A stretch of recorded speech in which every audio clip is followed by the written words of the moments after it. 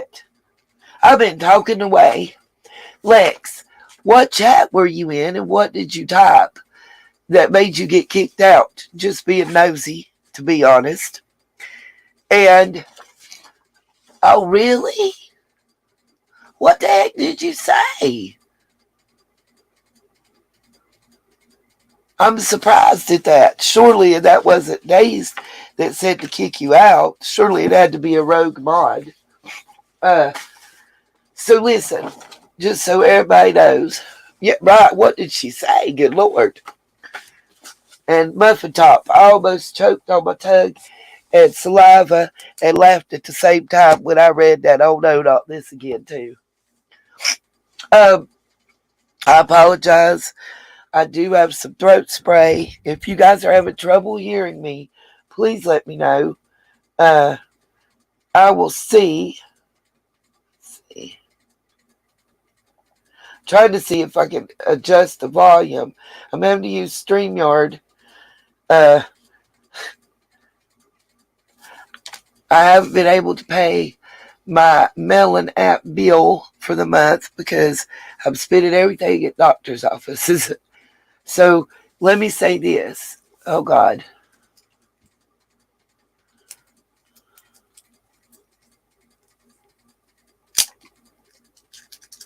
Wow. So he must have timed you out, or one of his minions.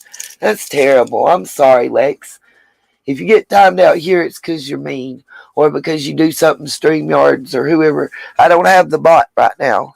But anyway, I'm asking anybody that would like to donate, please use the Cash App, the PayPal, or the Venmo at this time, because if you donate through YouTube, it'll be the 21st of November before I would receive it. And right now, just so everybody knows, yesterday I went to the doctor and they sent me on to the emergency room. Just getting this out of the way while people are coming in. And then we're going to get on it because I have some things to talk about and tell y'all about that aren't on any other. I'm not going to pass out and get sick in the middle tonight, hopefully, like I did last night, because the 27th, the 28th, and the 29th, we will be airing the first ever True Crime Award Show. And I need you, my sunshines, to help me decide on the categories and the nominees. So tonight, once we get done going over this autopsy report, we are going to nail down categories is the main thing that I need you guys to help me with. Okay?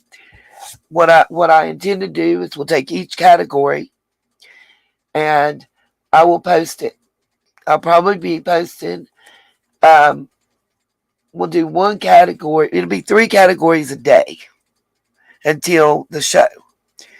And what I'm going to do is may do 4 categories actually, because we're going to post community tab wall and you can vote there. Facebook will be another category and you can vote there. Instagram and Twitter. Each one of those will have a category that will allow you to vote. And that way, everybody gets a chance. Some people don't have Facebook. Some people can't see the community tab. Some don't have Instagram. Some don't have Twitter. But maybe everybody can have one. And if you can't, you can see it, but you can't vote or comment. Or if you're if you can, let me put it this way. If you're able to either text or email me and not communicate with me any way, shape, or form, once I make the announcement that all the categories are set, let me know, and I will either text or email you the categories and those to choose from so you can vote and send me your ballot back through email. One way or another, I will find a way to make sure you guys can get your vote in. That means, Sassy Brenda, you'll be texting me. You know, different ones of you guys I understand. I do have throat spray that I'm going to have to use periodically, or y'all will not hear nor understand nothing I say. Thank God my voice is halfway back. Um, so anyway, I went to the doctor. They ended up making me go to the emergency room because I had to have some x-rays and a CAT scan done. And I go Thursday to get the results of my stress test. Long story short, I have a sinus infection, a inner ear infection in one ear, and a middle ear infection in the other ear, and an upper respiratory infection. And I am showing fluid, is the way they explained it, in my lungs, which is an indication that I'm trying to set up pneumonia. So it's like a shorter list of what I don't have. Thank you to Miss Kiely for her donation to help me get my medicines and such. There are a few other items that I need to get. One prescription and some over-the-counter stuff. I have to get a different form of the Coracine HPP than the one I have. The one I have is nighttime, and they don't want me taking that. The Vistaril and the nighttime version do not go well together. Anybody that's taking Vistaril might be able to help me and explain. Thank you, Lex. And as y'all can hear, the voice is coming and going. I'm also still on breathing treatments, 2 inhalers. So, right, I did, Cherokee. I said, I'm true crime. How could I be stressed? You know, y'all pray that the results of my stress test are positive, and that there's been no further damage since my event in 2014. Anyone that would like to contribute to helping me with certain medical expenses would be greatly appreciated. I've been turned down for Medicaid, was turned down for Health Check Plus because I am considered self-employed. I'm waiting to hear back on, I'm going to call it Obamacare because I don't know the proper long-ass name, to let me know what my monthly fees are and what it'll cover. I do have some positive news. Everybody, hold on to your britches. So I got the email notification sometime yesterday. I'm thinking yesterday or Friday. I'm not sure until I look back. But I had applied for 2 jobs, and I hadn't really said nothing about it. Oh, yes, Katie, they count my YouTube income. A lot of people may not understand this. They count the Teespring income, which nobody's buying merch, so it's not a big deal. But they count YouTube, Teespring, Patreon, Cash App, PayPal, Venmo, Hunty. If I get 39 cents, I will be reporting it because if y'all don't know, they have 87,000 more IRS agents ready to hit that audit key on every one of us. So I'm not giving them no reason to audit shit. I've been having to pay $212 quarterly in taxes so that I don't have any fees, penalties, or anything else. And generally that's actually a month and a half of my YouTube income. Anybody that's self-employed can tell you I was really shocked at how high the tax percentage rate is. Your average job income is around 24.3% of your gross income, your tax. Just flat rate, ballpark figure on the average, depending on your tax bracket. Self-employed, it's almost 50%. It's like 48 point something, but it's right at 49%, which is just crazy. Y'all, I got to spray my throat. I'm losing it again. I am going to tonight, I have some steel shots to show y'all about. Thank you, Lex. I do appreciate it. All that I can ask of you guys is prayers. You know, prayers. Like I said, anybody that would like to contribute, we greatly appreciate it. It does fluctuate. The most I have made in 18 months from any one specific month from YouTube is $224 for a month.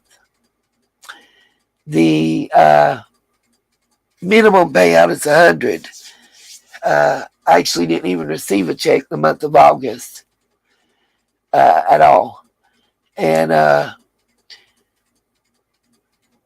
bottom line, I was going to say, Thursday, I've got to go to the doctor. That's $75 I got to come up with. I got to get one more inhaler. It's the, hold on, I just had it in my hand. It is not the Pro Air. I called it Max Air, and people jumped all over me. My bad. It's red and white, and it's Pro Air. I don't know what else to tell you. Then there's the provincial inhaler. That is a preventative. The Pro Air and the other one in my hand are rescue inhalers. There is a difference. But it's fucking hot. I'm going to have to put my glasses, y'all. Sorry, not sorry. Basically, look, somebody said albuterol inhalers are off the market. That's crazy. Yeah, it really doesn't, Lex. People don't realize that. You have to have 1,000 views on a video before you even make a dime for ad revenue. It's about 12 cents per 1,000 views after YouTube takes their money. A lot of people don't understand that either, Lex. A donation of $10, YouTube gets $4.50. I get the remainder. And it's 40. It was 35%. It's now 45%. I got to spray my throat, y'all. Sorry. If I don't, it's not going to work.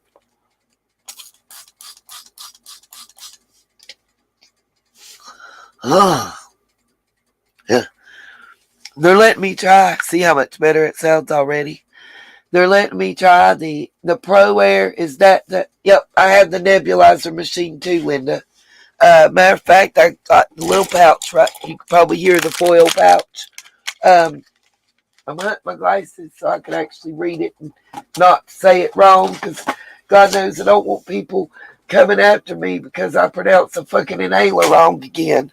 You're sick and you don't really give a shit what it says. Most of the time, where are my glasses?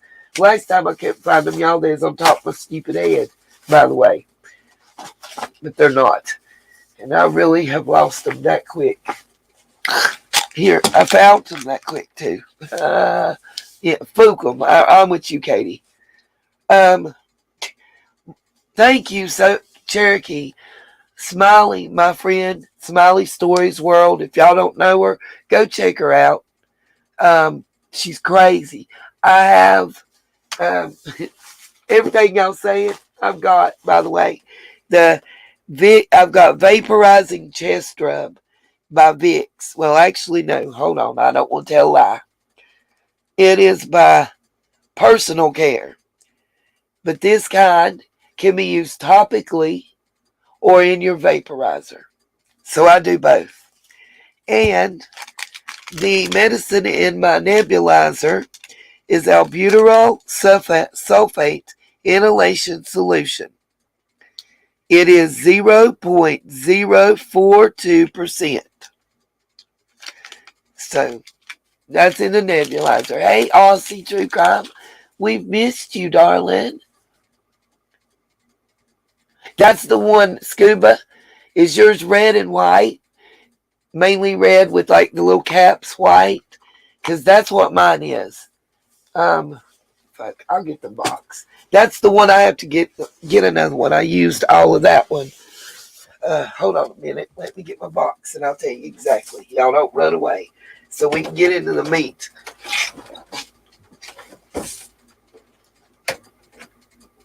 What?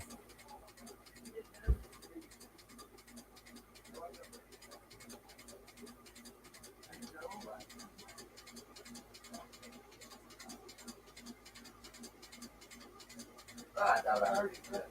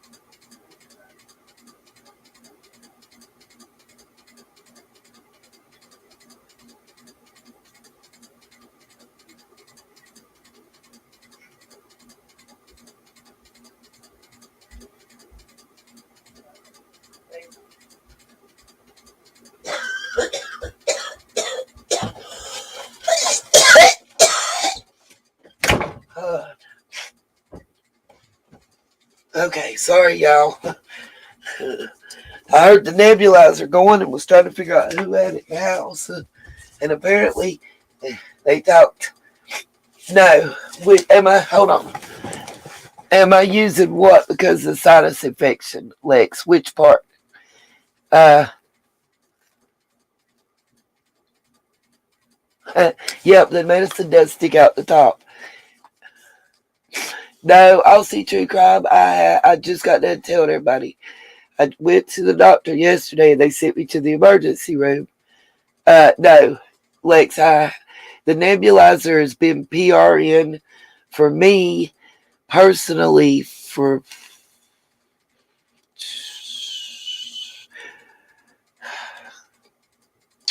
almost 2 years now. I call it a breathing treatment, Lex. When you have issues with breathing for whatever reason, they usually do the nebulizer. Little man has to take treatments. His is every night. Mine is as needed. But anyway, let me read this off before I forget what I'm doing. And so we can get into the meat of the things about Kiely's case. Mine is for Scuba and knows that we're, I think Linda. It's Pro Air HFA albuterol sulfate inhalation aerosol 90 micrograms per activation.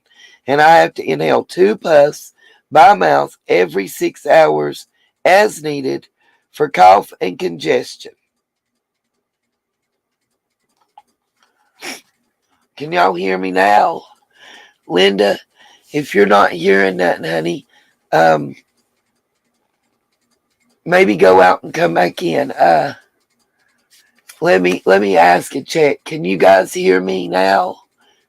But yeah, I've got a sinus infection, an inner ear infection in one ear, a middle ear infection in the other ear. My throat is red, swollen. My glands under my jaw right here on each side are swollen. And I have upper respiratory infection as well. So, but, and then the other inhaler is just a provincial. I don't know if y'all have heard of that one. It's provincial. The antibiotics I already got. They put me on 10 more days of augmentin and a Z-Pack once again. So my stomach's going to be tore out of hell. Yeah, I know Muffin Top, but it's a shorter list of what's not wrong. Oh, I stepped out for a minute to get the box because I threw the inhaler away because it's empty. But I've got to get my Pro Air HFA inhaler. I didn't know. I went before somebody cusses me out. I didn't know I needed it till after I went and got my antibiotics and everything. Right now, what I still have to get is the Pro Air Inhaler and the Quercetin HPP Daytime. And there's something else. Oh, I have a list.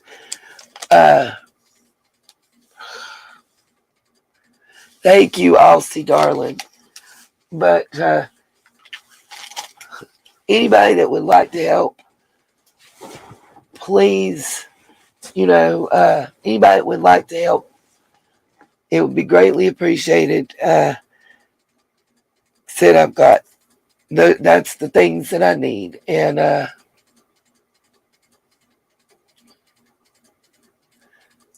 say what's right. Right, Cherokee, we agree.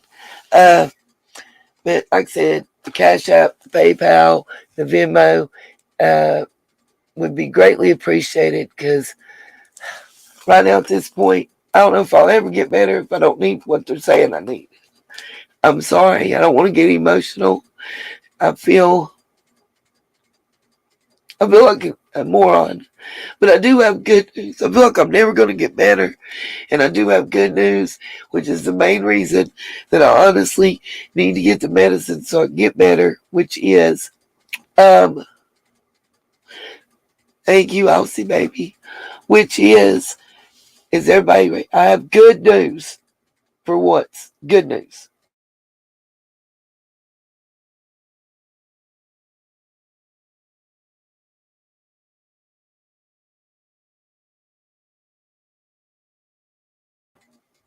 By the way, I meant to say this. If I didn't mention it and y'all didn't, mods, please don't forget when a creator comes in and post in the chat to, oh, Cherokee, I already got the Jason thing queued up, just so you know. The good news. So, I applied for 2 jobs, both paying $14 an hour or better. And I got the email again. I don't know.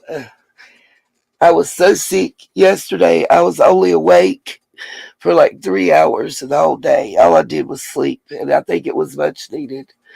I woke up to take medicines. So, anyway, sometime Friday or yesterday, I got an email. I have to look at the dates. But the good thing is, I got the job. It's working third, 10:30 at night to 6:30 in the morning, and 3 nights a week. And I've got to let them know when I'm cleared by the doctor to start. I hope to hell it doesn't cost me to lose the job. Linda, who are you telling about the daggum dizziness and vomiting? I know. Y'all, when you wake up first thing in the morning and all you throwing up is that yellow stuff with big white clumps of shit in it, it's scary. Yeah, I know already, Linda. I know. So, honey, I'm afraid of getting the vertigo. I'm already dizzy. I stand up and then I have to stand still and hold on to something right now because the dizziness and everything, it's crazy. Walking up steps, I gotta hold on to something. I feel like, I'm like 90 right now, to be honest. The way if y'all see me getting around, somebody laugh at me. But anyways, I really want, now that we got that out of the way, I really want to talk about this with Kiely, because I'm trying to think of a nice way to say it. But honest to goodness, there's some creators out there that's really pissing me off.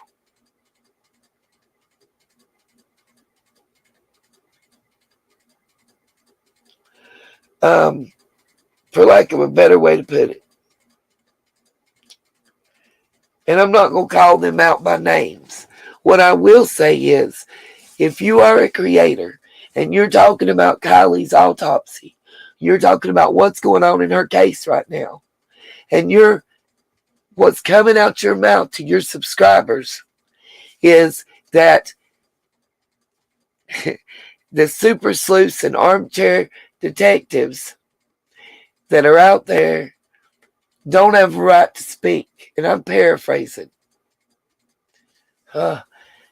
September, you might want to just rewind and play it. I was telling everybody I went to the doctor in the ER Friday. I guess it's Friday morning. Hell, I don't even know now. I slept and lost Saturday, I guess. Today, technically, is still Sunday for me, even though it's technically already or Monday already. But anyway, long story short, September, I got a sinus infection, a middle ear infection, an inner ear infection, and an upper respiratory infection with fluid in my lungs that they're saying is showing that it's trying to set up pneumonia, so I got to be careful there. Plus, my glands in my neck right under my jaw are hugely swollen. They're about the size of a golf ball, each one of them. My throat is swollen, inflamed, and has pustules, but I did test negative for strep. I was just asking anybody that can't help. I have to go to the doctor on Thursday, get the stress test results, and a recheck from this. And anybody that can help, the Cash App, the PayPal, and the Venmo would be greatly appreciated. As when it's given as super chats or super stickers, I won't receive it till November 21st to 25th range. And I have my inhalers still to get, and my Cortisone HBP over counter still to get, and oh God, I forgot the chewable aspirins I got to get. I did get my blood pressure medicine that I needed, and I have to be able to pay for the doctor on Thursday. So anybody that would like to help support in any way would be greatly appreciated. The main thing you can do is hit the subscribe, ring the bell, give the thumbs up, and watch the videos all the way through. Hell, put it on play all and walk away and let it play. That's awesome. That's all I could ask. There's other ways that are free to support the channel. If you're interested, send myself an email and I will let y'all know for real. Yes, ma'am, Miss Katie, I hear you. The other thing I was speaking about is other creators. It's very frustrating when they're sitting here telling their audience, you've got like nearly 1,000 people watching, and you're telling these 1,000 people that if they're not a doctor or a law enforcement officer or a court officer, that you don't have a right to speak on this autopsy, and you don't have a right to have thoughts and opinions. You need to listen to the people who know and let them tell you. First of all, I can fucking read, okay? I may sound like shit and like I'm screwed up right now, but I can read. That's one. Two, a lot of law enforcement officers have not been to as many crime scenes as I have. I know a lot of damn doctors ain't been to as many crime scenes as I have. Between my dad being a first responder, a dispatcher for the EMS, and a volunteer fireman who became one of the board members and participating in the drills. A lot of people was talking about the drills. I don't know if y'all know what I mean. Our whole town was in a drill. You literally driving, walking down the street, it looks like car accidents. You got people with bandages and fake blood and stuff everywhere. Stuff emanated at the community college and out. There's been 2 in our town that I have personally participated in. Not only the actual acting out of, but the administrative end as well. Yeah, thank you. Cherokee, they are bullshit. I I I called and spoke to my ex it would have been our medical examiner, chief medical examiner, here in my hometown. They're no longer there. They are retired, but I did speak to them. And one thing that was said, he wouldn't go in and say bad stuff about somebody else's work. What he did say was he had never seen an autopsy that did not have pictures attached to it. And that he feels, based on, because I sent him the full 18-page report that I have, what he told me was, one, that he feels there's some pages missing.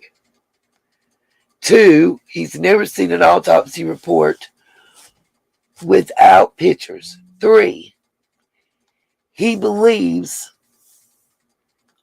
that they didn't, that accidental drowning is the conclusion that they reached, and the cause of death and manner of death they gave by ruling other things out that they truly don't know. That they're saying drowning because that's the only possibility. In other words, there was no marks on her neck for strangulation. They couldn't find any wounds that would have caused death. What he said was troubling to him is if she drove her car into the water, there should have been water in her stomach.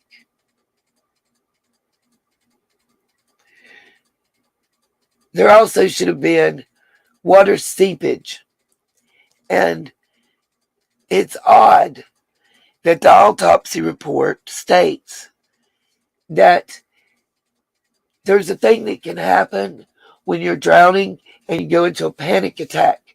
Your airway closes up, kind of like anybody that's ever went into anaphylactic shock because of an allergic reaction where your airway closes up. It's very similar to that, what happens.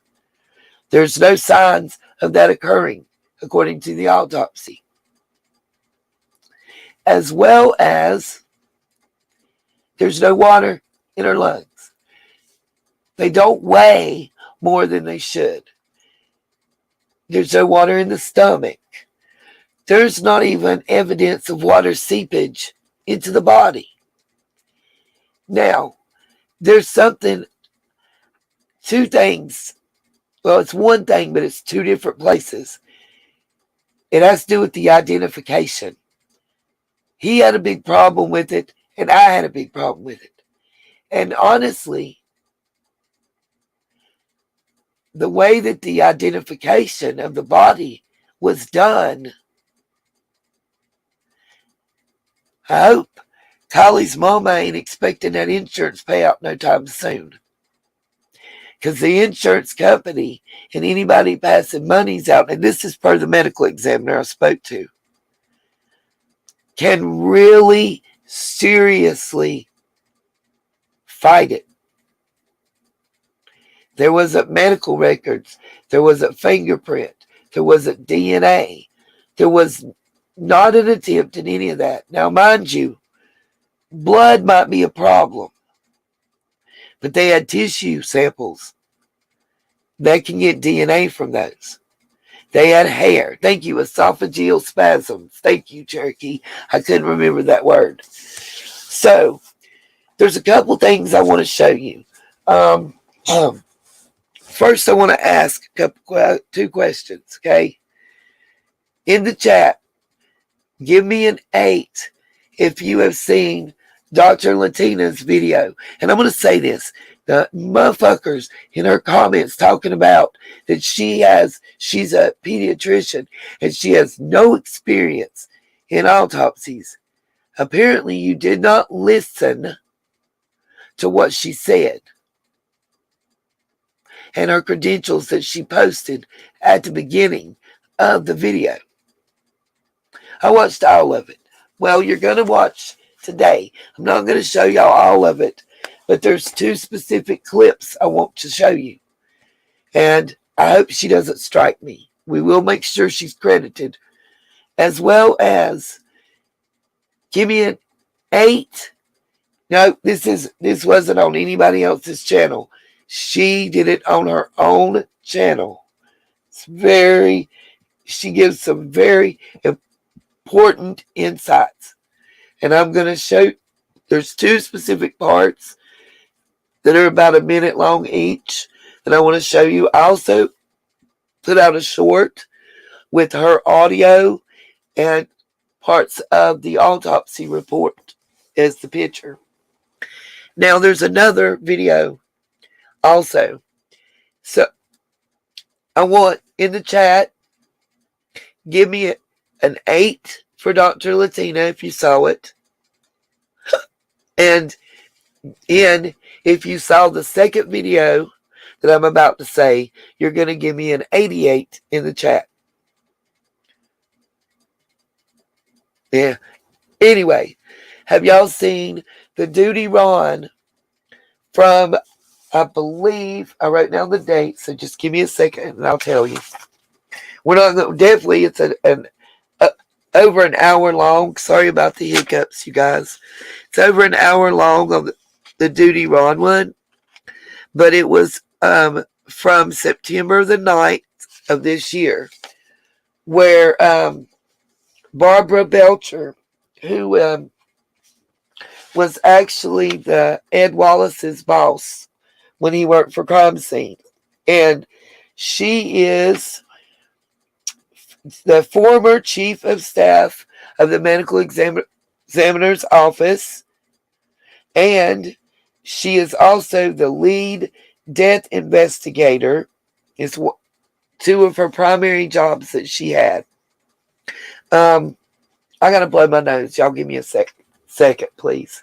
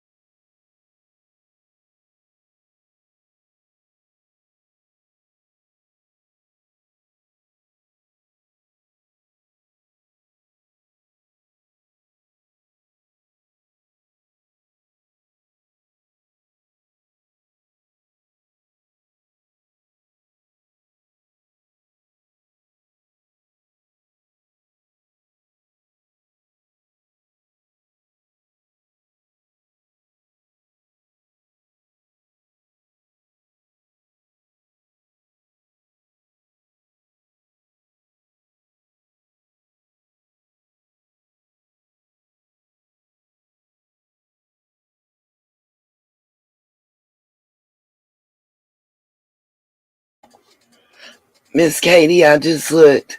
Thank you so much. And everybody that just joined, thank y'all so much. I appreciate it. Little Deb, Sarah Louise, Krista, Tomboy, thank you all. And hopefully I'm showing everybody enough love. I wanted to read this. I'm going to show part of what Barbara Belcher had to say, where she was going over what you should see and what you should not see when they do Kiely's autopsy. And then there's, let's see, there's 3 timestamps that I'm going to show y'all from Dr. Latina. The first thing I wanted to say, I told you about Duty Run. Since I'm not going to be showing, I have to limit what I show with Duty Run. I'm afraid he will strike us. But there's a part where she explains what one would expect to see from Kiely's autopsy report. And do note that she was figuring on the water being around 80 degrees. And as we understand,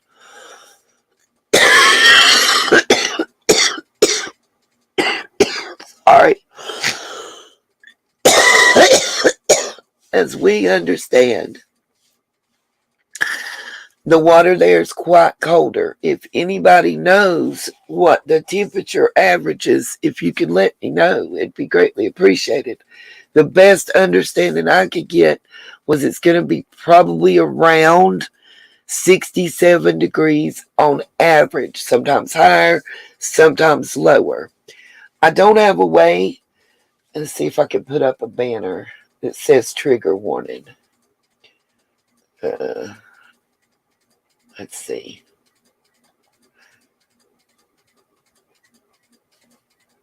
See, I don't even know if it... Okay, that works. So let me try. Should I do a trigger warning banner, you guys? I'm trying. I'm having an issue being able to get any emojis. I don't know how to do it with this StreamYard. It's not working. I'm going to pay my melon. Thank you, Katie. I'm going to pay melon and my cell phone bill and then use the rest to get everything that I need. You guys, everybody show Katie Kitty some love right now, because I'm just so thankful and appreciative and honored and blessed to have you guys as friends and family.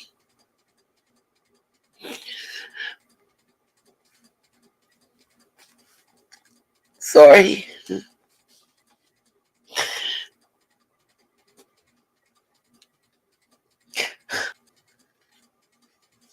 I swear, it seems like ever since about the 3rd day of little man being in pre-K that we have all been sick. And the doctor's telling me, that my immune system was weakened from the having what's long fungulitis, or COVID. I'll just spell it. That usually it's 6 to 8 months after you recover from, and I'm by the way, I'm at the 7-month mark from the last positive test. So hopefully it should be gone. Thank you for putting that, Muffin Top. Let me read that out loud. All content. Let's see if it'll let me put it on the screen, Muffin.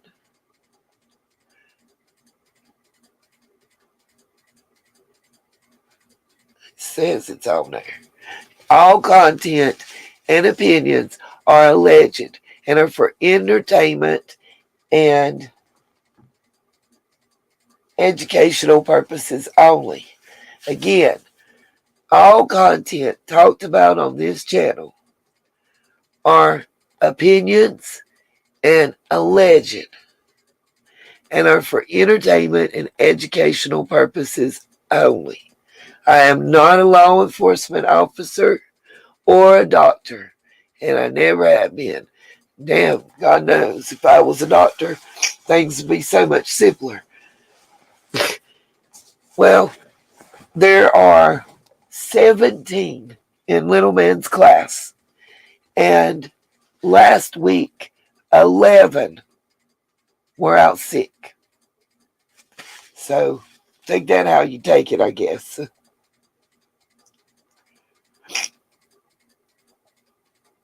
Okay. I'm going to try to keep highlighting y'all's comments. It's just hard to read my notes and do that too, but I will. With this app, it's easier to highlight comments. But I want to tell y'all, I love my melon. It works. It's got just, melon has stuff that this one doesn't. If you're a creator and in the chat, let me tell you, I don't get any, melon don't do shit for me as far as like pay me to talk about them. But FYI, if you're a creator or thinking about being a creator, let me say this. The Melon app, full price of it is only $15 a month. If you need it, and message me, email preferably, I'll send you a link that you can get between $5 and $10 a month off of your subscription rate. I can send you a link to where you can get Melon for as low as $5 a month. And guess what? If you use that link and do that, then I get it for $5 a month. Right now, I have the Nightbot that y'all love and Streamlab stuff. So due to that, it cost me, I think, $24 and some change a month. Because I have that and the video editing app that I pay for. But that thing is awesome. The only suggestion I have for the video editors and or Melon is I need to find a thing to make thumbnails for the videos. I need a thumbnail creator. If anybody knows where I get one of those free, please send me a link in an email. Like, you're my best friend, because that's why if I have one of those, I'll be able to do side-by-side photos and stuff.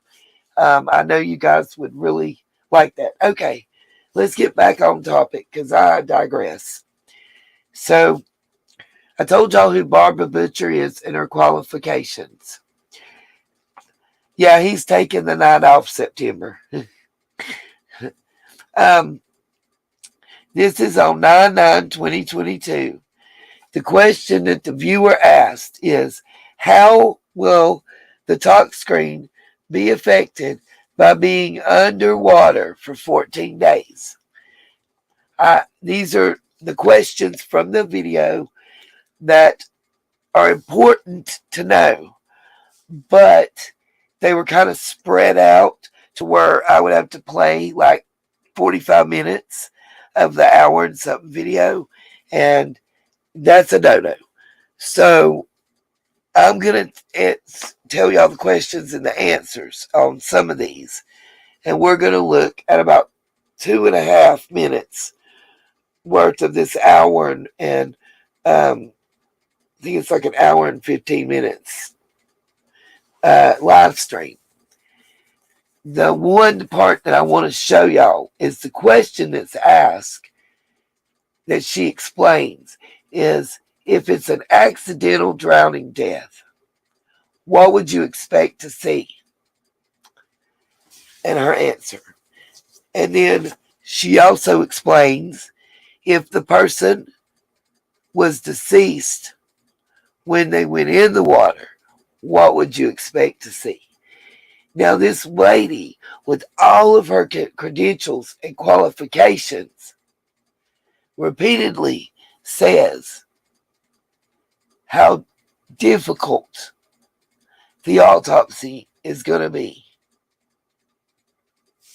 Get ready to spray my throat again, guys.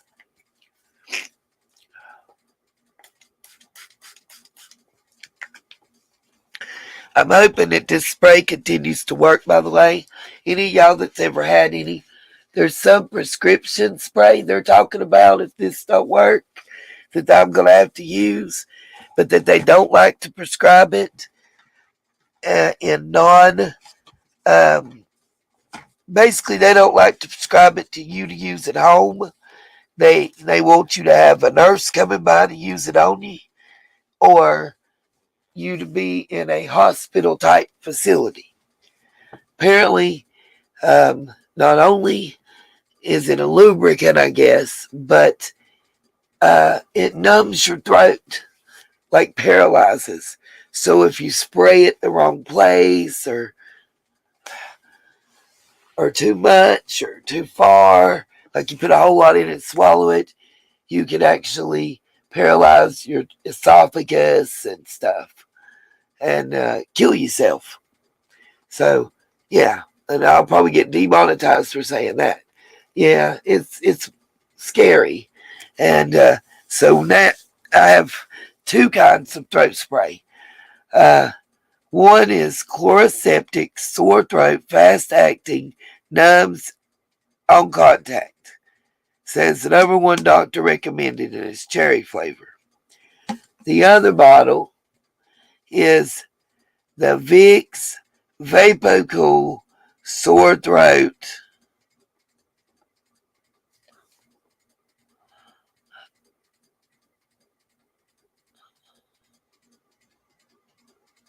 Sorry, I'm trying to read this. Benzocaine and menthol oral anesthetics. So this one tastes like I'm sucking on a Vicks Vapor Rub mint. Yes, lidocaine is in it. Yes. I knew it was one of the canes. Lidocaine is in it. I don't know exactly what that means, Cherokee, but apparently it's very dangerous to use. So if you ever get prescribed any, please. Yeah, the chloroseptic is what I just did because it's cherry flavored. It doesn't taste. The Vicks, I swear it tastes like you're spraying melted Vicks Vapor Rub in your throat. It just like is there. But the chloroseptic and the Vicks, like one spray of each, every time I use it, seems to be working. So, anyways, I digress. So the question asked by the viewer was, and I have notes that I'm reading, just so y'all know, we're going to get through these, and then while I'm doing this, I want y'all to, in the chat, either Dr. Latina or Duty Ron is the answer. The question is, which video portions do y'all want to see first? And in the chat, I just need you to write Dr. Latina or Duty Ron. Would be awesome if Dr. Latina came in the chat. She's a sunshine if she hadn't unsubscribed. So that being said, and if y'all are having problems hearing me, let me know and I'll put the microphone closer. So I do apologize for my voice sounding like that I got gravel crushed up in my throat. I do apologize. So far, Dr. Latina is winning. Thank you, September. Okay, so back to the questions, because everything I'm going over right now is in the Duty Rod video. Y'all will see the title and everything. But these questions are in his video. It's just the answer to the other that I'm going to show y'all that she answered about the drowning is very complicated. There's a lot to the answer. And I just felt that I could not translate it properly. And that the only way that it, to me, for me personally, the only way that what she said can be made clear is by playing that segment. So, again, I hope Duty Ron doesn't strike me. We'll make sure to give him credit and drop the links. And hopefully, after this live is over, everybody will go over there and watch this video and thank Duty Ron for putting it out because it's awesome, awesome, awesome. And tell him that Nita's World sent you. That's all I ask. All that's free. Oh, Scuba. You know what, Scuba? I'm going to say this. Pausing don't work, Katie. I wish it did. You have to totally, you have to, the way YouTube works is I can't just pause the video. You have to completely go out of it and close it and then come back and open it up. As long as it is paused, it's still running in the stream in YouTube land.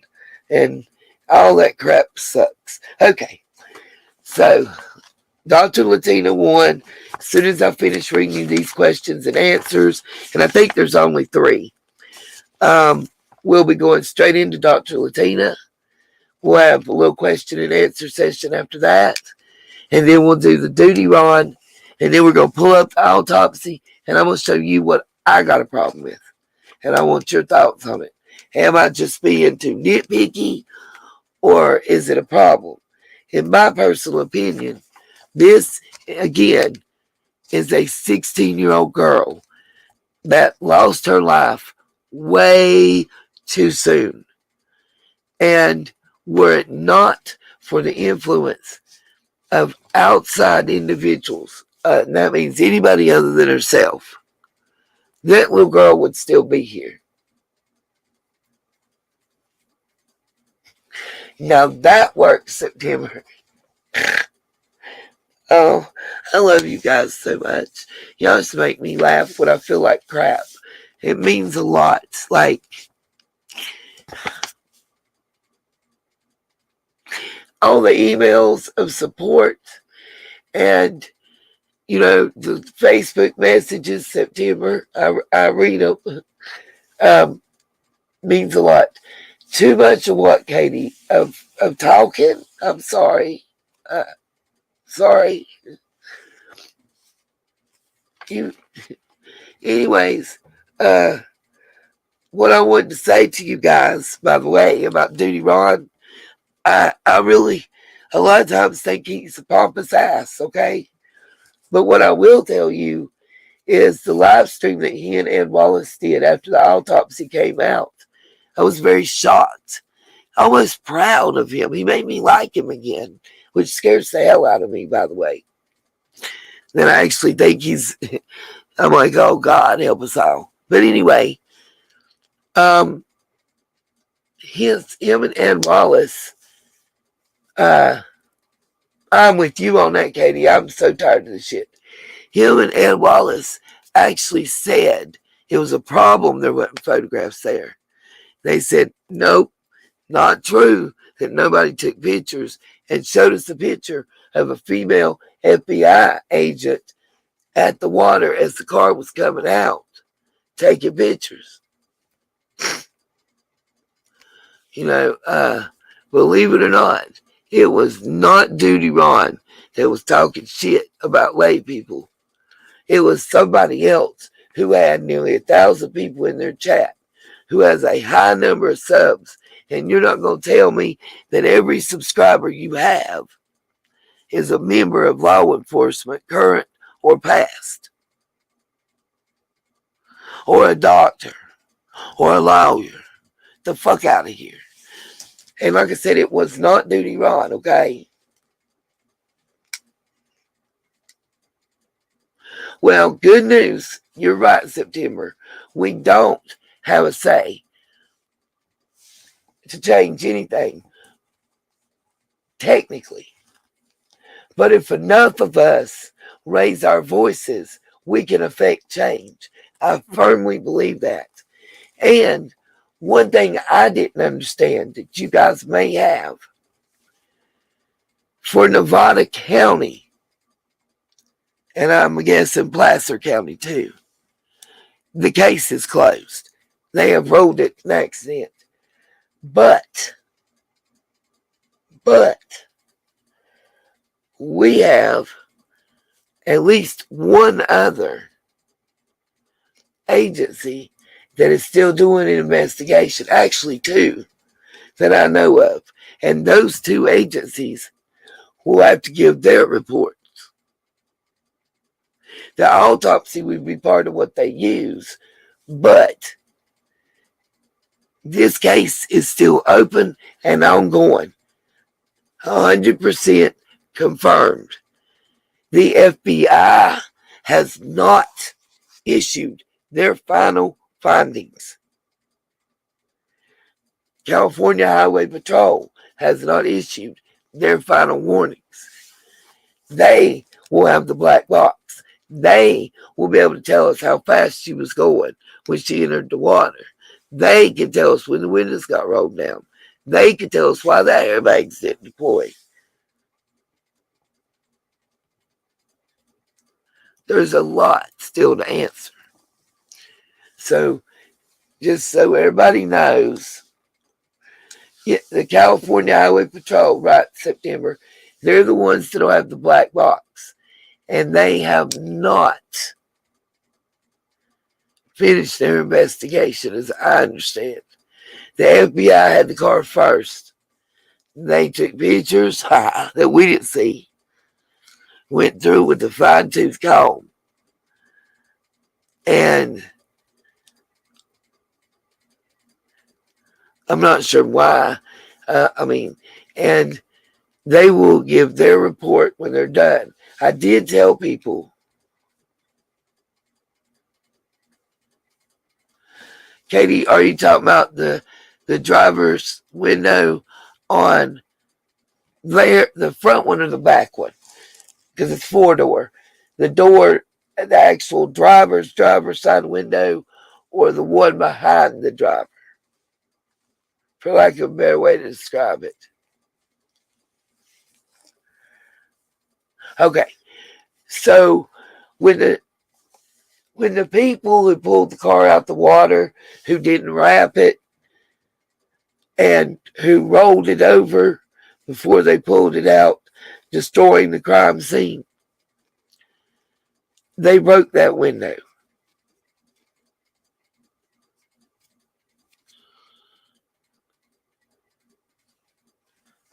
They broke that window. We can tell because of when it was still underwater, it wasn't broken and it wasn't down at all. And in fact, here one more time, that somebody panicked, that she panicked, and that's why she didn't make it out either one of the windows that was down, and went all the way to the back of the car where she knew she couldn't open the hatch and was stuck. And by the way, remember, the car was upside down. Okay, Katie, on the passenger side, it was the front window. On the driver's side, it was the rear window. Now, anyway,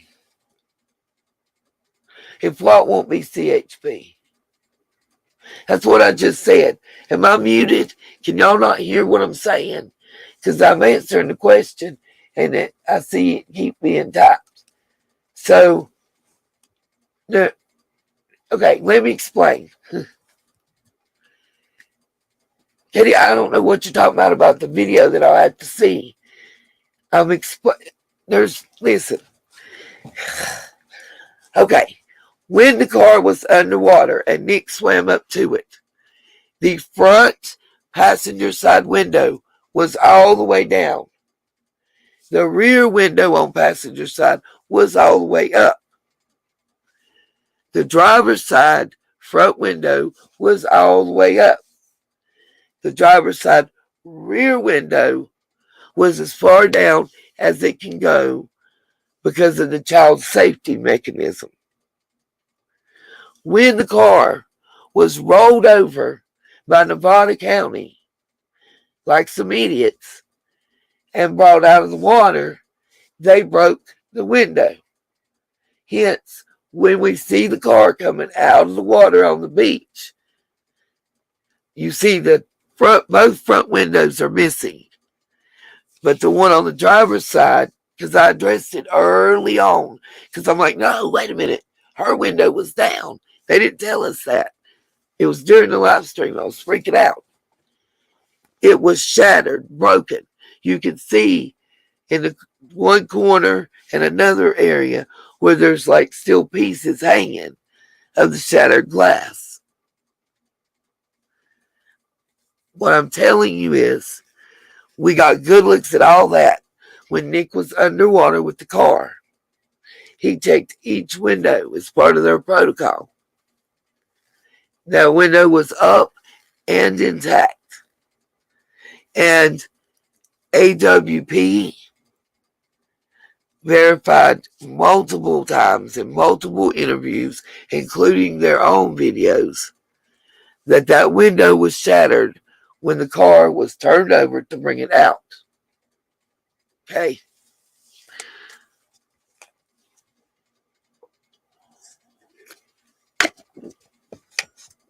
Now back to what I was doing. So just to let you guys know, don't get upset and angry with me, but so I don't get stressed or frustrated or off topic and end up like last night with not getting to cover what we need to cover, I'm going to not read the chat and read these questions so we can get to the videos and the autopsy. And then what I'm going to do is at the end of each segment of things I'm doing, like when I finish reading the questions and the answers, I'm going to ask, y'all have any questions? And I'm going to answer those. Then we'll look at the video. Then I'll ask if you have any questions. Then we're going to go to Duty Ron's video and do it the same. And I'll, do after each thing, I'm going to do question and answers. That way I don't miss anybody's stuff because I'm not able to see them on the screen when I'm in other screens.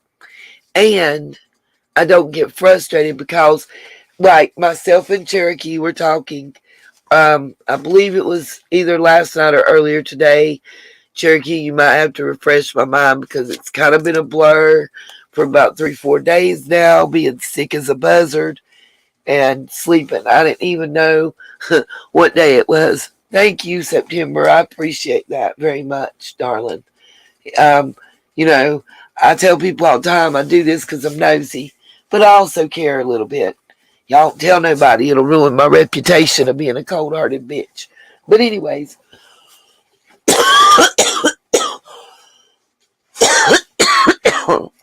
there's a couple instances in the written autopsy that I've not heard anybody really discuss. And, I'm all the time saying it's kind of like being a little pregnant. Well, there's a couple places in this autopsy where one place they tell us, what do you mean cool, Cherokee? Not cool. I'm trying to figure out when it was. But anyway, they tell us one thing, and then a page or two later, they tell us the exact opposite.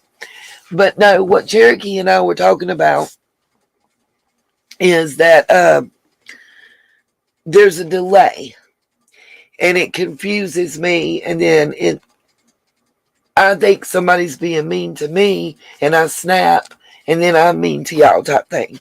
It's like it can be as little as 3 seconds, and I have had it be as much as 2 minutes. So when I'm talking and I'm doing something, I look up the screen, and it seems like I'm trying to think of a way to put it. But anyway, it seems like, maybe I just said I have 4 toes on my right foot. And somebody's like, no, that ain't true. And they're talking about something I said 10 minutes before or, 2 minutes ago. And I'm on to something else. And I think they're calling me a liar about how many toes I have, like they can see type shit. You know what I mean? So anyway, I'm going to do each segment, then do questions and answers. And of course, you guys chat amongst yourself as much as you want.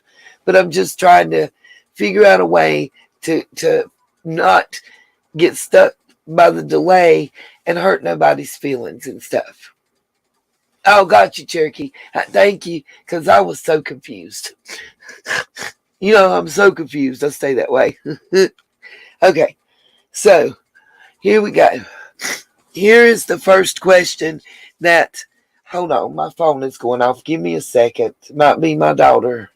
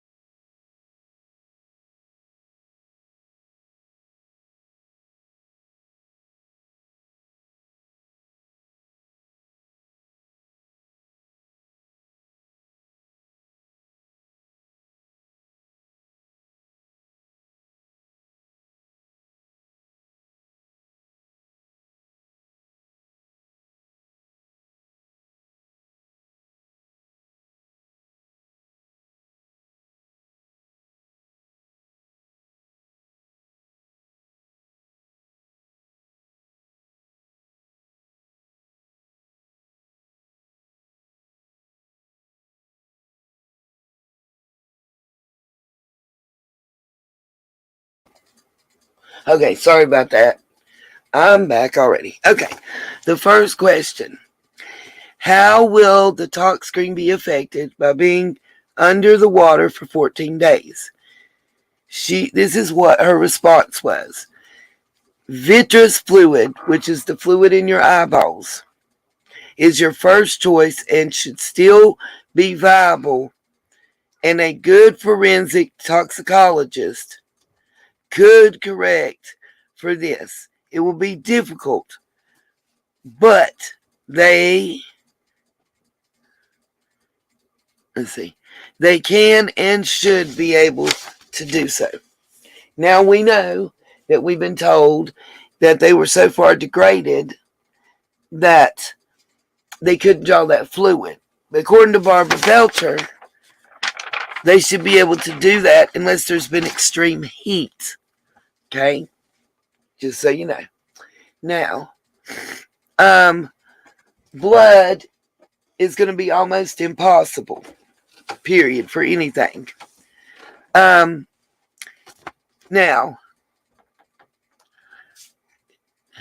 okay. Drowning is what I wrote. And I wrote, if the person is deceased before the H2O signs in lungs and everything else, what I wanted to say was, her response is that your blood alcohol content is not going to be able to be measured from your blood samples. Once you've been in the water that long, it's going to be too far degraded. Also, the Emmy I spoke to from home and Barbara Belcher during this interview. Oh, and there's a third one. All agreed, I think it was Dr. Latina, all agreed on one thing. Your BAC, the amount that Kiely had, and the fact she was in the water decomposing for 14 days, there's no possible, their conclusion is that Every bit of that BAC is decomp. And I will show you that. Even Chris McDonough, I believe, the pathologist he had, said the same thing. The amount that's showing is from decomp, not from alcohol she drank. They all agreed on that.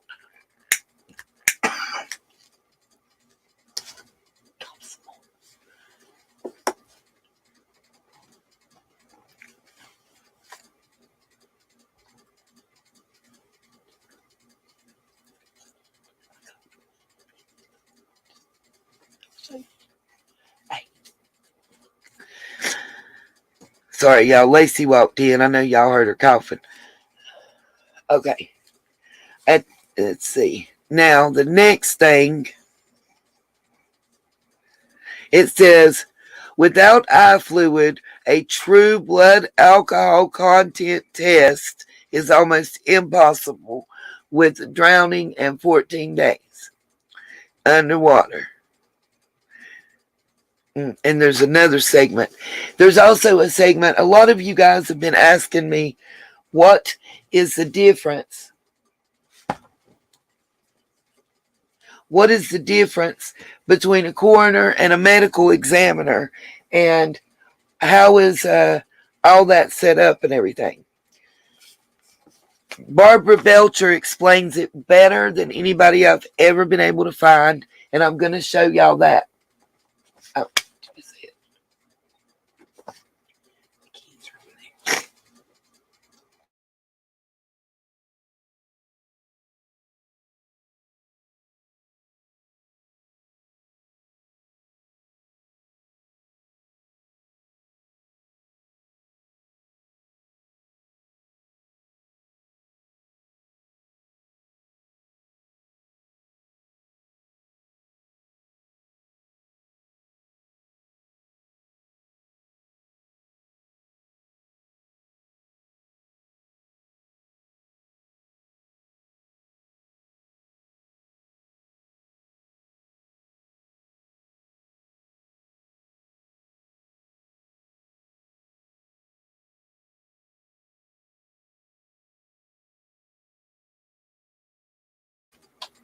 Okay.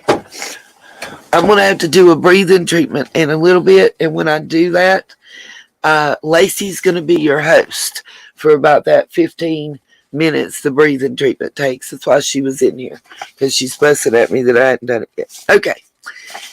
Dr. Latina, we are going to look at the 4-minute and 31-second mark to 4 minutes and 51 seconds.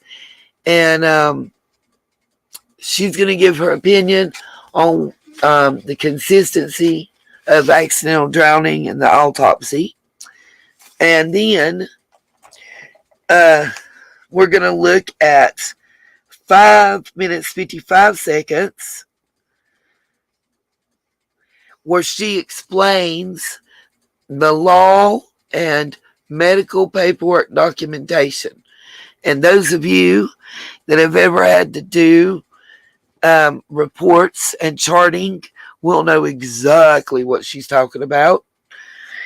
Then at the 7-minute mark, she's going to explain why, even though a lot of people are saying fentanyl was tested for because of what shows in the autopsy, she's going to explain why that's not true, and what should have been done and what was done and what wasn't done, very eloquently, as we all know she does.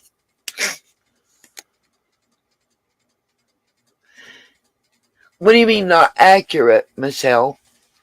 Actually, every doctor and everything I've seen is accurate. What it's not accurate for is if someone died from drowning. You would expect their lungs to have more weight. That's right at the average. I'm not sure. Yeah, y'all could misbehave, Lacey. Michelle, and I can't say your last name without messing it up. I'm sorry. I'm going to try to say it. Christo. The weight is too small, Michelle, for someone who died of regular drowning. It's actually what you would Christo, yay, I said it right. Yes. It's actually what you would expect for someone her age with no lung issues, if that makes sense. I'm hoping I'm saying it right. But the weight is too small for a drowning victim. And I was very surprised. Like I said, I was really shocked that Ed Wallace and Duty Ron were at the point of calling him out. There's another police YouTube show that has two people on it, and they really just pissed me off. Okay.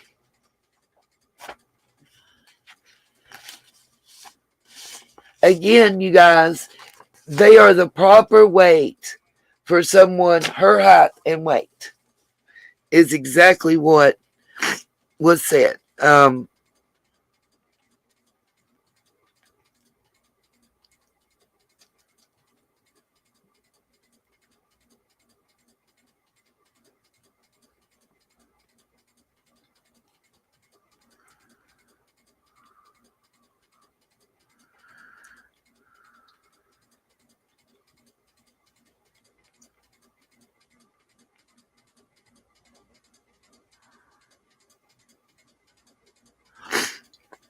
I'm sorry, y'all.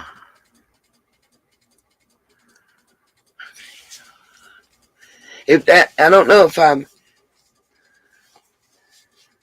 Hold on. I gotta look at the paper and see.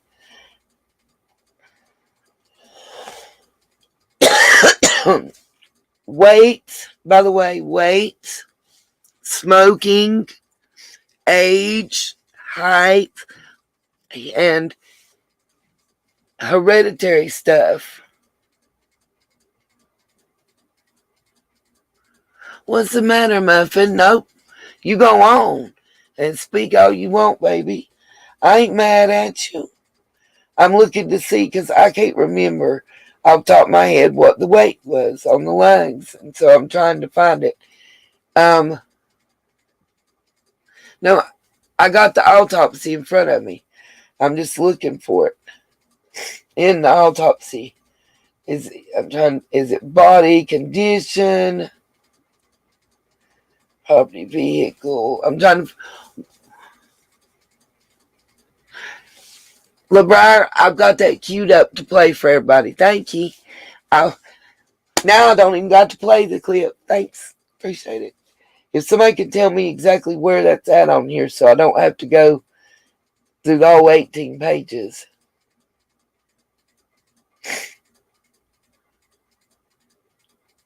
I'm on the jewelry. Oh, okay. I thought I did something wrong.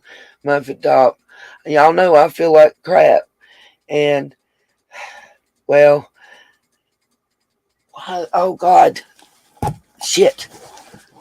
I didn't have the power cord plugged in. It's about to cut off. I got 90 seconds. Of course. Let's see. I'm going through the report. Anybody know what page it's on where it tells the weight of the lungs?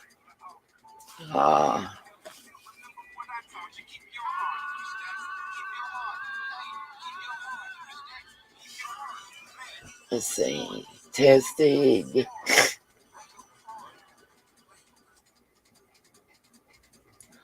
That's ethanol. I thought I had weights and I was on drugs still. So you may know what page it's on with the weight of the lungs. Not that I don't believe y'all. I just wanted to read it. Because everybody else, medical examiners, coroner, well, yeah, Cherokee, I know respiratory, baby, but where page on the report? Like, there's 18 pages.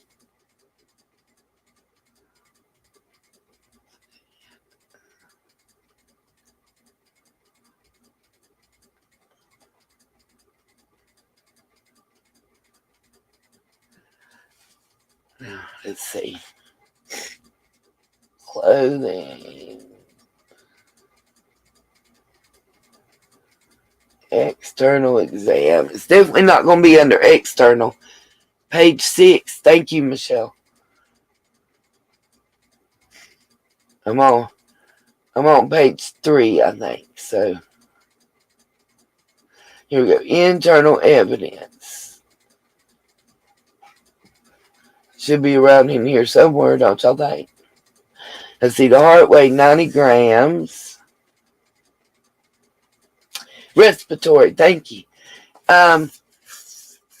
It's 110 grams, it says, for one and 100 grams for the other. So,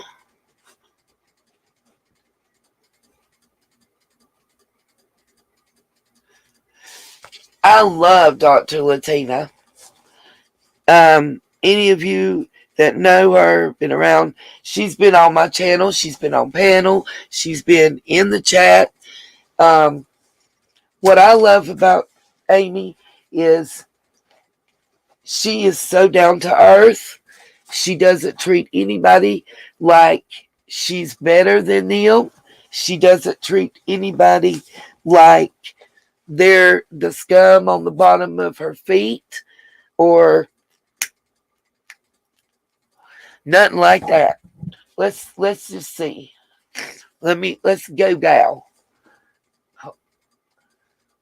How much should each lung? Oh, you bitch. I hate when it does that. How much should each lung weigh on a 16-year-old female that weighs approximately 103 pounds?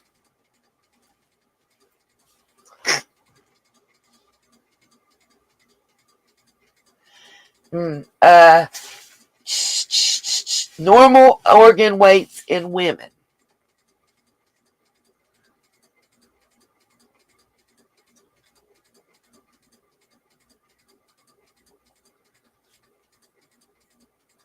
I'm not sure where y'all got your figures, but no. No. Using the data obtained in this study from females without known medical illness or evidence of intoxication and with a normal body mass index, a reference range for the weight of the lungs can be established with a 95% inclusion of 101 to 589 grams for the right lung and 105 to 515 grams for the left lung. Normal organ weights in women. And here, let me just share the screen so you guys can see what I'm seeing right quick.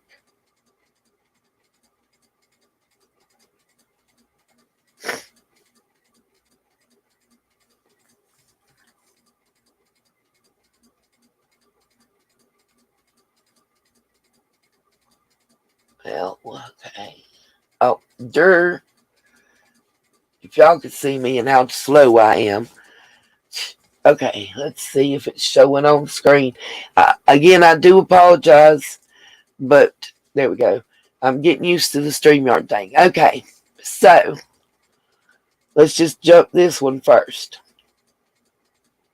I believe the 1,000 is both lungs combined, but it depends on the age, the weight. Males are heavier than females. There are a lot of stuff, but here we go. Let's see.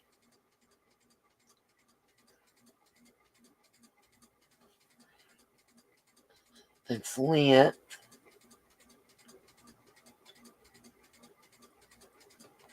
See, the students at an average age of 24. Okay, here we go. 24.4 years. We got length.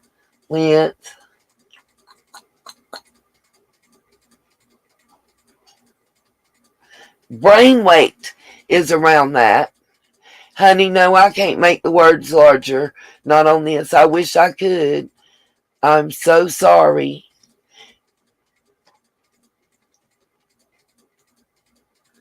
Let's see. I want lungs. Okay, here we go. That's brain, spleen.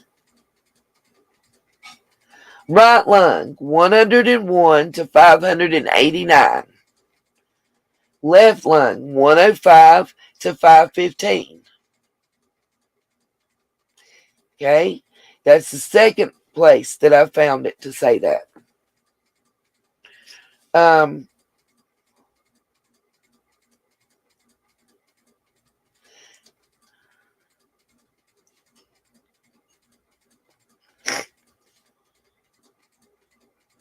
See, how much does a female lung weigh? Okay?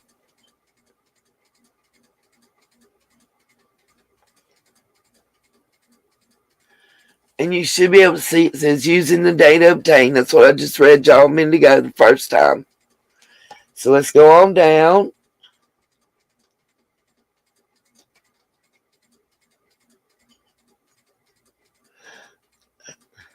Let's see. Let's see. Let's see if we can't change this.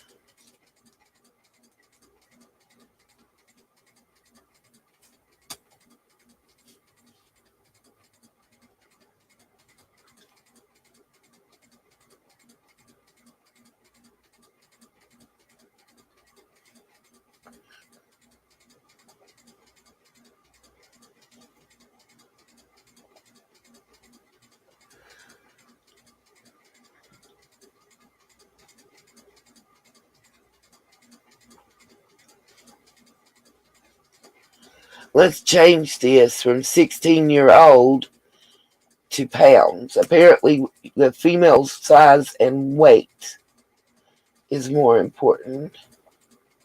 Son of a biscuit.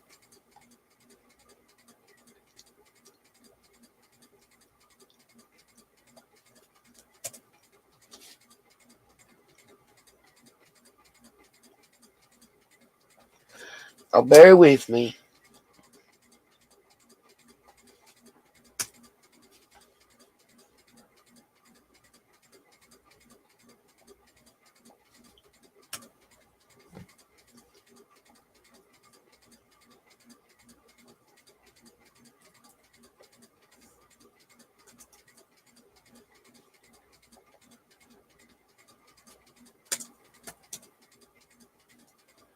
All right, let's try that. And here we go. That's the same one.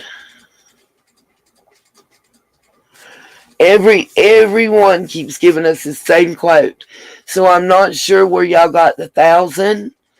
It can be each lung is between 101 and 589 for the right lung, and 105 to 515 grams.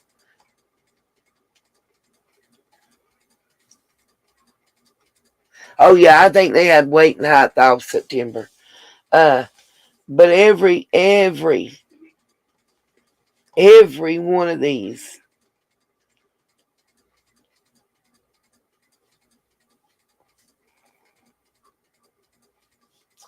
is giving us the same answer.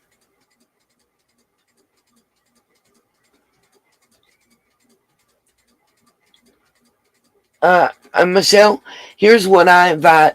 Please go to your Google and look it up. If we can.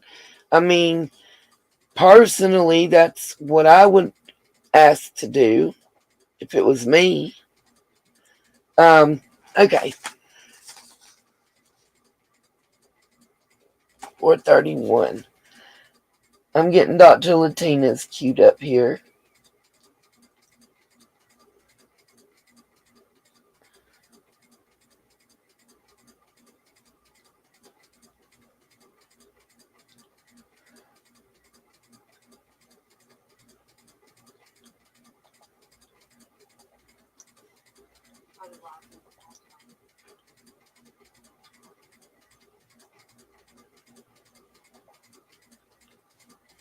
Okay.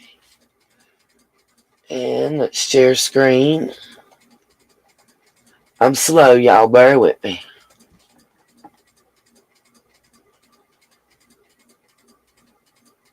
No, LeBar.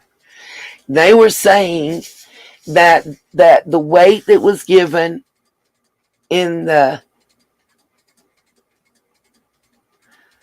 Michelle, we just looked it up and you can rewind and see it on screen.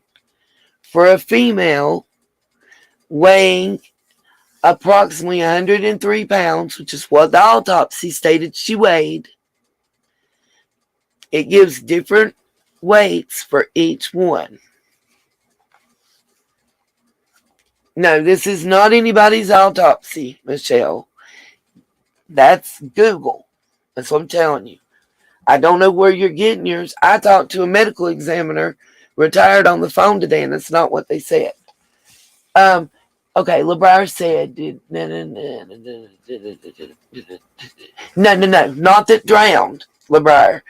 I was giving the average weight for a 16-year-old female that weighed approximately 103 pounds because they were saying that Squirrel Girl said it should be 1,000 pounds for each lung without drowning. And I was saying no.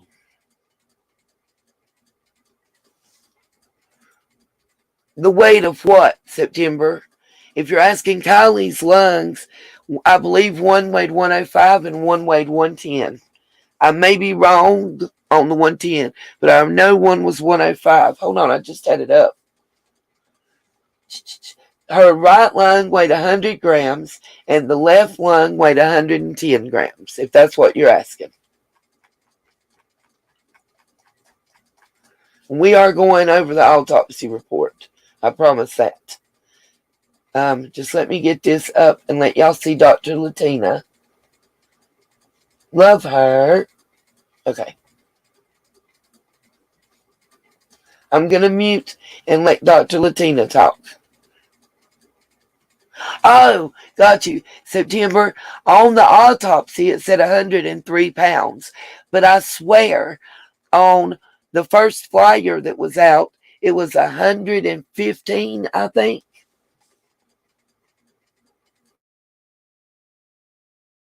Guys, this and the next clip are going to be Dr. Latina. I'm just going to roll from one clip to the other, and we'll comment after.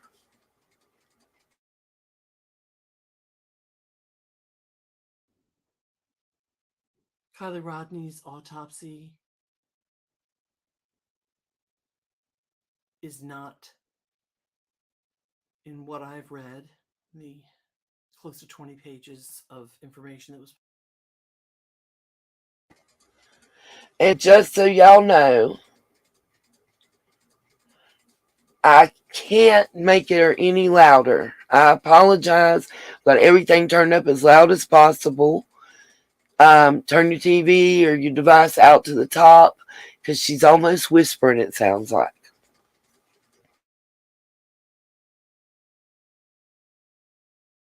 Was published is not consistent with an accidental drowning. I will not go into the specifics right now, but I will certainly do that sometime later this week so that you all can understand the specific criteria that we look for in a drowning at autopsy to make an argument towards that diagnosis or cause of death, which, as I have said on another channel recently, drowning is often at autopsy a diagnosis of exclusion when we can't find something that would point towards a different cause of death. In Kiely Rodni's case, we really can't make that determination, the drowning determination, for many reasons. For now, I'll just point you to the toxicology screen, which was incomplete. As we say in medical school, as we learned in the first year, second year, third year, all the way up through my fellowship and on, medico-legally, if a document, a medical document, does not contain information, it wasn't done. So since there are many pieces of information from the physical, macroscopic, and microscopic autopsy of Kiely Rodni missing, as a medical professional, licensed and board certified, I would have to say, per best practices in my profession, it wasn't done. In addition, the tox screen. It is clear to me based on what was screened for. There were things that were crucial that were not screened for, specifically fentanyl, which is a synthetic. That's my. Sorry to pause once again, but this is to give clarity. She is about to explain to you guys right now why, even though it says fentanyl on the paperwork, why, in her expert medical opinion, based on what she knows, that fentanyl was not properly screened for. And she's going to explain why in the best explanation I've heard. Remember, fentanyl is classified as being an opiate, but it is not classified. Sorry, y'all, my door won't shut right. It is not classified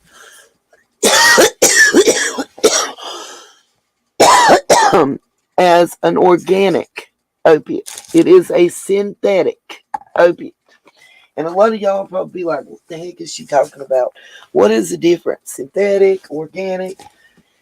What it means is normally you can test for any kind of opiate you want. You know, like they run tests, and if you're testing for I guess like Oxycontin, oxycodone, hydrocodone,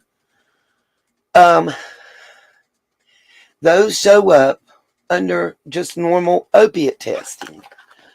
What doesn't, and I was shocked to find out, fentanyl's not the only thing that's classified as an opiate that does not show up in a tox screen just under general opiate testing. There's something else that I found out. I don't know if y'all have ever heard of tramadol or Ultram. Apparently, it does have a synthetic and a scale, and she tells us September. But in talking to the ME from my hometown today, what I found out is there is something called tramadol or Ultram, and it's the same as fentanyl when it comes to a tox screen. She was telling me how she had actually done a drug toxology or whatever you call it. I can't say the word. A tox screen during an autopsy, and that the person she was doing the tox screen on overdosed. That's what they died. They passed away from was an overdose, and they overdosed on Ultram or tramadol, whichever one you want to call it. That's what they overdosed on. And I didn't even know what that meant. I didn't know what that. I didn't know you could overdose on tramadol, but apparently you can. She said. Anyway, long story short, it apparently does not show up when you're testing for opiates, even though it's classified according to what the ME told me. Didn't know this either.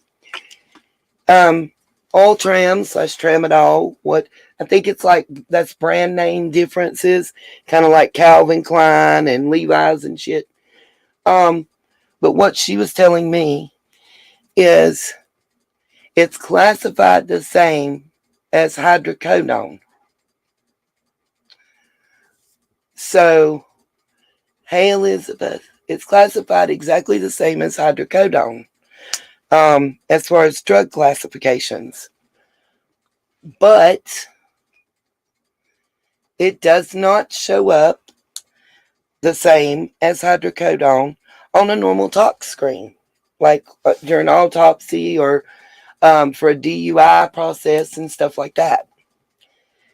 Also, y'all remember, and before I show the duty run, while I do the breathing treatment, I think I'm going to play a little bit of the live stream where I was trying to explain to people that because of the decomp, ethanol, which is what they test for your blood alcohol levels, um, ethanol is released during the process of decomp. Everybody was coming at me and telling me how wrong I was. Well, Chris McDonough put it out today. Duty Ron and Barbara Belcher put it out, and I think Dr. Latina touched on it. As low as her blood alcohol content was on that talk screen, 98 to 100% of the ethanol in her system is strictly from decomp. From the looks of the autopsy, she hadn't had no drinks. All right, back to Dr. Latina. My dog barking, which is a synthetic opiate. 50%, up to 50 to 55% of patients with fentanyl overdoses test negative for opiates on a regular opiate screening because fentanyl is a synthetic opiate. And that test was not done, fentanyl testing, for Kiely Rodni. In addition, there was no testing for hallucinogenics, i.e., LSD, mushrooms, etc.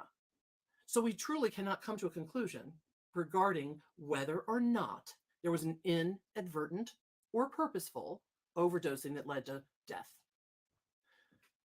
For now, I'm going to leave you with those thoughts, and I'm going to ask you to stay tuned to my next episode when I will get into some of the specifics. Now, I do believe we have to look at some of the specifics of the autopsy without reading every last piece of it. We must look at those specifics in order to make informed, evidence-based conclusions.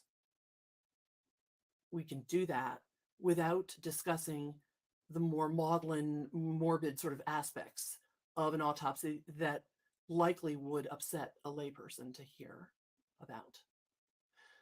So, I hope that you found this helpful.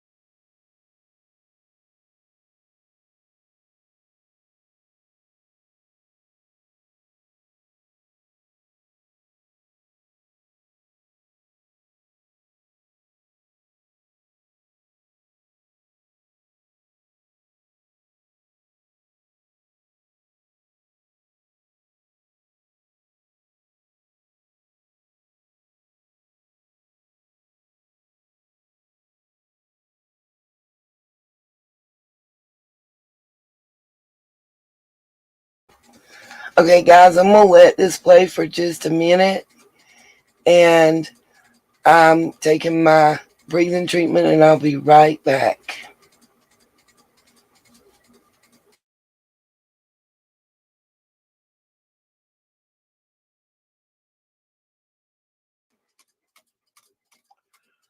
It might be in that. It could be the flu.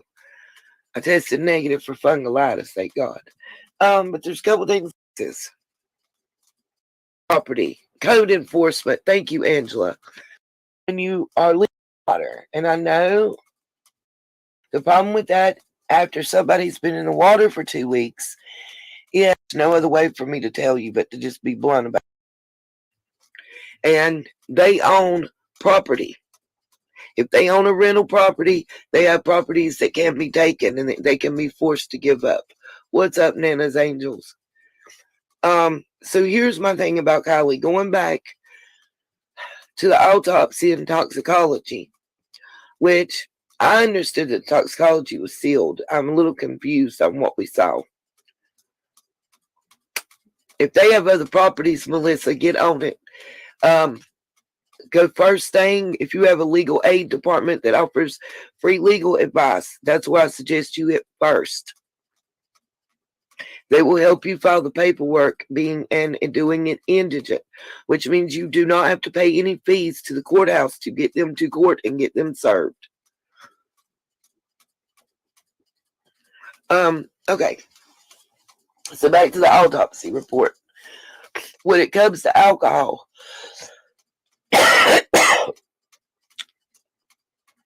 to help everybody understand, we're by state it's 0.08. If you blow that, you're legally drunk. Doesn't mean that you're intoxicated. Don't mean that you're out here sloppy drunk drooling, even when you are legally drunk.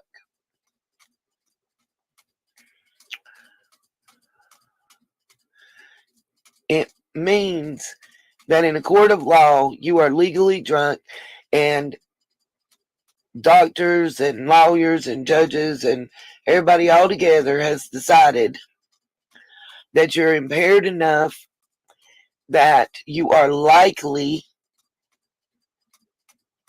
to not be in full control of your faculties and maybe do something you wouldn't do, cause an accident, be involved in one, whatever. So she was 0.088, almost 0.09, but not quite. So she was legally drunk, according to tissue samples. Now here's the problem. This is something that may not be explained to folks. Y'all have heard the term lividity. Y'all have heard the term bloat and all that. Well, let me explain how that plays into this. What you might not know, and you guys are welcome, you can Google this. You'll find that I'm giving you factual information right here. When you die, the longer your body goes through decomposition, the more certain gases are released inside your body. Then you're in water, encased in water. And I know that this is a little gross, and I apologize, but there's no other way for me to tell you but to just be blunt about it. Certain gases are released within your body. That's why when we pass on, we take people to the morgue or to the funeral home or whatever. Embalming fluid and other fluids are drained from the body and other fluids are put back in to preserve the body, so this doesn't happen. There's even been instances where someone was underwater and the body kind of acted like a bomb because of the gases that were released and that were inside. You can't say it's the equivalent. The average person, it would be the equivalent to 2 to 3 beers, 1 to 2 shots. The problem is the average person. She is not the average person. She was a 16-year-old that weighed less than 120 pounds. Weight and tolerance levels play a big part as well. Now, I ain't even got to those factors. I want to get to the factor of that. What I'm trying to explain to you guys is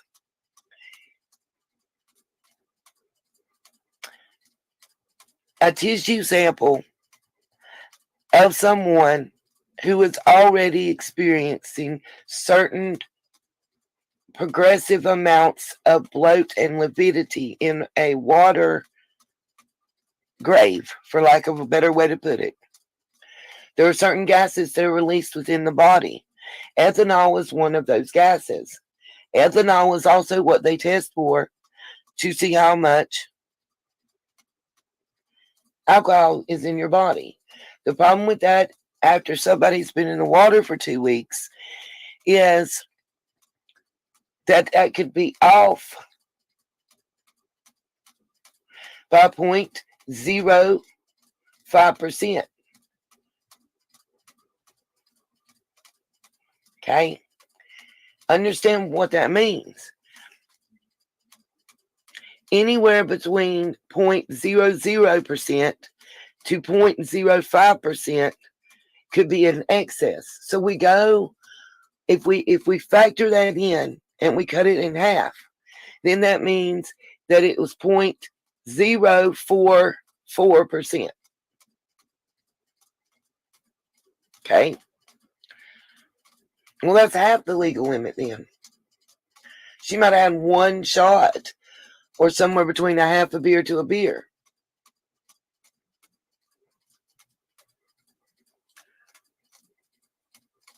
There are multiple studies that show that post-mortem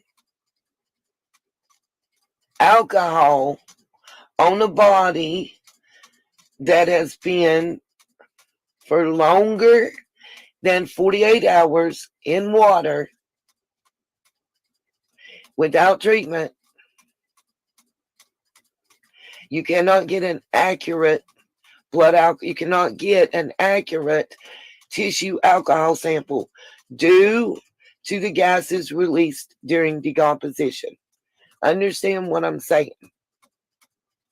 Unless that amount of alcohol was totally off the charts or almost minimal, somewhere in the middle, like where it's at, it's not reliable. So you can't say that she would, in other words, she had some alcohol in her system. Some. She had Delta 9. It killed me to hear people talking about, listen, Linda's. If they bought legal Delta 9, which is the synthetic form of THC, even trace amounts are going to show up. It really doesn't show. It just says she tested positive. It doesn't give us an amount on that. And I'm doing a little research to find out what else can show up. What's up, True Crime with Don B? Mods, please don't forget to drop links for those. Now, well, welcome. We're a fan of yours, Don B, so there you go. What I think is important to remember is they said she died from drowning. They didn't say. My problem is we're supposed to believe that somebody that knew that area drove right off into the water after sitting for 14 seconds. And that's what the time, we ain't even talked about how the cameras take pictures and how that part works, y'all. Remember, those cameras, I did a little research. It takes one picture every 2.3 seconds. They're triggered, they're motion censored, and triggered to take those pictures. It takes one picture every 2.3 seconds.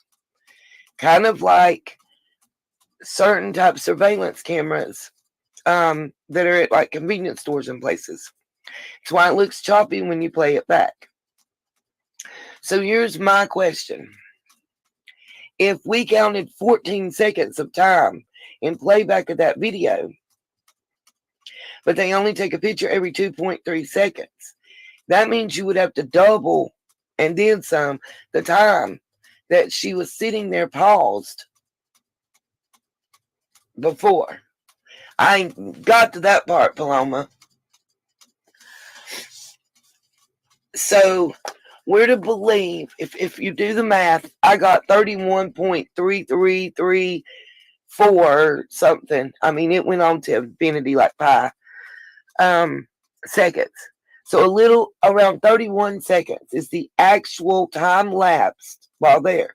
Now, not factoring in the fact that there's only a picture taking every 2.3 seconds.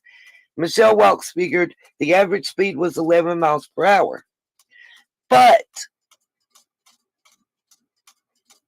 how does it change by the way the video is produced? It isn't made in real time. It's going to be splotchy and spliced together. So does that mean her speed was faster or slower? I don't know. I'm not that good of a mathematician, and I'm not that good of a scientist. I'm being 100% authentic. But I know something's not right. Now, where's the black box data? That's what I want to see too. I want the black box data. Because I'm going to tell y'all the same thing I said about the video. It doesn't show and it doesn't answer my questions. So, and I know I'm going to piss some people off with this sentence that's about to come out of my mouth, but I ain't never been one to hold my tongue. And I'm not going to start today. Gray Hughes, you're a jackass for calling people that are asking you questions nutters, dumbasses, and everything else. Dude, you ain't no better than nobody else. That's that mentality that I can't stand.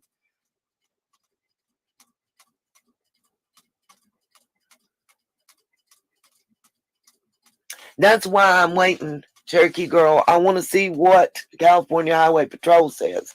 But we're going to go over something too. I have an affidavit I want to show y'all. I've debated about it. But I want to show y'all this affidavit that was submitted about Mr. Wu, who's the... Where's he been? Ain't he the sheriff at Placer County? Where the hell's he been the whole time? Why's he been so non-existent? But we've seen all the other sheriffs and like I'd be wanting to know if this happened in my town. I'd be wanting to know where the hell's my sheriff? Ain't that what I elected him for? Why is he not up there talking to me? Why is he not up there making a statement?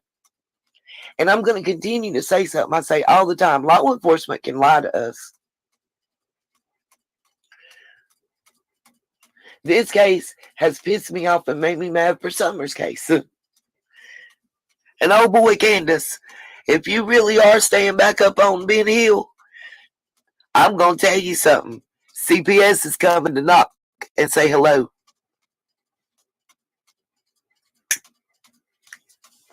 You better know that shit.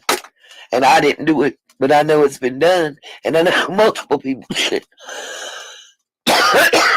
They reported your ass, and I hope they keep reporting you and Jody Sue and Andy. I'm not falling at the feet of none of these people that are still considered persons of interest. I don't understand that mentality. I don't get it. If that's what I got to do to get ahead, I'll stay the fuck behind. Excuse my French. Sorry, not sorry. Andy, you ain't no better than Jody Sue. If y'all was together 25 plus years, if she's a crook and she's dirty and grimy, guess what? You're a fucking dirty, grimy crook too. You don't stay with somebody for that damn long if you don't approve of what they're doing. I don't care. Bingo. And that's another thing. Thank you, Don B. Exactly. We agree on this. Let me say this. I don't care if it really is an accident. Let's say for shits and giggles that what we saw in that video is really what happened in this case. That Kiely, by the way, that video doesn't tell us if somebody else was in the car. It doesn't show us who was behind the driver's seat, in the driver's seat, and drove the car in. It don't even really tell us, Gray Hughes, if somebody got out with your lightning you put on it. By the way, putting that overlay on it does change things.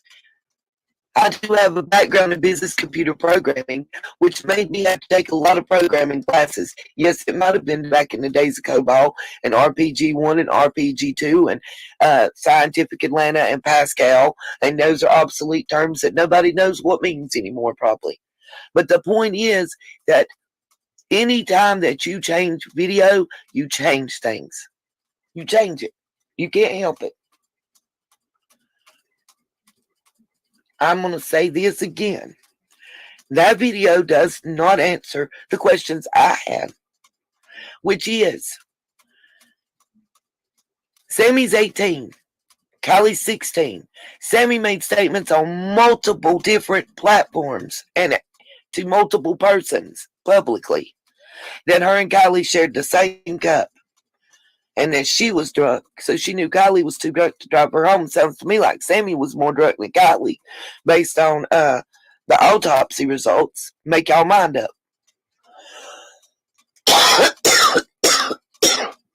And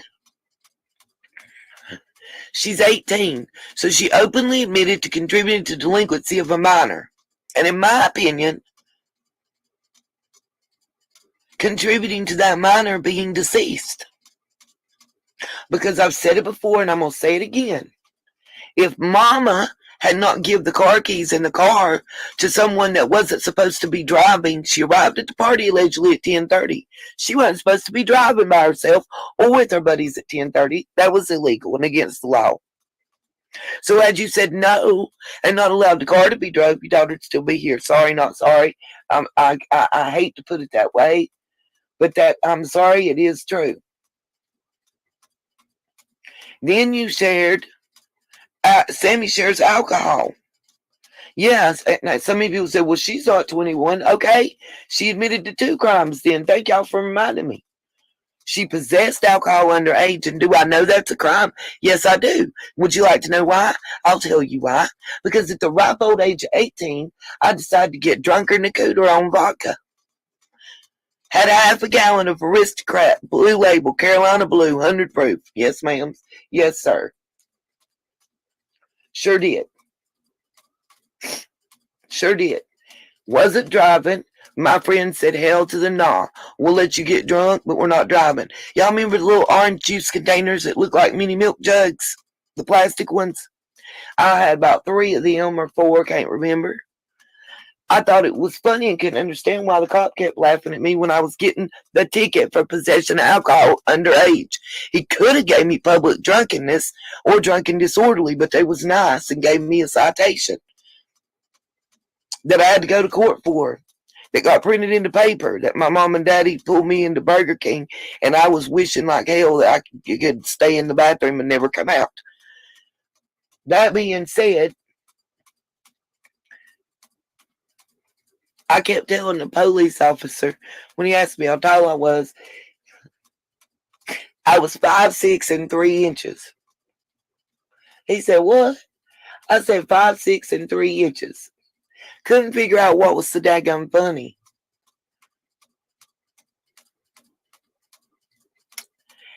I drank that entire half a gallon of 100 proof vodka by my damn self, okay?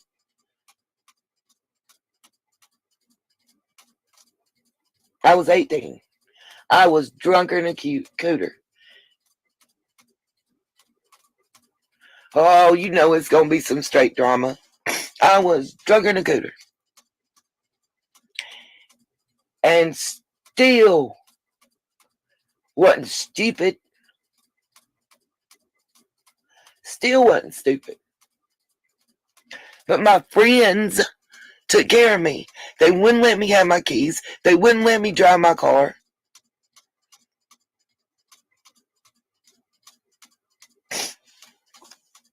Real shit.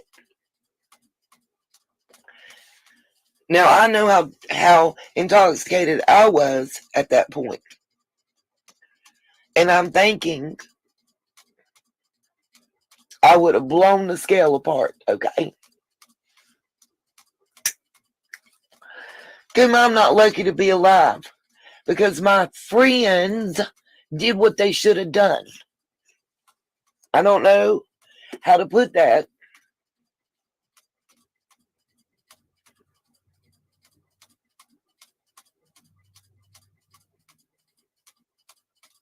I don't know how to explain that if it's not getting through.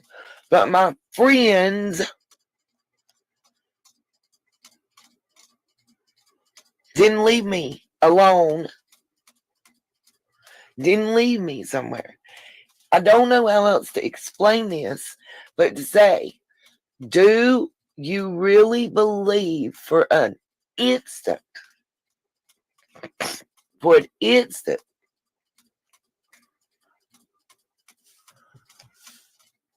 that had she not been left alone after drinking and driving at a time she wasn't supposed to, that she would be here today and we wouldn't even be having this discussion?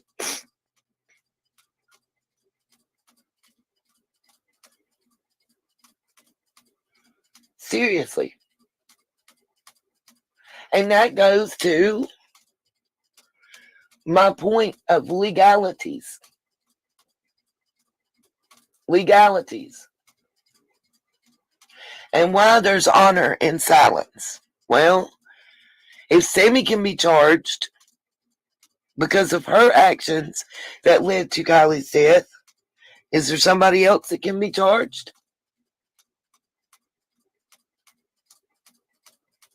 I'm just saying. It's a question and a thought.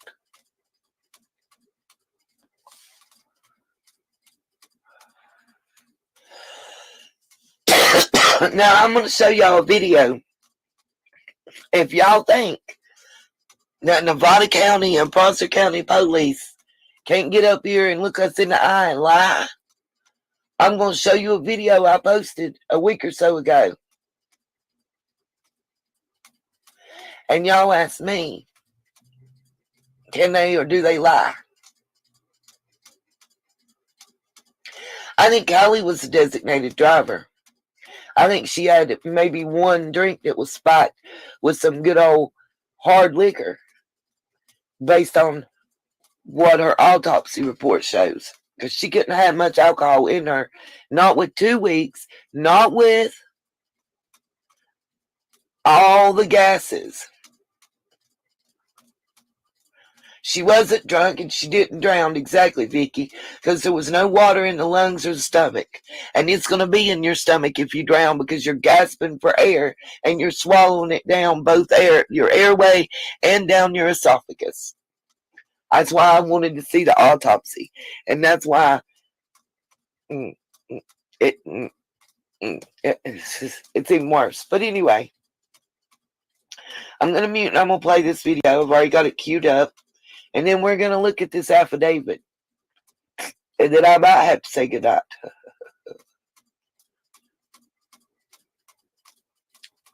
Millie, I don't know the answer. That I'm not a medical doctor.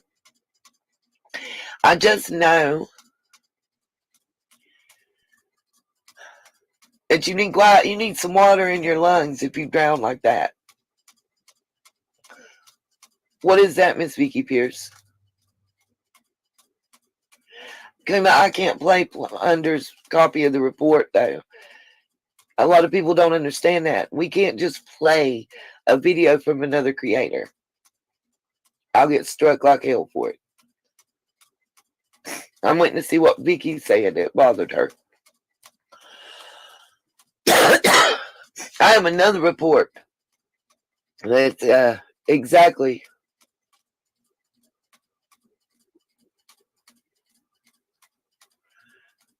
which is an indication of a subdural hematoma, Vicky. Yep. They're going to say she hit her head on the windshield. My question is, listen, everybody's like, oh, the reason that she ended up in the back is she's trying to reach that air pocket of water. Okay, I buy that, except for one problem. When the car flipped upside down, if it went in the way we saw, it's going to be going nose down and leaning to the left to get to where it was found. It's got to barrel roll to the left.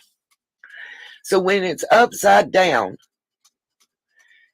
the ceiling is your roof.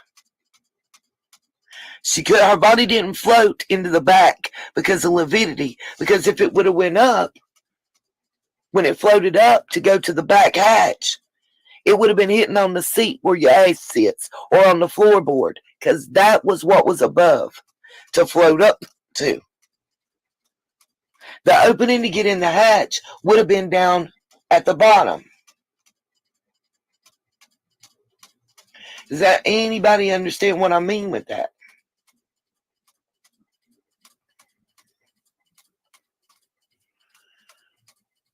If the story would be believable if the car was sitting on its tires, but the car was upside down. Now, here's another problem. You flipped the car over. You totally screwed the pooch on the crime scene. When the car got flipped,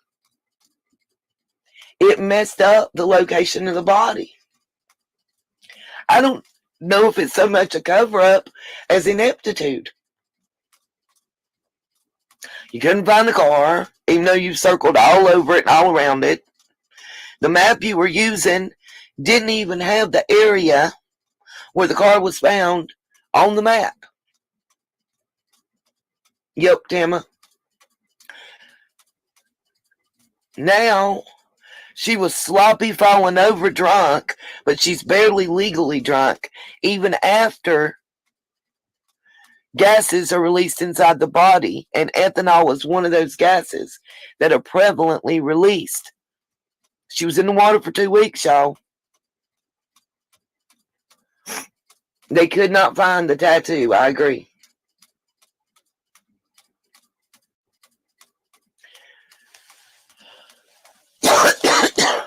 My question is why?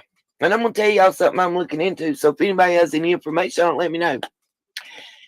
Does the length of time and the number of man hours, the length of time that the car and her are missing, and the number of man hours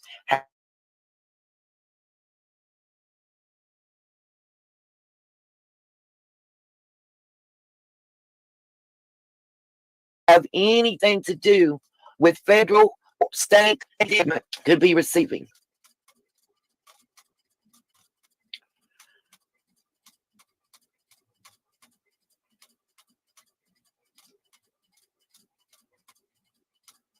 If anybody understands what I'm asking.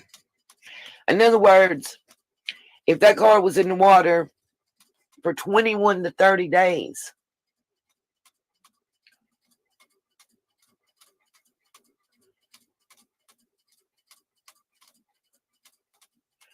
if that car was in the water more than what it was, okay, longer, like say 21 to 30 days or 45 days or 60 days, 90 days, I don't know the days, I don't know that it exists. But if that car was in there longer, or a certain number of search hours and days, oh my God, my phone's ringing, I can't find it. Hold on, let me mute.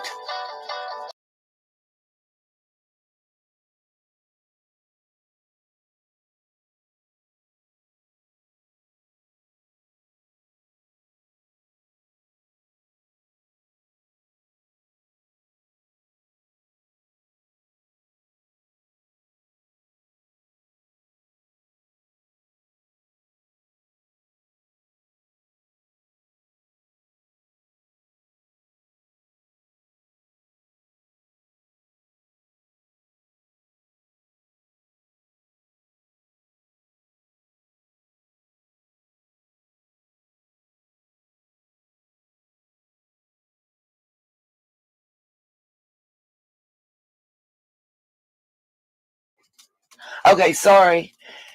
The question that I was asking, I know and I understand that we, the taxpayers, funded all of that. What I want to know is, a lot of times there are federal, state, county grants that are issued or that can be obtained. And I'm wondering if, let's say, they were working for 2 weeks to find her and doing the searching and whatnot, they can get, say, let's say, they get 50,000. But if it's 30 days to 60 days,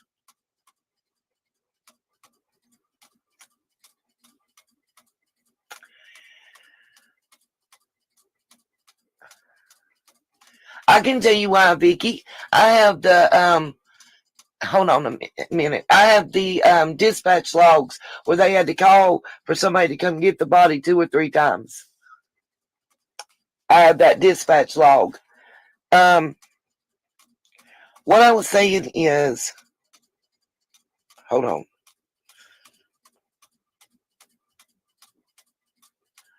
Is that in my hometown?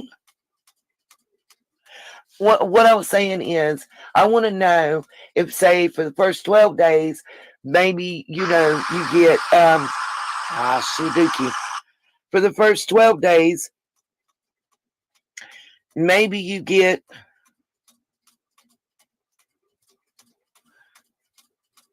Hold on a minute. Okay, this is about the Raleigh shooting that was sent. Okay, if the body is in the water for 2 weeks, maybe you get 100,000. Okay, and if the body's in there for 60 to 90 days, do they get 250,000 in grants and monies? That's, I guess, what I'm trying to find out. Is there some sort of special grant that maybe they could have got to buy? Oh, I don't know, more sonar equipment to have their own dive team that's not volunteer, since they have so many bodies of water, those kind of things. Honey, there's all kinds of pork belly monies that are built into bills that are passed, and it's politicians need to know to get them. And I'm just wondering, is there something there that we're missing? Never hurts to look. Now I want to show y'all this video right quick. It's a short that I did. A lot of people didn't watch it, so you can see only 38 people have watched it. So let me play it, so maybe y'all understand something. Oh, and if anybody would like to contribute to my PayPal, Venmo, or Cash App, it'd be greatly appreciated. Hopefully I can get it tonight before 10 p.m. I need to get my medicine. I've got to get more blood pressure medicine because they raised my amount, and I'm going to run out and be 3 or 4 days total without blood pressure medicine at all. So that's what I thought, Vicky. Yeah, there was no tattoo. We don't know. And the cremation occurred, and we may never know. They'll never get to go back and see if they can find that tattoo subdermally or anything. Let me play this, and you'll see where I'm going.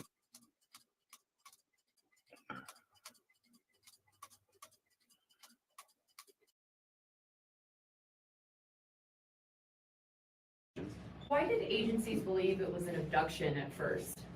Yeah, I think there was a lot of miscommunication. I don't know that it was ever labeled as an abduction. I think that you can never take that off the table. And so as we talked as a command, these types of operations. Why did agencies believe it was an abduction at first?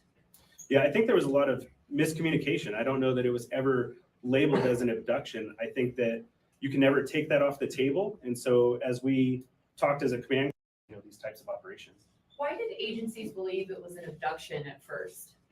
Yeah, I think there was a lot of miscommunication. I don't know that it was ever labeled as an abduction. I think that you can never take that off. Okay, I'm going to read what should be coming up on your screen. You see them say, they never said it was an abduction, right? Right here, KCRA 13. Kiely Rodni, 16, was reported missing Saturday morning after she didn't come home from a party at campground in Truckee. The Placer County Sheriff's Office confirmed Sunday night that her disappearance is now being treated as a possible abduction case. I'm reading that to you. Now watch. Let's go back and listen. That off the table. And so as we talked as a command, why did agencies believe it was an abduction at first? Yeah, I think there was a lot of miscommunication. I don't know that it was ever labeled as an abduction. I think that you can never take that off the table. And so as we talked as a command, these types of operations. Why did agencies believe it was an abduction at first? Yeah, I think there was a lot of miscommunication. I don't know that it was ever labeled as an abduction. I think that you can never take that off the table. And so as we talked as a command, these types of operations. Why did agencies believe it was an abduction at first? Yeah, I think there was a lot of miscommunication. I don't know that it was ever labeled as an abduction.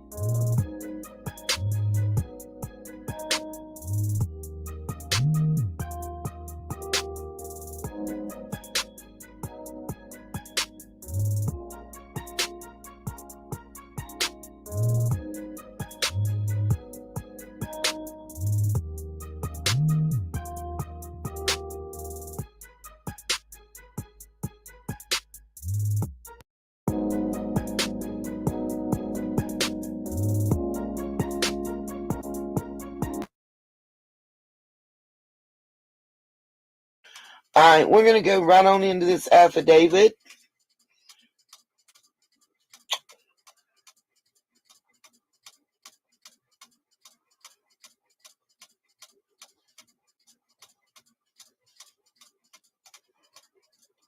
In case y'all don't know about it. And I want to say, maybe it's just me,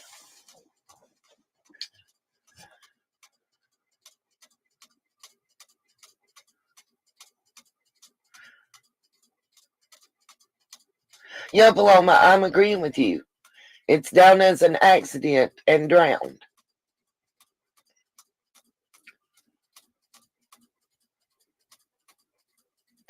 They're saying it was an accident. My understanding, Paloma, is that it's an accidental drowning death.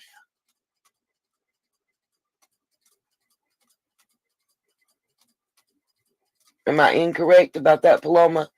They're saying that it was an accident and that she lost her life through drowning. It's the understanding I got from all of the paperwork I read. If you're seeing something different, please let us know.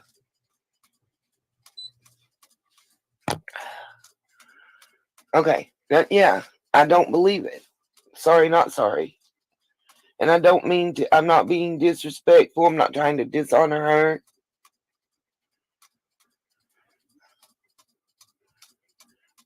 How do you drown with no water in your lungs or your stomach?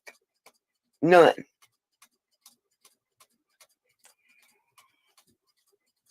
So if somebody can answer that for me, I'd greatly appreciate it.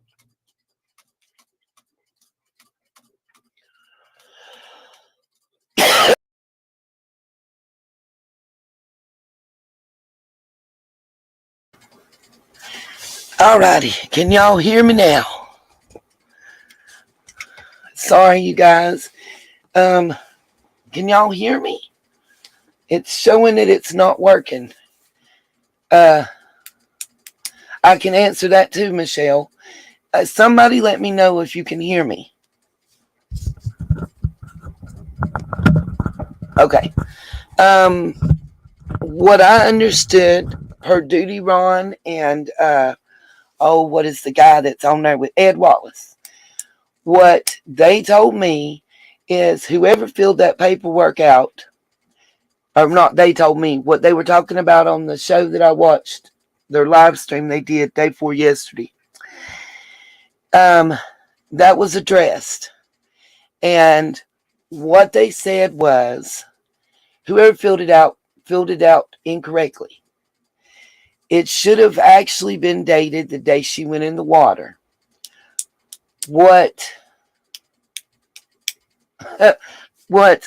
Sorry, Cherokee, I just read your post. It should have been dated the date she left. What they did was they put in the day she was found and the time that she was found. You'll see that it actually matches that date and time on down in the autopsy report.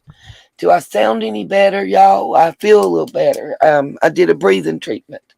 Does anybody else, after you use the nebulizer, get the hiccups?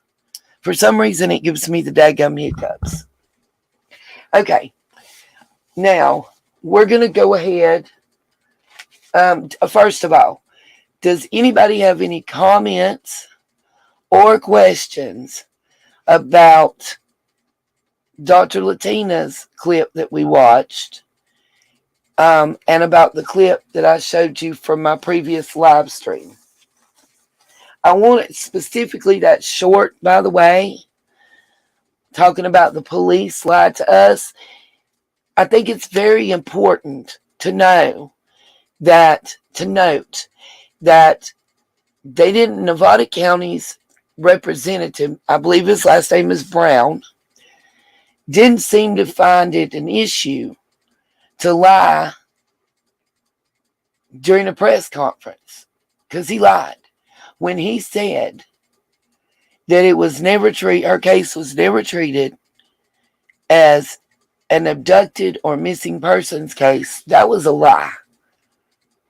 He either lied then, or he lied in the newspaper article where he was directly quoted that I showed you in that short that we just watched. So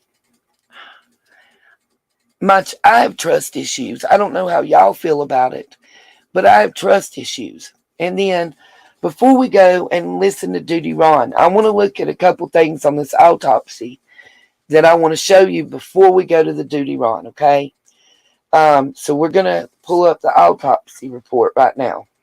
And I'm going to point out a couple issues that I have with it. And I want y'all's thoughts. Okay, I know I got it pulled up. Here we go. And by the way, any of you guys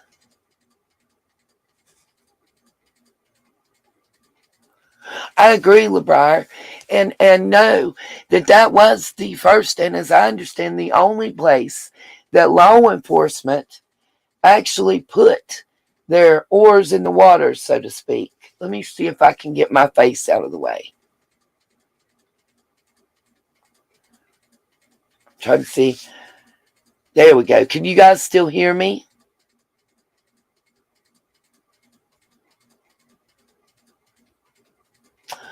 Okay, Keister, that makes sense. I have, every time I do a breathing treatment, yes, I sound better for an intermittent period of time, but I get the damn hiccups like I'm 5 years old or something. And I wondered why, but that makes sense. So, yeah, let me see. Hold on now. I got to get it where I can see it. And of course, guess what I can't find right now? My darn glasses. There they are. I need to find a way. Y'all need to help me find something to tie my glasses to my head. Oh, and by the way, please, y'all, don't forget to use the Amazon link. I'm going to show y'all a few more items that I've added to my store, and I'm working on adding more. Again, you don't have to buy anything out of my store. You just click the link. Like, say you want to buy toilet paper from Amazon and printer paper and cat food. Of course, I don't have none of those in my storefront. But you click my link, just like you would click the link to go into Amazon. And go to your search bar once you're in there. Type in toilet paper and pick out your toilet paper. Put it in your cart. Make sure before you exit Amazon that you complete the transaction. Because if you put it in the cart and come back to it in 5 minutes or 5 weeks, I don't get credit for it. You have to complete the transaction. Now, you can leave, but you got to empty your cart and put it all back in the cart whenever you make the purchase. It doesn't matter what you buy. You can buy cotton balls, you can buy cat's toenails, you can buy feathers. Doesn't matter. I get a small commission depending on what it is. The only thing I think that we don't, no audio books or audio stuff, like no music or anything that's recorded do we get any points for. If you need assistance, I'll let you know. I do, September. I'll get one of them at the dollar store. Yes. Yeah. Once you add your stuff to your Amazon cart, you have to complete the transaction.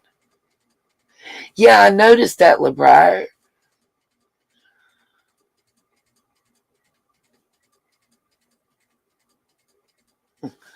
Listen, LeBrier, because that's the Truckee way, baby. That's why the police sit back and let Sammy and these other, people who were persons of interest, in my opinion, that's why they let them run the case. Also, in my opinion, I feel that those little teen-to-teen meetings was a way to see what everybody knew and to make sure that they got their story straight, so nothing didn't get said that they didn't want told, and nothing didn't get said about them hurt. I mean, kind of, can you say witness tampering? In my opinion. Got to put that in there. Children of the Unicorn. Oh my God, Keister, you're killing me. Okay, so y'all see that this is Kiely's autopsy. Now I want to go over just one thing right now. Is all we're going to touch on. Okay, so I want y'all to look at where it says identification. Okay, it says Detective Strahan, and I may not be saying it right. If I'm not, I apologize. Detective Strahan during the autopsy. Okay.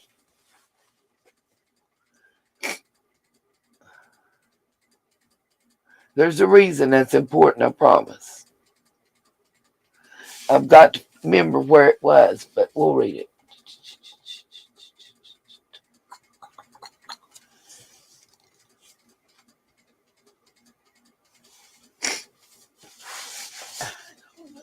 Prop this up just a little bit so we get the airflow.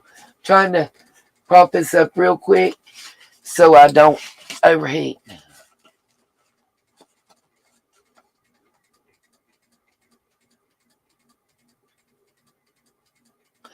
Emmy, I did see Chris's explanation. However, if you rewind, you'll see that Dr. Latina disagrees with him. And if you wait another moment, you will see where Barbara Butcher, who has 40-some years experience as a medical examiner, retired as chief. Let me make sure I state this right. I wrote it down. She retired as the chief of staff of medical examiner's office in New York City.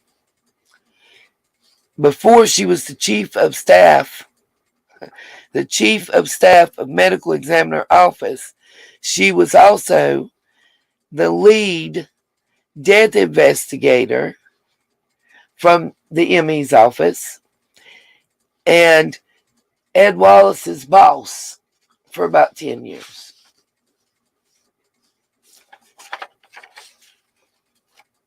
Well, and that's September, Virgo. That's why I want to show y'all Barbara Butcher, because she does break it down into what they call layman's terms. So it makes it a little easier for everybody to understand. Now I get, and I want to highlight what Emmy said, because I don't want her to feel like I'm singling her out or anything else. No need to be sorry, ME, at all. Please don't think that. We need people who are willing to talk and say other stuff. I want to make sure that we get everybody's opinion and then you make up your own mind. Because I trust that my sunshines are intelligent people. What I will say too is he also said what I was telling y'all last night, and people just jumped all over me. I got emails from not sunshine, from everybody telling me that I didn't know what I was talking about.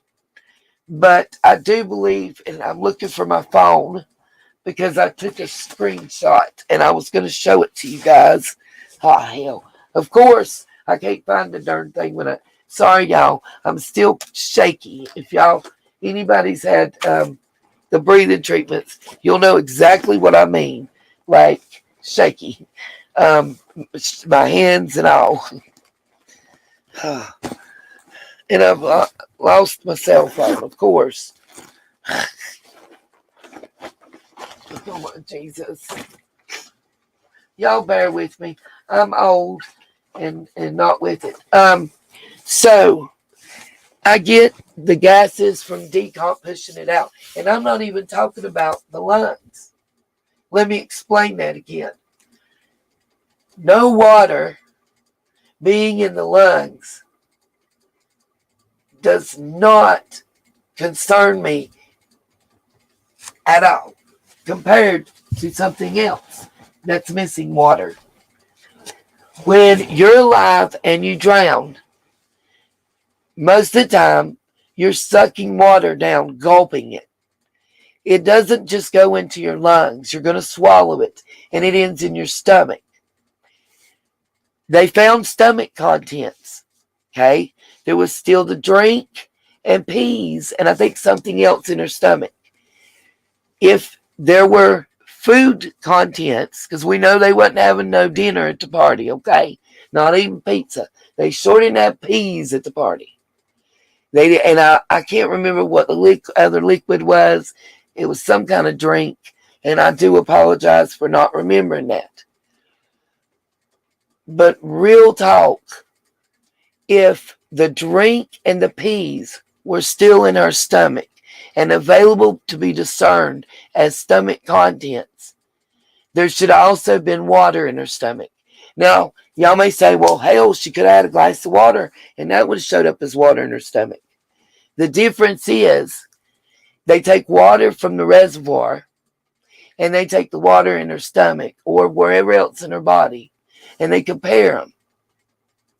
There's certain, bacteria, microscopic, I'm going to call them bugs. I know that's not the name, but I'm drawing a blank. Just like they can identify the difference between salt water and fresh water. They can identify a difference between your tap water and water from a river or a lake or wherever. There'll be certain, like, I guess enzymes maybe is the word. And you're all of, what Emmy says right, what Virgo is saying is right, and what I'm saying is right. Let me explain that to you. Thank you, Cherokee. Nobody is wrong, okay? There's different schools of thought. We just have to decide based on the expert opinions that we're getting, based on the documents that are available, and what we know of what occurred, what we think and believe. And it's okay if we all have a different thought process or opinion. It's okay. Because we didn't have to fill out an autopsy report or any of these legal documents. Yeah, exactly. The think tank. I love that. That's awesome. And we need people with different thoughts and opinions and different ideas. To me, that's better than half of these documents and stuff. You know, if you think for an instant that the detectives work in this case and Summer, well, I don't know about Summer's case. I don't know if they talk to each other or not. But like Quentin's case, if you think for an instant they're not looking at the evidence and sitting around a fireside chat, bouncing ideas off of each other, well, you bumped your head. That's at least 60% of that. Cherokee, I know all that, baby, and I'm going over it. What I want y'all to understand, what I'm about to show y'all is very important and has nothing to do with the lungs or the stomach or drowning. It has to do with inconsistencies. I agree with you, whatever. See, this, what y'all are not understanding, what nobody seems to understand is like, okay, listen, I can die because I slip and fall and hit my head. Does that mean the cause of the death is a slip and fall? That's not what's going to be listed, most likely.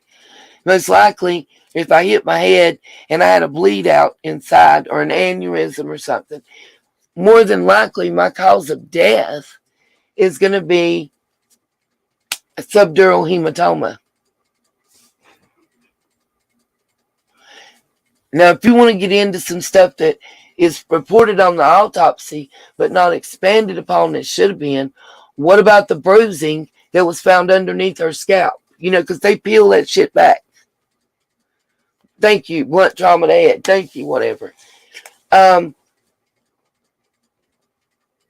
Nobody seems to be talking about that. That's still not what I want to show you. In my opinion, when one part of, okay, if it's a legal document, and in the legal document, the same person is preparing all of it, and in one section they say, we could not identify the perp because his face was not visible in the picture. And then 2 pages later, it says that Detective Jones visually identified the perp from the photograph. What? You just said 2 pages ago that the face is obscured and not visible in the photograph. So how did he identify them? I want to make this clear. They did not identify her body by DNA, dental records, or fingerprints. And if you were able to get samples to be able to do a tox screen from them, those samples could have also provided DNA, in my opinion. I'm going to show you why that I say I can't trust this autopsy report. Because if you lie to me in one part, how do I know you're not lying to me in every part? And I want your thoughts on that, people. I really, honest to goodness, want your opinions. So I want to show you this. Now, I got to get back to the right screen. Okay, we're going to go right back up here to page 1 real quick. And where it says identification, I want y'all to see that it says Detective Strahan during the autopsy. Why is that important? Well, let's get on down here and I'm going to show you.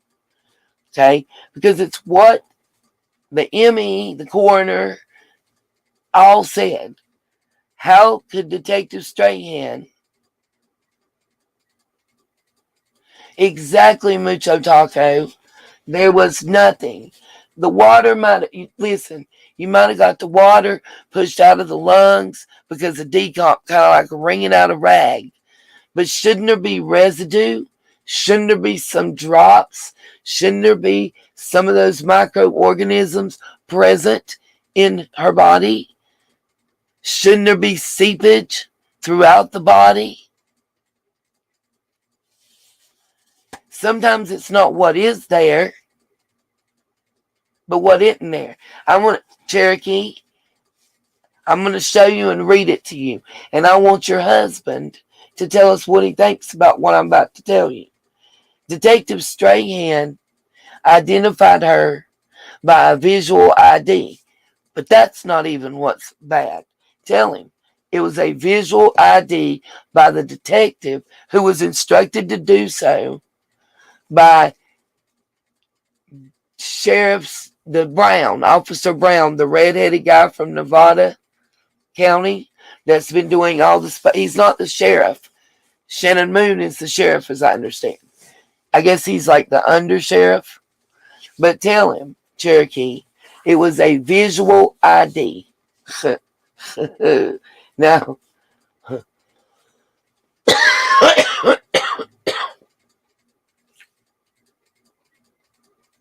yeah, exactly, September, that part. Now, I want to show you what their documents say. This ain't me. This isn't my interpretation thereof. This is their documentation. And Cherokee, make sure you got it loud enough he can hear what I'm about to read as soon as I get to it.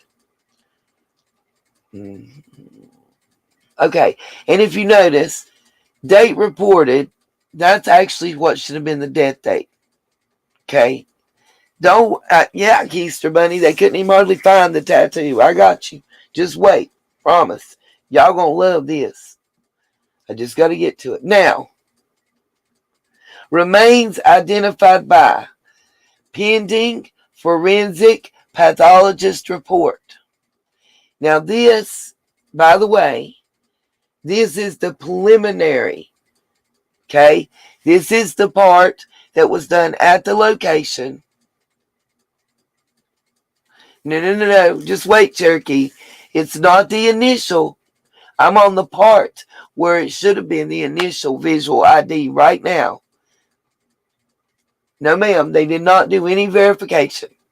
Just let him hear what I'm about to read.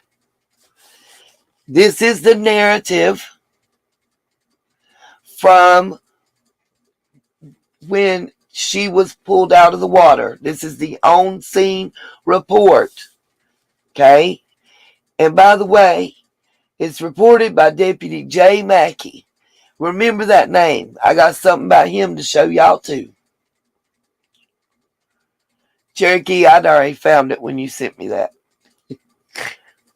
A little birdie got a hold of me earlier.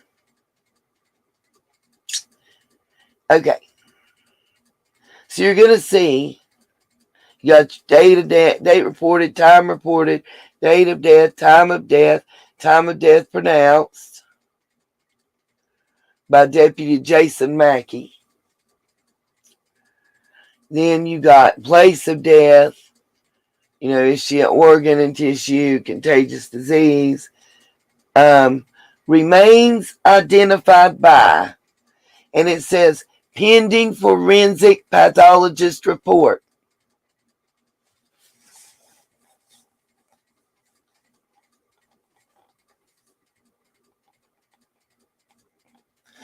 LeBrier, all that part. Okay, so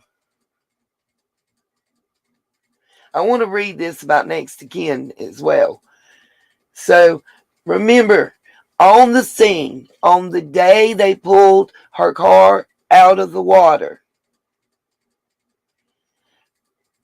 the remains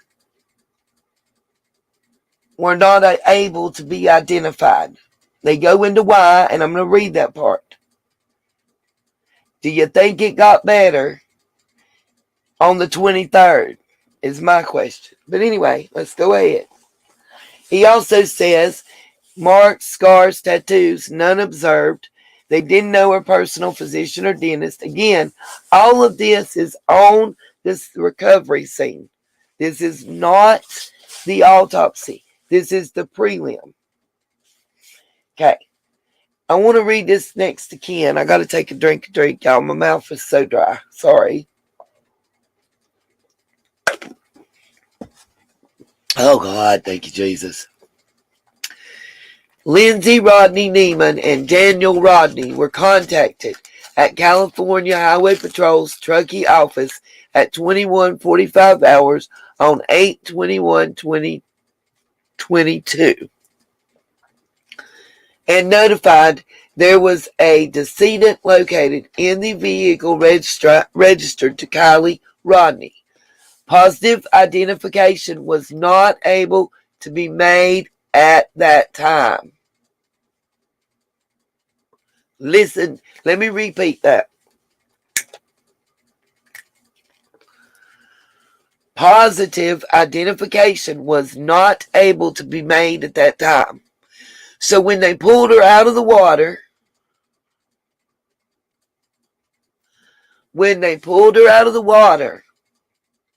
they could not look at her and make a positive ID. But 2 days later, in the medical examiner's office, they were able to look at her and make a positive ID, and I don't mean her parents. On with the rest. I see what everybody's saying, but you just please wait. I know they didn't remove the clothes at the scene. I know all that part. It's not what I'm talking about, I promise. Has nothing to do with the tattoo. Okay? Has absolutely nothing to do with the tattoo. Oh, no. They left, but they didn't take her body. I have the dispatcher's call. By the way, the deputy had to call back twice to find out where they were at and what was taking so long to come and pick up the body. It's worse than you know. Okay, identification was not able to be made at that time. Based on circumstantial evidence, the decedent was believed to be Kiely Rodni. They were advised of the pending pathologist report for confirmation of identity and cause of death. All right. I'm looking for the part. Let's see.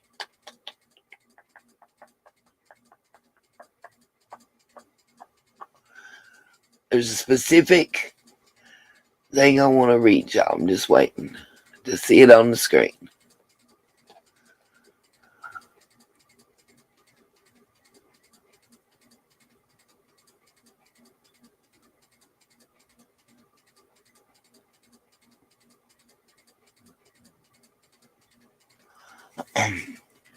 Let's see.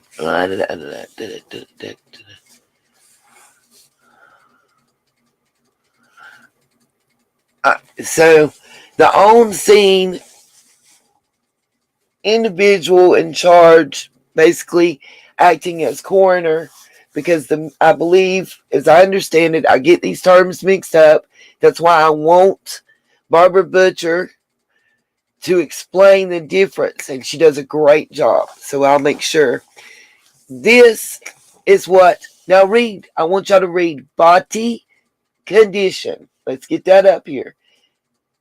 Now remember, in the ME's office, Detective Saskatchewan, or whatever his name was able to look at her face and make an ID. Okay? Visual ID was made on the 23rd. I'll go back to page 1 and show you. Now I want y'all to read something. Nope, not mortuary area. Please, let's look at body condition, okay?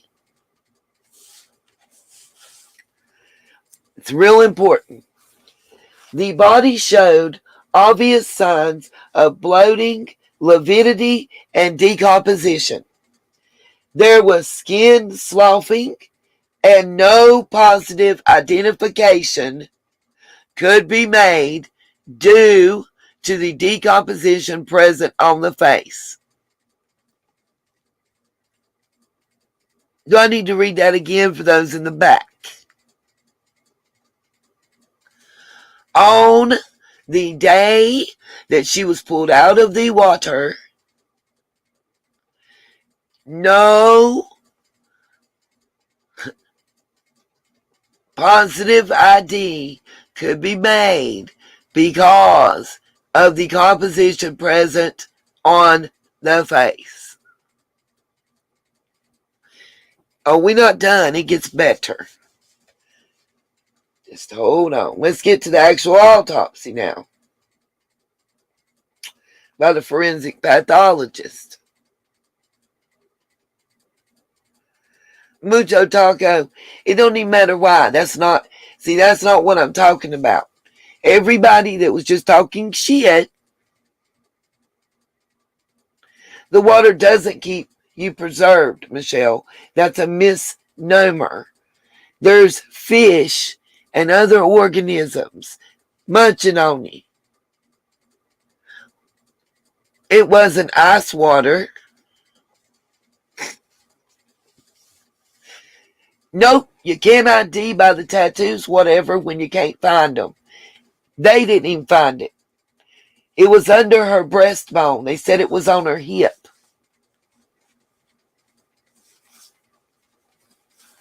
Right, September, thank you.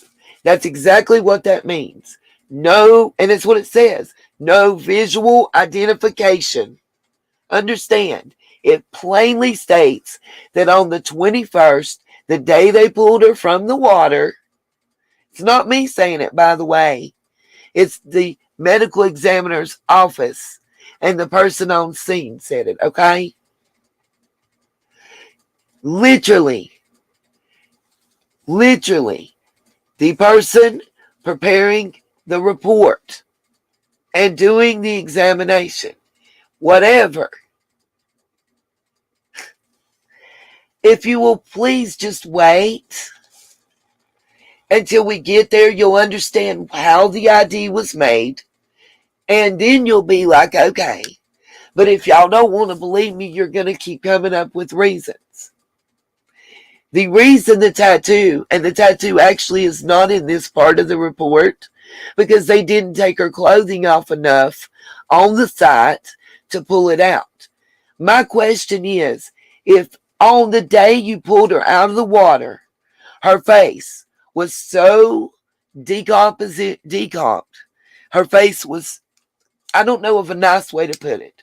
Her face was so messed up that you could not make a visual ID the day they pulled her out of the water.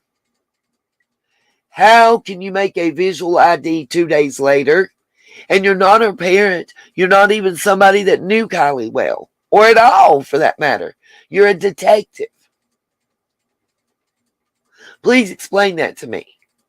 Because they didn't identify her based on the tattoo. They didn't do it based on DNA. They did not do it based on dental records. They did not do it from a family member even.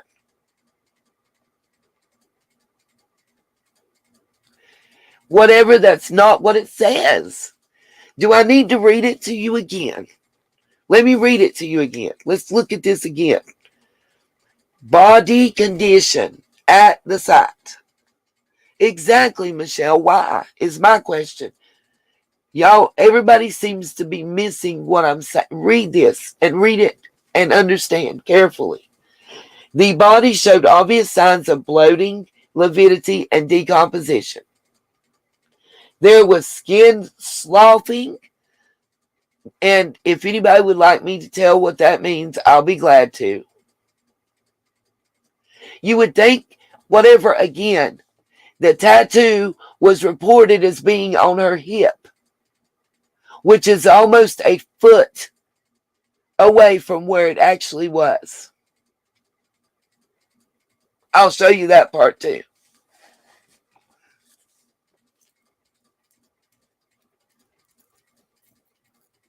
I agree with you, September.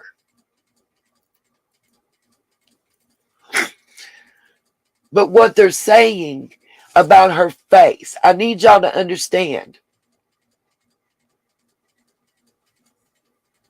Yeah, I do too, LeBrier. Among other things. Right, though, let me say this, LeBrier. She had so much decomposition that, oh, did they not? Y'all think they didn't take pictures? Really? Let me see if I can find the video that's posted talking about, oh, I know you get it, September, and I know LeBrier's got it. 2 questions. How was she decomposed so bad that every single fingernail was missing, but you could still look at her face and know? Do you know what skin sloughing as means in connection to a decomposed body? Whatever. While you're putting all this out. And remember, I've got to say this. How many times do you think a cop is going to come out and speak out against another cop? The thin blue line still applies. I love Chris McDonough, but he pissed me off tonight.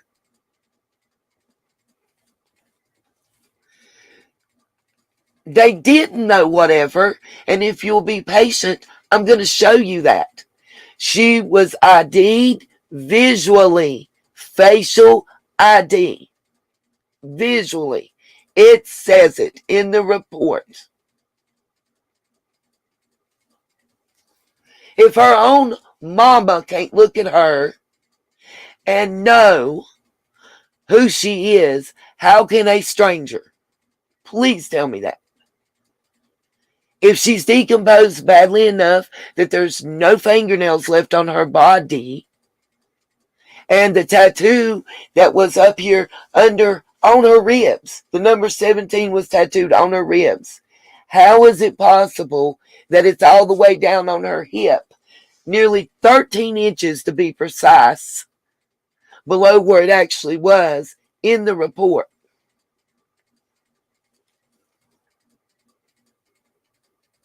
Exactly, Seeking Trinity. I agree with you. The only thing we're talking about right this minute is, you're not making me mad, baby. We're talking about it. Exactly. What is making me angry is because you seem like you already have your mind made up, and I'm showing you the report, and I'm showing exactly what it states, and you're saying, well, they didn't do it that way in the ME's office, but they did, and I'm going to show you, if you'll be patient. Let me scroll to it where they say they did. They tell us they did. I'm taking them at their word. Body condition says the body showed obvious signs of bloating, lividity, and decomposition. There was skin sloughing, and no positive identification could be made due to the decomposition present on the face. Now, here's my question to y'all before I show you. When they got to the medical examiners to perform the autopsy 2 days later, suddenly the face ain't messed up so bad that a detective that don't half-ass know this young lady is able to identify her. That's my question. Seeking Serenity, what I think, honestly, the answer to the question, Seeking Serenity said, how did they think they could pass this autopsy off as correct? Well, let me tell you what I think. Since you asked, I'm going to give you my opinion, and I want your thoughts on it. And whatever, I would like your thoughts. Personally, I think it was a setup. I think certain things were put into place, and then the news broke with Quentin's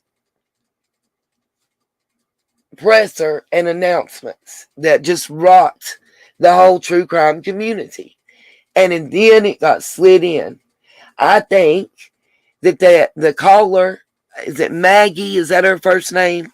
Caller that went around to every panel that would let her come up and talk. And then we got Alder Hill's video. Then we got the Donner video. Then Quentin's story broke, and then they slid that bitch in because they told us unequivocally November 1st. If then, it would probably be later. Thank you, Emmy. Megan Caller, who was full of the most bullshit I've heard come out of anybody's mouth in a long time. Since Benny turned over a new leaf.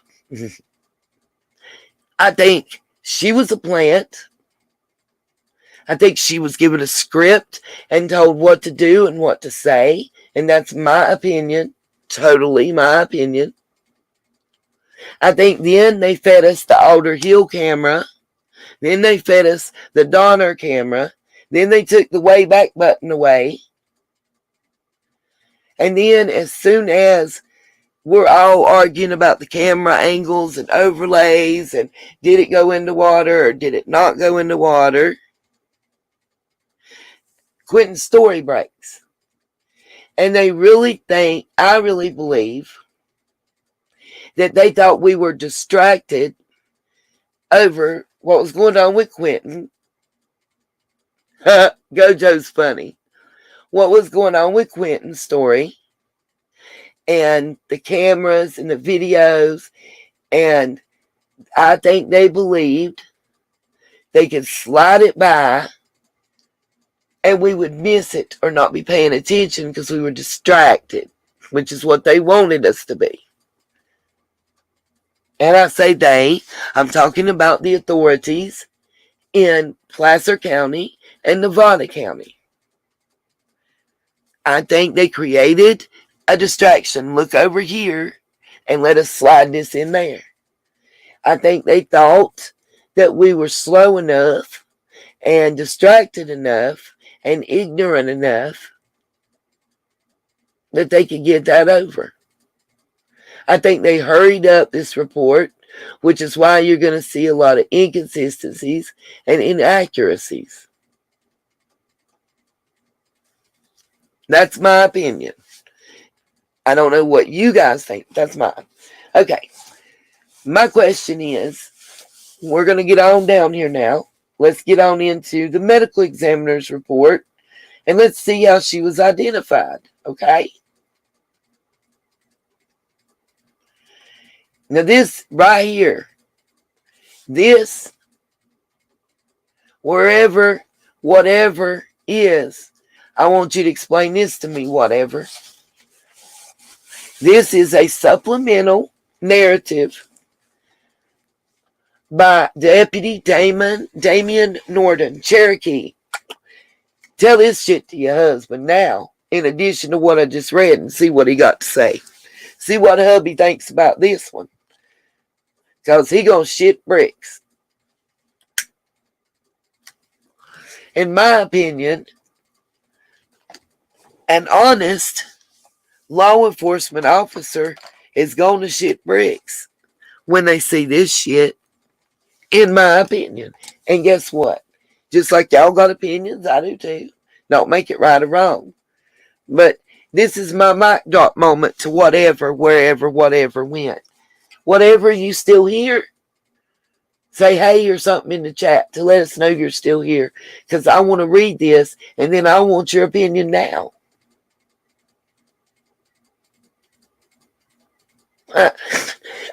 Keister, I freaking love you.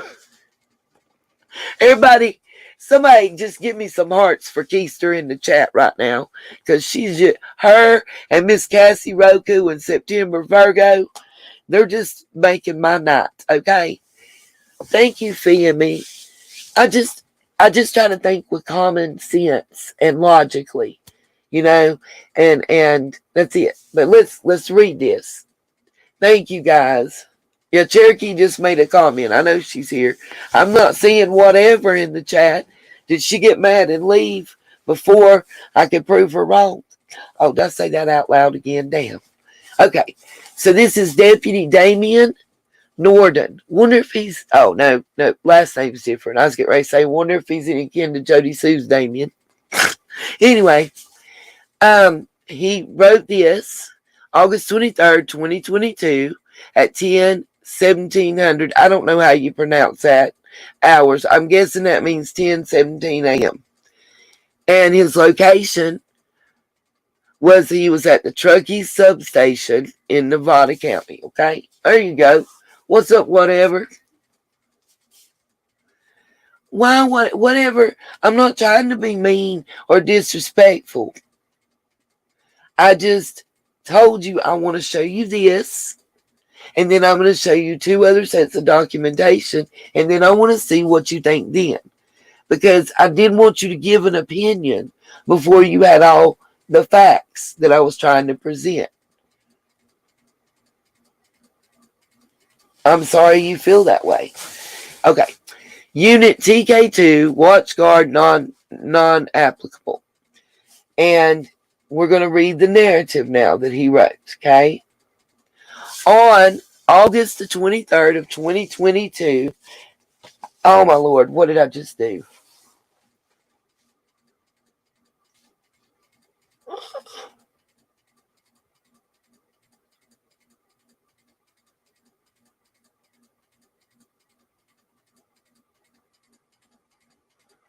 Y'all bear with me. I just lost everything. It's still on the screen, but I lost it on my computer. Okay. Whew. I just about had a heart attack, y'all. For real, for real. Okay. On August the thanks, Cherokee, and September. Right, September. Not to continually keep commenting about this, about the tattoo, because in actuality, the clothes weren't removed on scene to see the tattoo. And when we read this, you'll understand that this officer that did the visual ID never saw the tattoo. Exactly. Serenity, thank you. Absolutely. Now, it tells us here. What's up, Fubar? On August 23rd, 2022, at approximately 10:20 a.m., I received a phone call from Captain Sam Brown. Again, Captain Sam Brown is the red-headed officer for Nevada County that was the spokesperson, if you remember.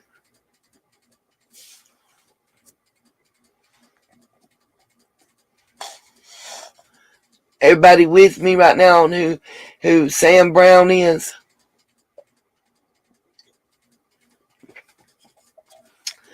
Let me know in the chat if I need to maybe show a picture or anything, or if everybody knows who we're talking about. Just please let me know, y'all.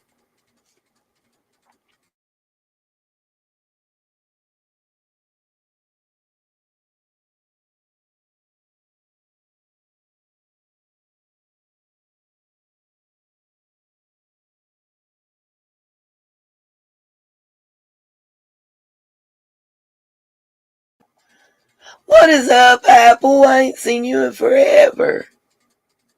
Yes, Michelle. Thank you, Michelle. Emmy wants a picture. Okay, hold on just a minute and I'll get us one. I want everybody to be on the same page to make it, easier and us all to be well informed. So just give me a moment and I'll pull one right up, okay?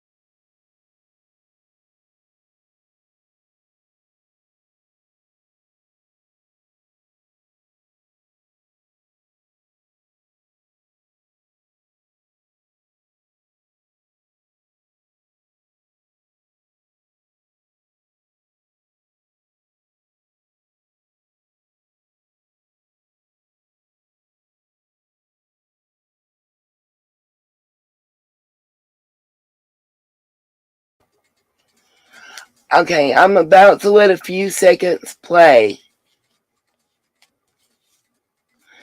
Absolutely whatever. I'll get one of the mods right now to post it. Matter of fact, can one of the mods please post my email real quick for whatever? I would absolutely love to be able to talk to them privately, because through text communication and chat like this is text, you can interpret things or misinterpret things. And I would love to be able to talk to you privately one on one to where things are clear. You know what I mean? And Cherokee Girls posted my email right up top. I'm going to mute the gentleman at the podium that's about to be speaking is Captain Sam Brown, just so everybody's familiar with whom we're speaking about during this autopsy paperwork.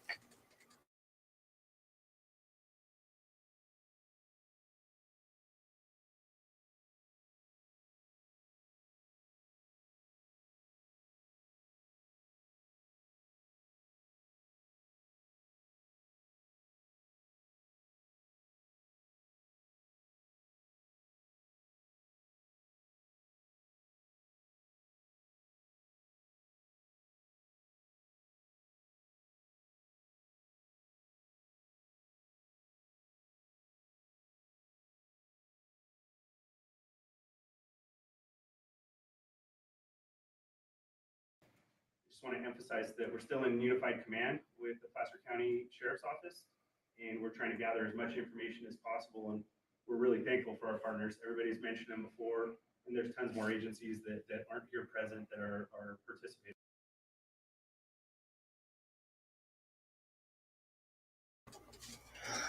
All right, is everybody? I know, right? I can see the steam coming off of the FBI agent for real, y'all. I have a feeling there's a yep.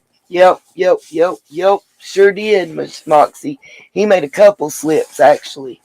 Um,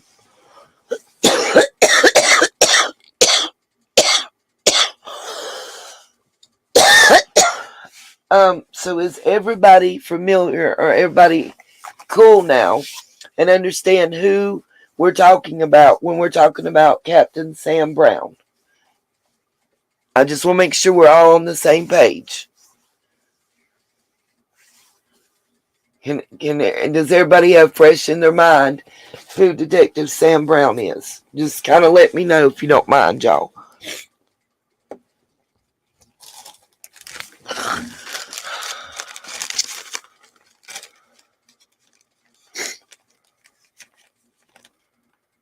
Wow.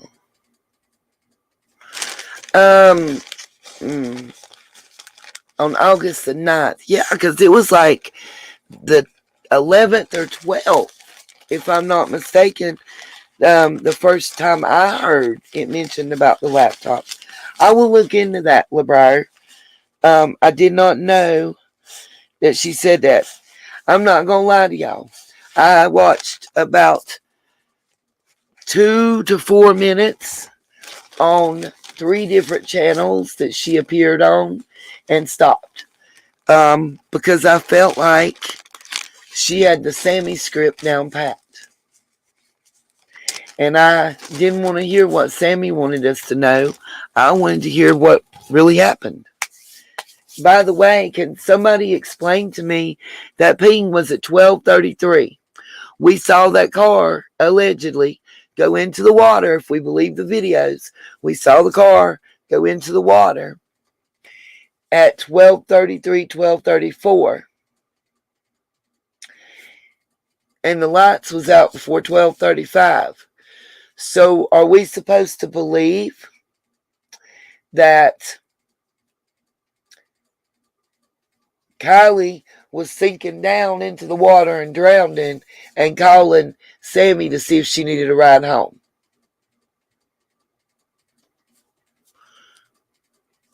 2 to 3 minutes after she hit the water, she was calling Sammy to catch a ride home.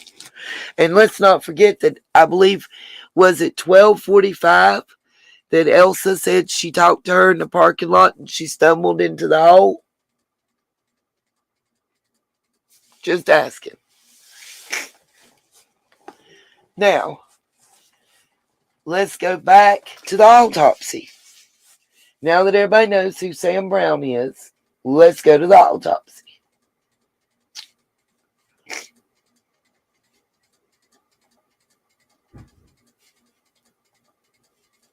The hell is somebody at my front door? Y'all give me a second. But yeah, please explain that shit to me. I'm down. I think Sammy should have to explain.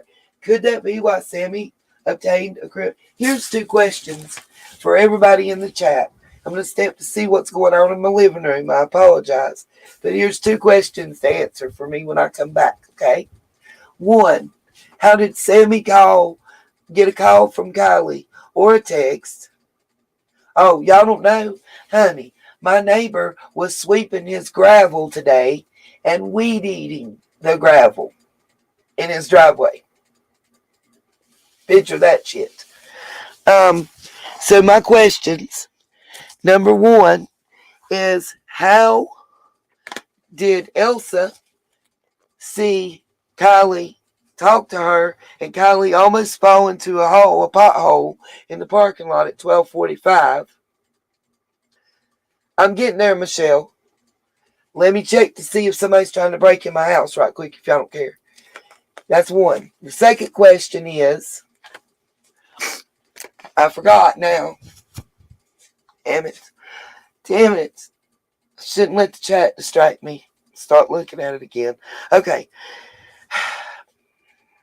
Oh, by the way,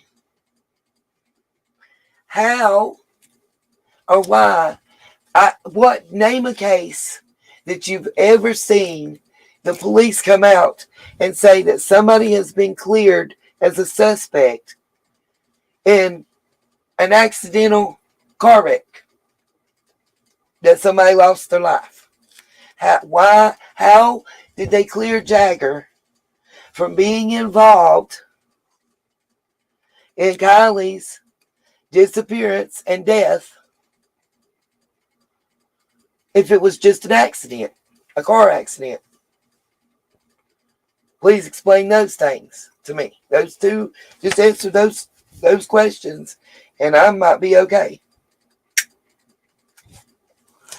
I'm looking for my taser if y'all wonder what I'm grabbing. Okay. Be right back. I'm getting a big one. I will tase his nuts. Yep, it's good. All right, y'all. Be right back. Thank you, Mimi. Y'all just give me a minute. When I come back, answer my questions, and I'll tell you who I did. Did you just go out the door or come in it? No. Somebody's messing with the door. I can hear it from my way. Oh, I heard it. Yeah, that's because I'm making sure it works. You don't want to come in here with me? No. I think, hey, remember your cigarettes getting stolen? The screen door was open and closing and it's locked. I can hear it in this.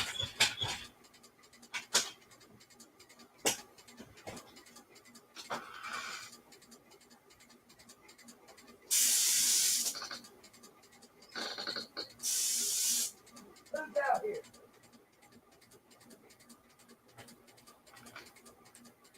Ain't no point in coming over here trying to steal cigarettes no more. We ain't leaving them the hell out for you.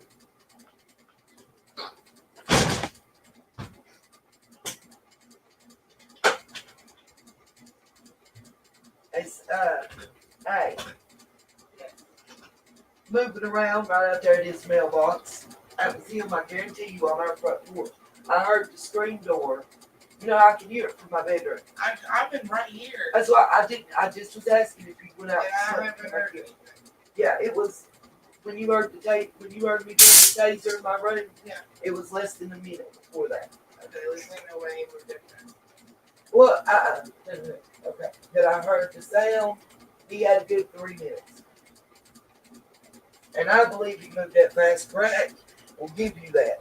Shoot, and you know we've been on it all day. He done swept, and we needed to gravel.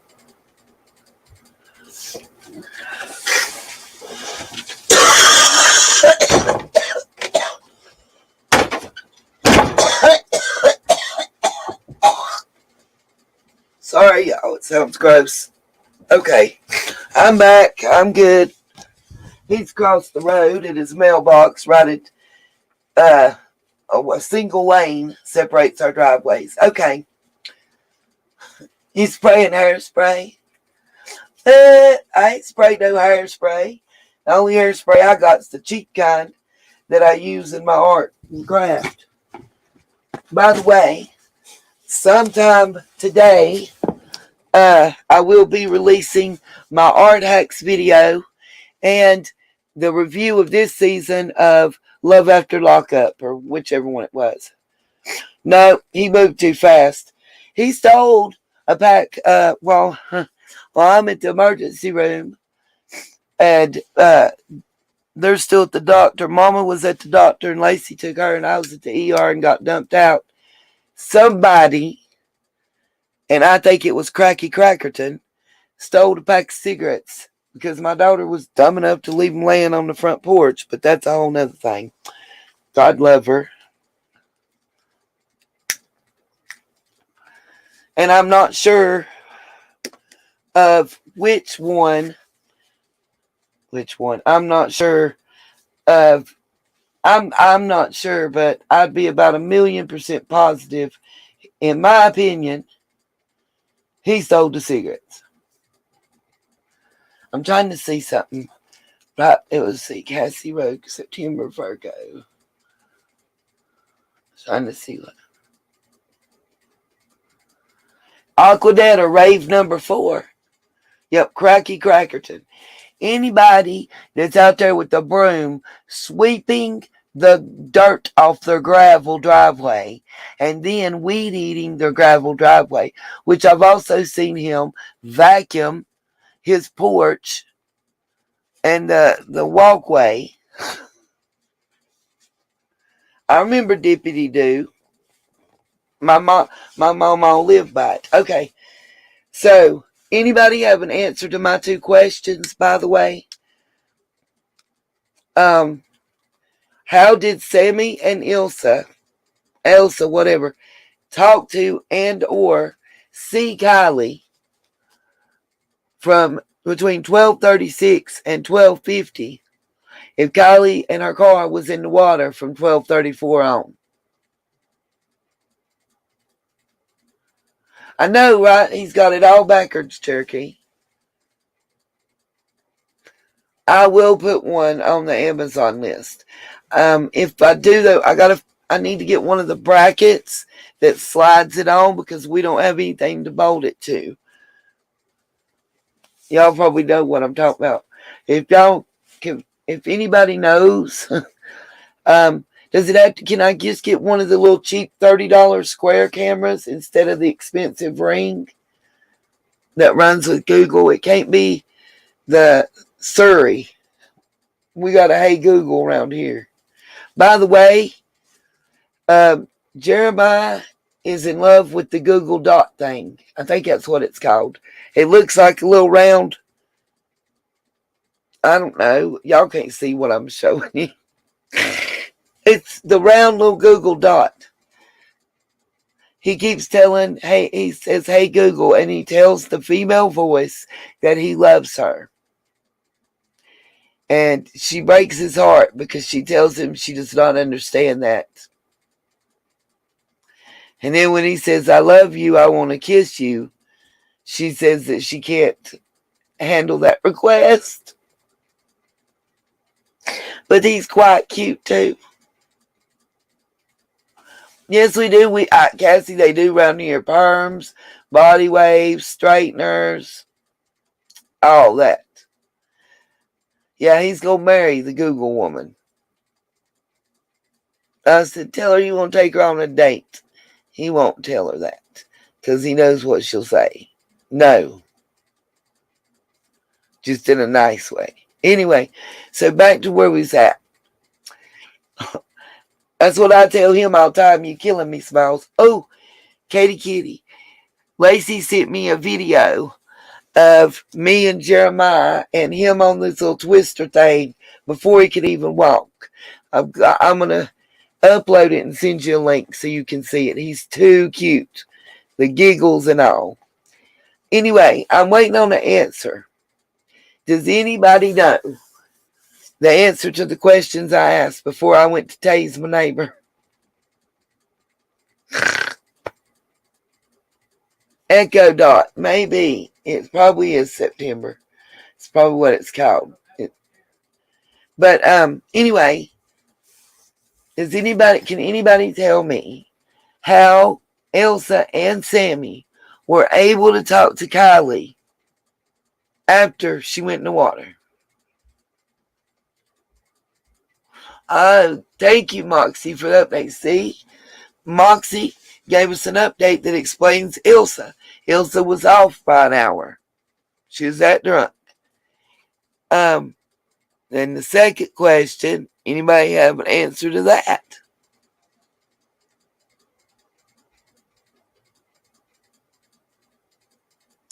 Right, I cannot handle that request.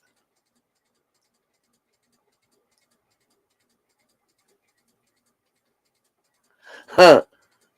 Oh, Cassie, that's funny. And that, Emmy, I'm going to highlight this comment because this is all I'm saying. Exactly what she said.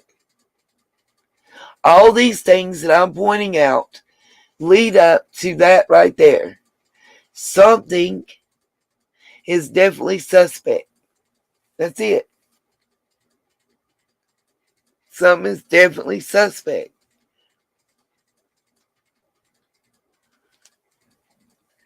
And I forgot what my second question was that quick. Sorry, y'all. Some of the medicines I'm on does affect my memory as well as my age and my own ace. Does anybody know what my second question was? It was the big one. Anybody? Okay, I heard something on that porch again. Your turn. Anybody remember what my second question was? Yes, thank you, Moxie. So, answer to that.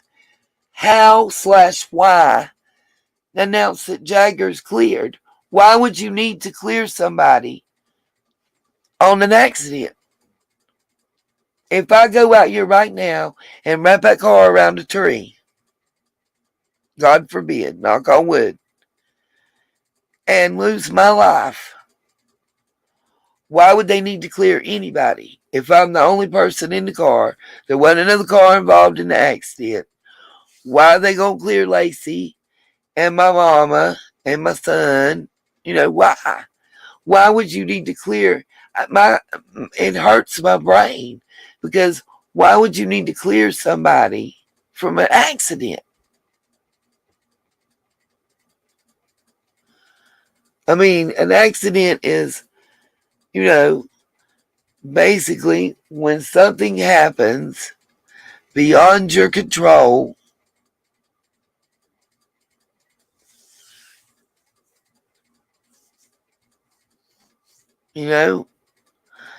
It's an accident. You didn't want that to happen. I'm sitting here trying to think. I don't recall at any time anybody. Right, she was just a missing person at that point. Absolutely. Right on September. It's just all extra.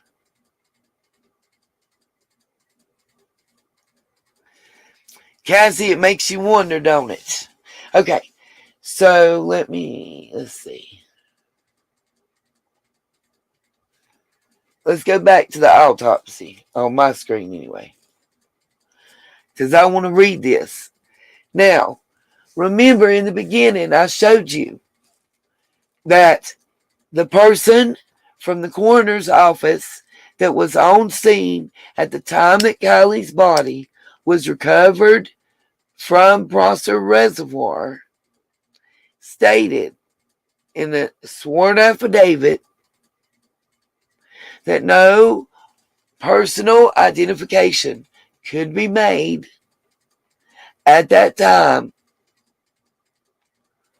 due to decomp, specifically discoloration of the hair,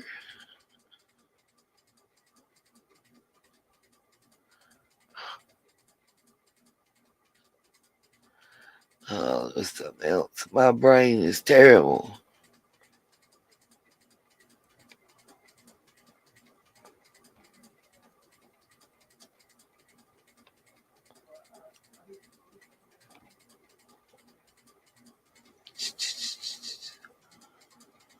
Forensic statement analysis.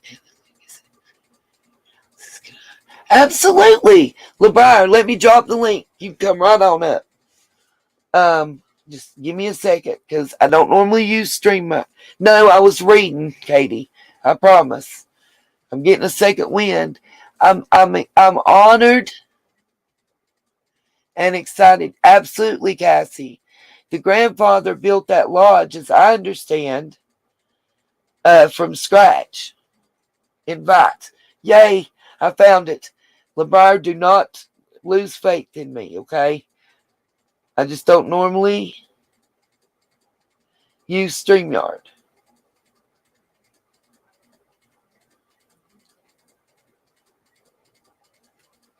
LeBar, you will need to show me your face backstage. But before you come up on screen, you can turn your camera back off. I just need to see. You don't have to show me your face. You can turn your face to the side or whatever. I just need to see that you're a person and you're not going to give me a porn bomb. You know how it works. Okay. And send. The link should be coming up on screen right now for you. Now, I want to finish reading this while we're getting LeBrier to come up. And I'm hunting my headphones. And I read that, Miss Karen. And I know I am getting a little tired. I will get this done and probably discontinue until tomorrow. I just want, I want to show the Duty Ron thing. Got you, LeBrier. I dropped the link. And you see more. What'd you see? Oh, God. Don't tell me that. I'm trying to find some headphones so I won't have whatchamajigger. I wasn't ready. I mean, I found them. I don't see you backstage yet, LeBrier, but go ahead and grab a link and come on up. Yeah, why? Yes, the parents do it. There is a helicopter pad there. That blew my mind. Okay, found the headphones. Now let me connect them real quick while I read this. Well, there can't be an echo now because I don't got nobody up. How are we echoing? I'm on it, Michelle. We're going to go over it. We're doing sections at a time. I'm just waiting on LeBrier to come on up. Oh, that was in my house. I was like, what the hell? Okay.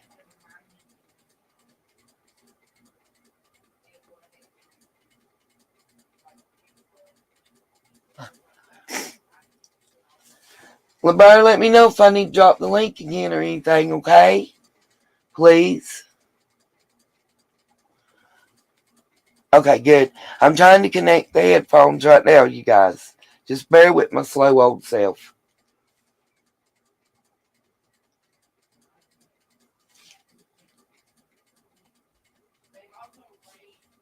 Oh my gosh.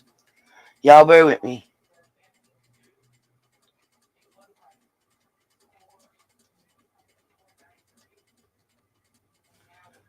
Okay.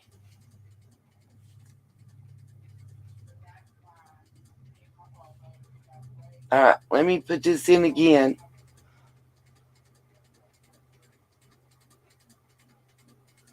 Yes! LeBrier, you just tell me when you're ready and I'll drop the link again for you, sweetheart. Not a problem. At all. No problem whatsoever. Okay. So I'm going to take them out. I can't stand the earbuds. If I don't have to wear them, I'm not. So let's get to this. And LeBar, that's perfect because I can play the Duty Ron thing too, okay? And I want you to comment on it. All of it. So let me read this to you guys. Then we're going to play Duty Ron. And by then, LeBar should be up. On August 23rd, 2022, at approximately 10:20 a.m., I received a phone call from Captain Sam Brown.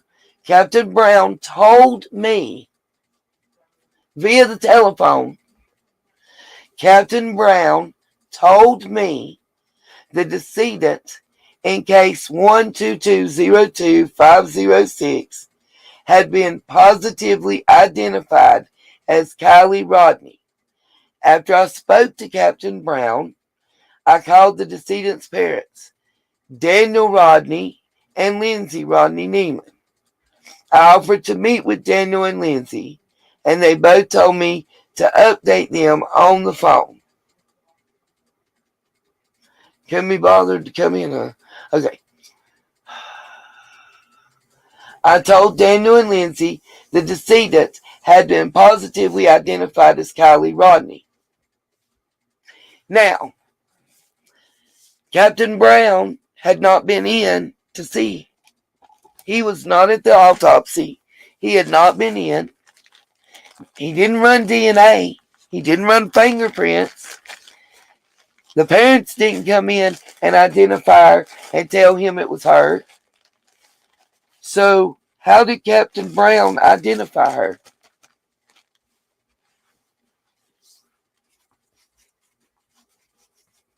Because remember, 2 days before, when she was pulled out of the water, when AWP found the car, decomp was so severe, she could not be identified. It was very plainly stated. So what happened? The autopsy has not been performed yet, by the way. They still ain't seen the tattoos. So I'm waiting. Somebody please explain that to me. No tattoo has been seen yet. At this point, in the autopsy, this report will show so. Now, we're going to go over this entire report when the buyer comes up. I'm going to scroll on down to show y'all that's the end of that statement.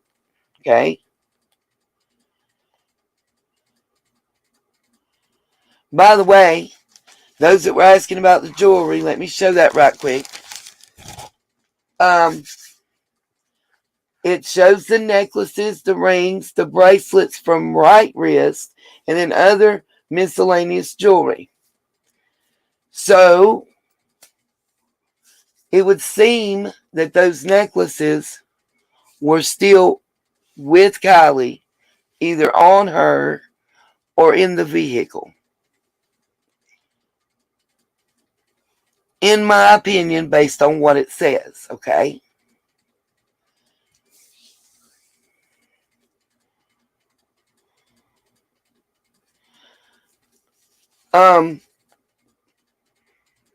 Make sure before we get back in this report, please remind me to show y'all the information about Detective Mackey that's all over this report. Good deal, LeBrier. If you haven't heard, let me tell you real quick.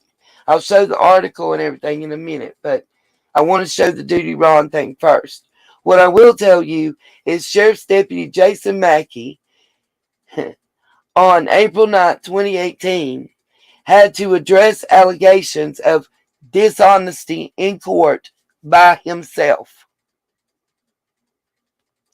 Okay, that part.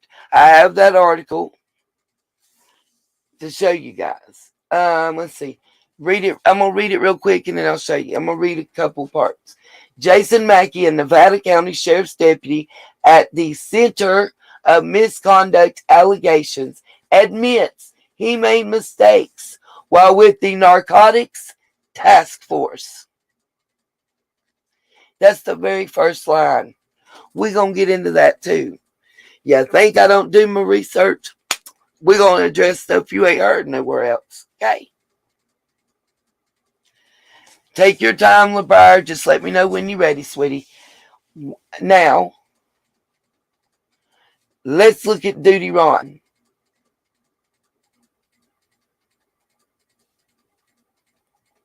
What is going on?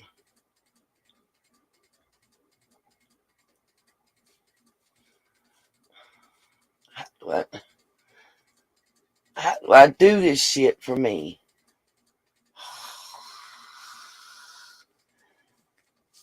Y'all don't even want to know what my dumb ass done.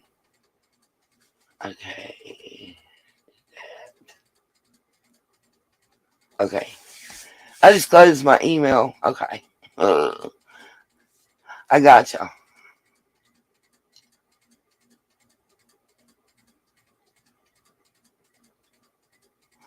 Moxie, I agree with you 1,000,000%, darling.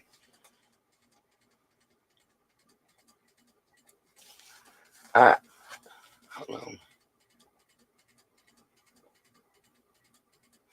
Thank you, Miss Cherokee. I got your email.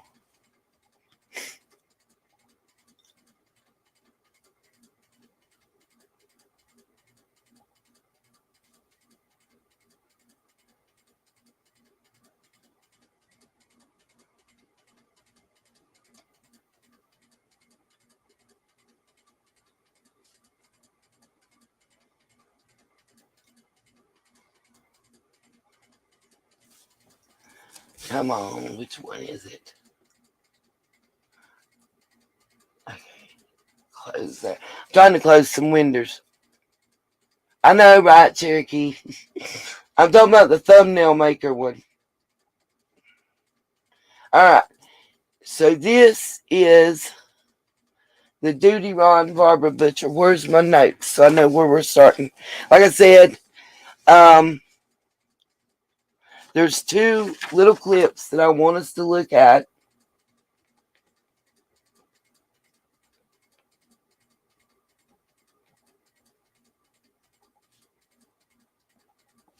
The first one is starting around the 11-minute mark, and she goes over the differences between regular drowning, dry drowning, and already being deceased and then put into water. So I think it's really important. And again, this is her credentials. When she retired, she was the chief of staff of medical examiners in New York. Prior to that, she was the lead death investigator at the ME's office and Mr. Ed Wallace's boss. Okay? So, okay, you're seeing it on the screen. So I should be able to enlarge it. Okay. I've already got it queued up. That's the first one. The second one that we're going to look at is around the 16-minute mark. And she explains very well the type of setup. What's the difference between a coroner and a medical examiner, and the setup of the establishment and how it works in Nevada County, which I think is really important too. But here we go. Don't forget, if you would like to support the channel, we do have a PayPal. You'll see it along the bottom of the screen, a Cash App, and I also have a Venmo. And don't forget to hit that thumbs up and that subscribe button. That's the two most important things you can do. Hit the subscribe, ring the bell, and come back. Okay, let me mute myself and let this play. If y'all have any questions, I'll be watching the chat. Feel free to ask them, and I will pause and make commentary periodically. Again, this is where she explains the different types of drowning and what the medical examiner, the forensic pathologist actually, should be looking for when they do this exam. I think it's really, to me, it was really interesting considering what the story, everything that's the backstory on this case. All right, I'm mute. Let me mute.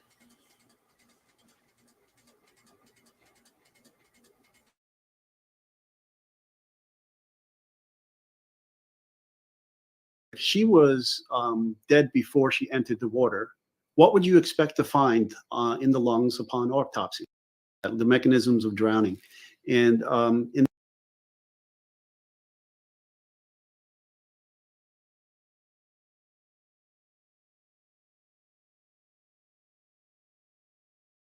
the mechanisms of drowning.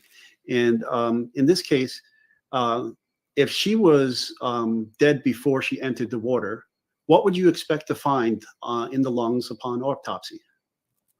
You would not see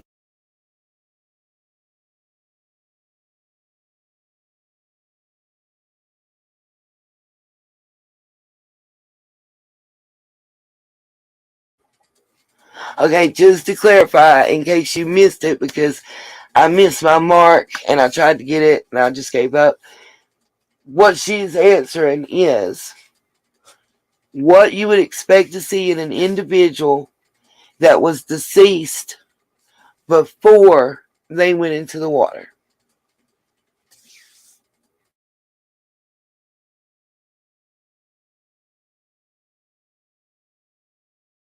that same, it's different.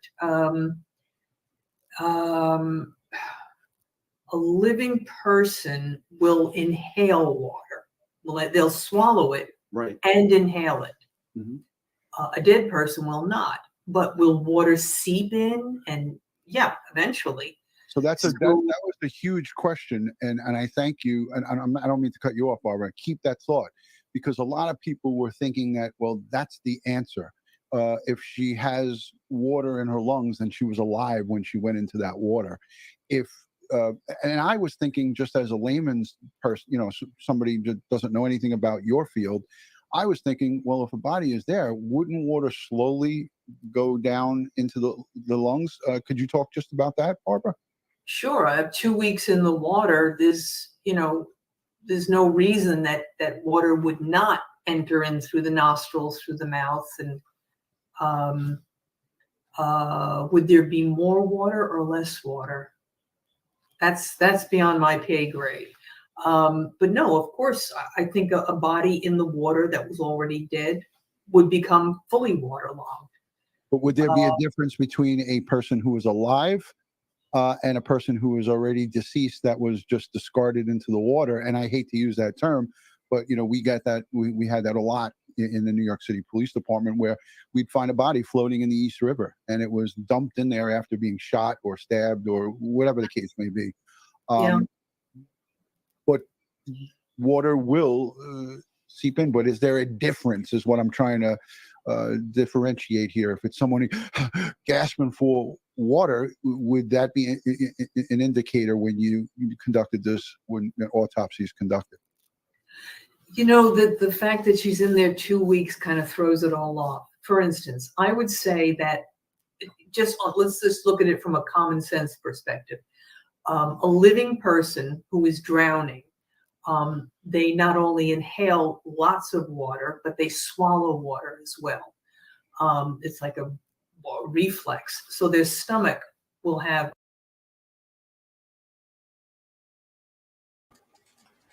This is the part that I was talking about. Okay? This is the really interesting part that I was speaking about if you're alive when you're drowning and gulping water in, and that to me, it was more telling that there was no water in the stomach than there was no water in the lungs, if that makes sense to you guys.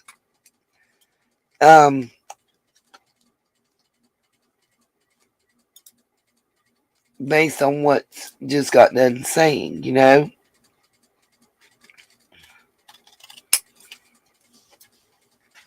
I think it's very telling. I don't know what y'all think,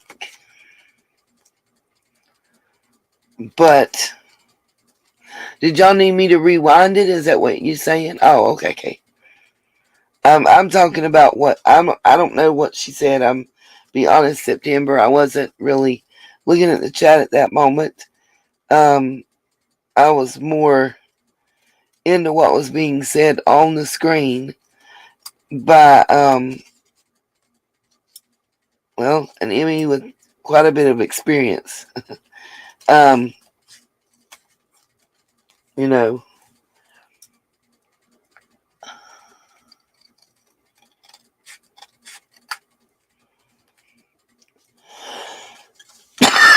Y'all know I have to stop every little bit for so long for commentary and then go back, but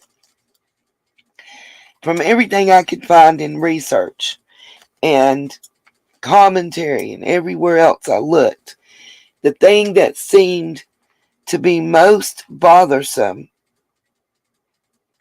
to everybody that knows a little something something is the fact that not only that there was no water in the lungs, and honestly, from seepage alone, I would expect water in the lungs because you have so many ways. And you think of it this way. This is what was on my mind and I was thinking is when you're underwater like that, you have your ears, nose, and throat. That's what comes to my mind.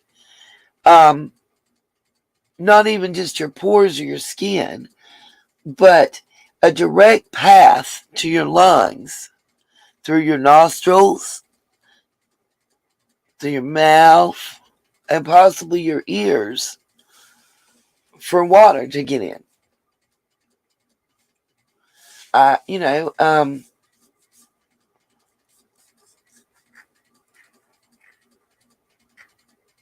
oh, Moxie, that's how I felt about Summer's case. So I understand that totally.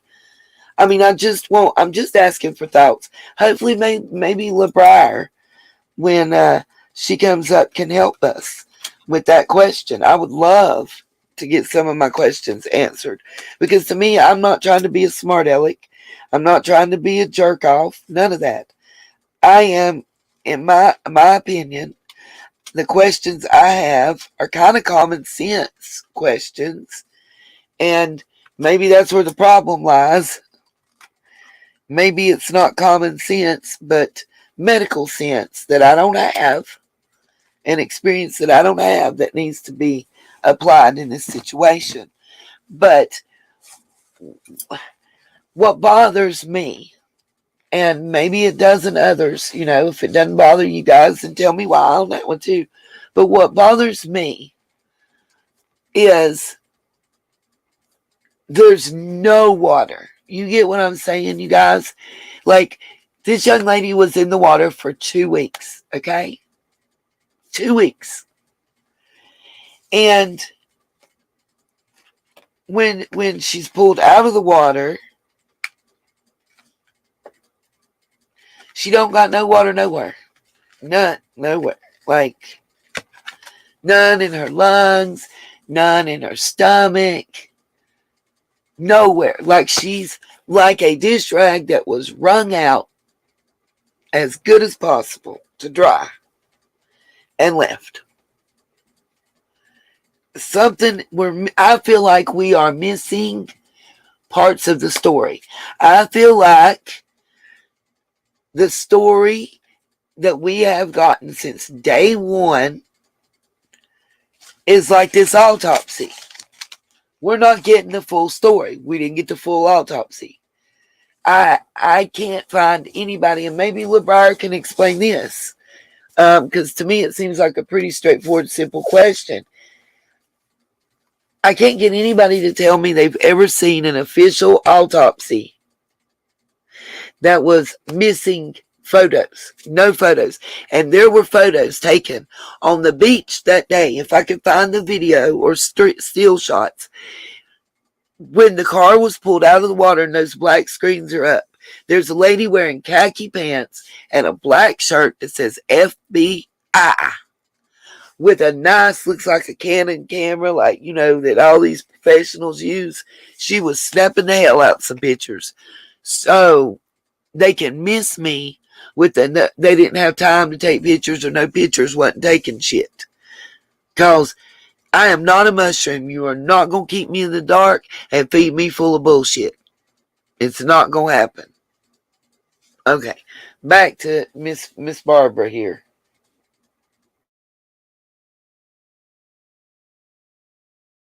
Have a good deal of water in it. So let's say that that person was pulled out of the water and immediately autopsied within, 12, 24 hours. They would see lots of water in the stomach, lots of lung changes, the alveolar changes in the electrolytes that represent drowning. And someone's shot, thrown in the water, and retrieved very quickly. I don't think you're going to see as much water in the stomach because they're not swallowing it. Is it seeping in? Yes. But how much is absorbed? How much seeps in? How much time does it take? I think that's going to be thrown off to hell with a case like this.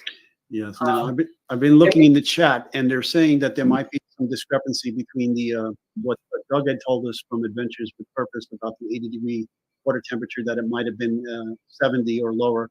But regardless, okay, it's a minimal difference. Well, I want to say this: we have Nick Wren, who did the dive. He's waiting in the waiting room, and he is going to join us, and we'll ask him about the water temperature because he's the guy who went down.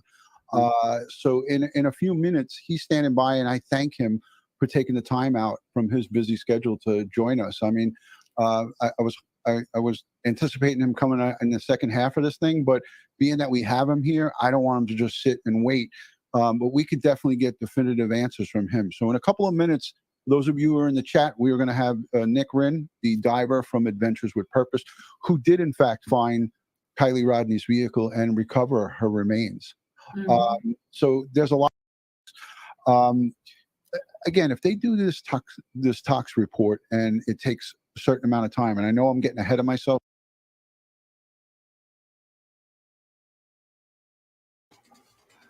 Okay, I'm moving to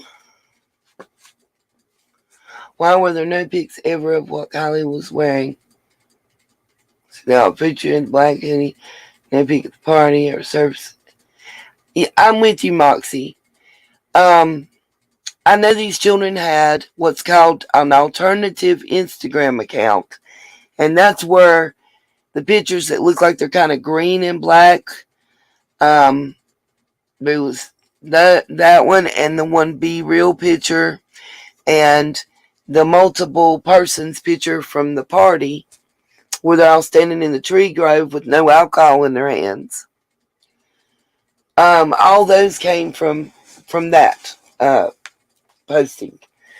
I have too looked into the Be Real. It's kind of like Instagram, you post a picture. It's not like Snapchat and they disappear. So I downloaded the app and went through it before I told anybody, right after Sammy did the first interview about it.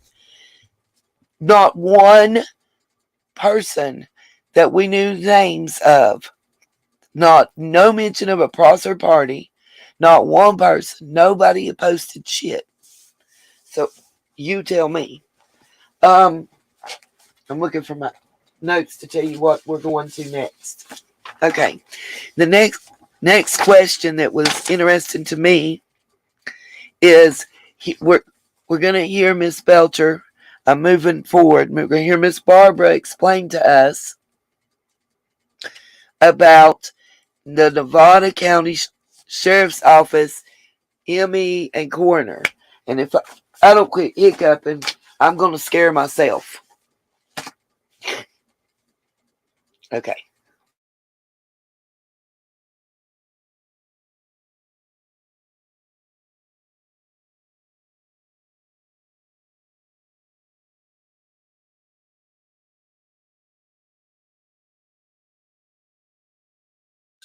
Um, Again, if they do this tox report and it takes a certain amount of time, and I know I'm getting ahead of myself because I'm trying to speed this thing up. You had told us on previous live streams, Barbara, that some of these labs that they job this stuff out to could take 4 to 6 weeks, and some of them up to 8 to 12 weeks. Do you know much about the capacity and the capability of the Nevada County Sheriff's Office, Barbara? No, it's well, first, as people have heard me complain about in the past, it's a system that gives me pause. And that is that the sheriff and the coroner and the public administrator are all the same person. Wow. So. Okay, did y'all hear what she just said? The sheriff, the coroner, and the public administrator are all the same individual. Just to give you another little bit, a snippet, background, whatever you want to call it, a little bit more to that. A sheriff is not required to have a law enforcement degree or background, a medical degree or background. They are an elected official. So let that sink in. The sheriff becomes the public administrator, the sheriff, and the coroner in Nevada County when they are elected. They have to have no previous experience in any of those positions. They have to have no educational background in any of those positions. Literally, I could run for sheriff and get elected and not know shit about my job and still be responsible to do it. And by the way, I agree with what Moxie said. No room for corruption there. Okay, let's let her tell us the rest of the breakdown right there. I don't love that. I like a little separation, a little, between the coroner or medical examiner and the sheriff. So we have that. Is like a discrepancy where, this person's got too many hats, wearing too many hats, so to speak? Is that what you're saying? Yeah, I mean, let's take the case of a police shooting, whether, a police officer is being shot at and sees a gun in the hands of a perpetrator and shoots that perpetrator. Now, that person, the law enforcement of the area, is also the coroner. So where does the loyalty lie? Where are the separation of church and state, if you will?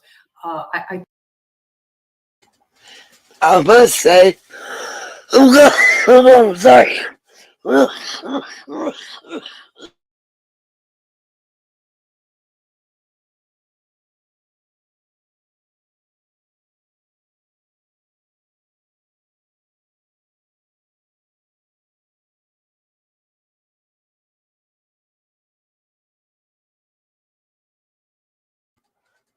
So sorry, y'all. Moxie, excellent way to put it. She said, it's bad enough when the checks are sleeping with the balances, but in this case, the checks are the balances. Amen. And this, let me say this, part of this right here is one of the reasons that I've been considering doing the auditing and see what's going on in my area that way. Like, do they know the law? Do they know that, any public building other than a courtroom you can videotape as long as you're not videoing the actual monetary transaction. You can videotape in a public building, and I think I'm going to say this, and it might be an unpopular thought, school of thought, but I think given what we've seen in Uvalde, I hope I'm pronouncing it correct. Cherokee will tell me if I'm not.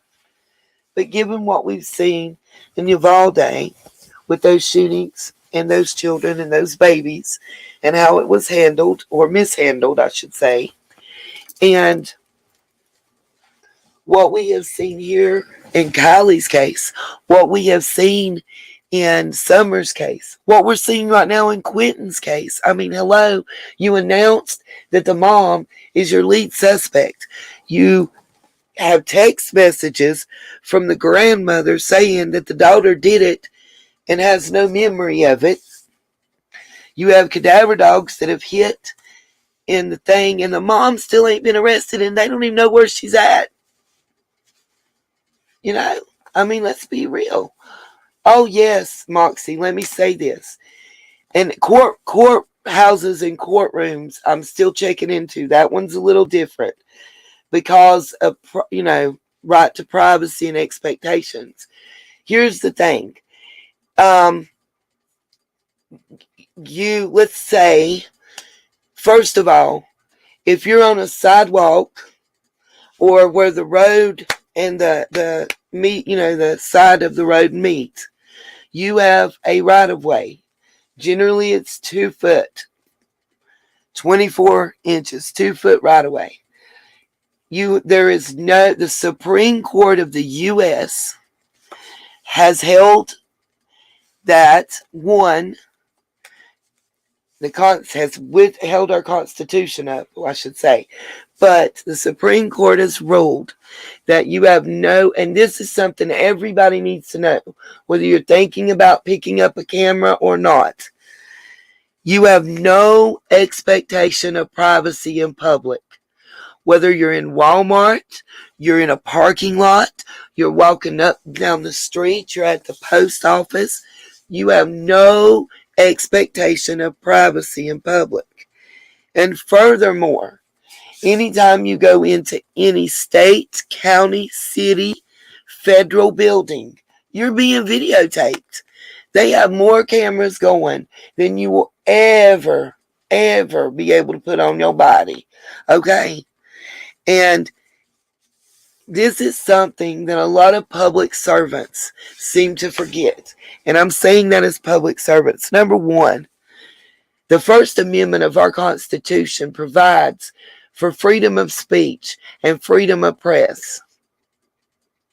And I believe it's the Fourth Amendment also that's applicable in this situation. But let me say unequivocally, if the person you're videoing is a public servant, if they are an elected or appointed official or a law enforcement officer on the clock. Now, you can't catch them while they're in their boxer briefs, watching the football game, okay, unless they're actually supposed to be working. But an elected official is never off the clock. According to our, no law, rule, or whatever they want to call it, can be made that is in direct violation / conflict of the Constitution and our Bill of Rights. Period.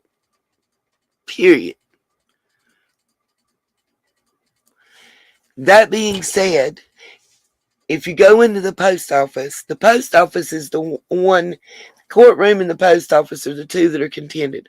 But if you go into the post office, you can be in their parking lot. You can be in any area, the post office, city council, I'm trying to think of public buildings, the library, as long as there's not a sign up that says it's a restricted area or employees only, You can videotape anywhere that is publicly accessible in a state, county, or federal building because you own it just as much as anybody working there does. And the people working there, you and your tax dollars pay their salaries. And that's what they tend to forget. That police officer that's harassing you, you feel, you pay his salary. And I'm not saying it happens all the time. I'm not saying all police are bad. I don't want anybody to think that. Because let me tell you, the officer that works at Little Man's School was my ride along when I did security. And he's a freaking awesome dude.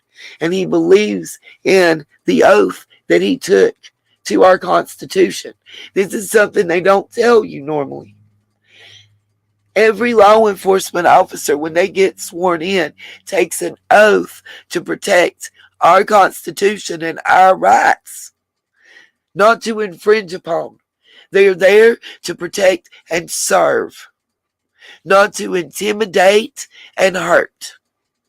And just like anywhere else you go in any aspect in any walk of life, you got bad apples.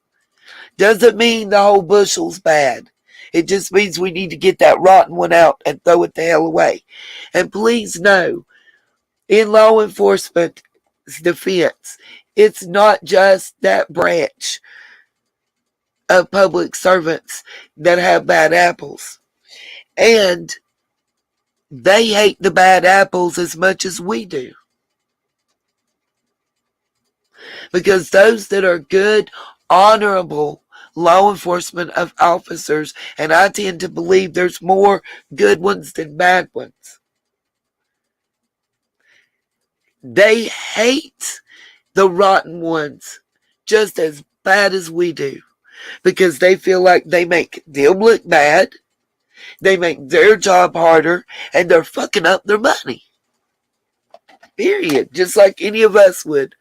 Do you want to work, whether you work in a furniture factory, a sewing plant, at Walmart, or at a hotel, or at Dollar General, or wherever you have co-workers? How do you feel when you feel like you're doing your job and your co-worker's job, and then they lie and do bullshit to fuck shit up that makes your job 10 times harder?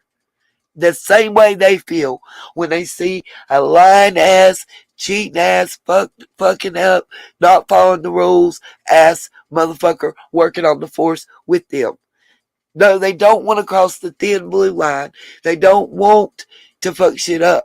Maybe they don't want to go to internal affairs, but maybe 10 of them over here will have a word of prayer with this one bad one. Just like y'all might have in the break room. It's the same kind of thing. I tend to believe that absolutely fear me. Absolutely. And it's called auditing public servants, and that's what I'm working on. It does, June. I've never listen. Truckee is giving Hawkins County a damn sure run for their money. It based on, I'm just gonna keep it a band because I don't know how not to. Based on Truckee's government structure, I don't know what the 2040 shit is that everybody else got. I went to their government page, and you go to their government structure and how their town is set up and why it's a town rather than a city. And the next page is the Truckee Way, which tells you they run their town like a corporation. And the bottom line is, the Truckee Way is all for one and one for all. So Lindsay got two options: shut up or shut up. She can't, based on the Truckee Way and what they go by and believe, she can't say nothing bad about Sammy. Don't mean she got to run up behind her and hug on her and kiss on her. Shit me. As a mother, I'll never understand that. And Lindsay, I would give you a platform to explain it to me privately, even. Absolutely, LeBar. Privately, even. Without question, without a problem. Why? Because I want you to explain to me how you, as a mother, can be okay with the fact that an 18-year-old fed your 16-year-old alcohol, allegedly, but according to what we're seeing in the forensic report, no. And according to what medical examiners are telling me, nope.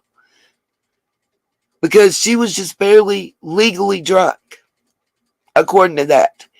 And what they're telling me is the time she spent in the water, the advanced decomp and everything else, that they believe the entire amount of blood alcohol level, which it wasn't, it was from liver tissue, but the entire amount that's showing up was decomp gas, which is ethanol. All right, let me see if I can get LeBar. I'm dropping the link right now. I had to copy it again. Here we go. It's there right now, LeBar. Yeah, on country, absolutely.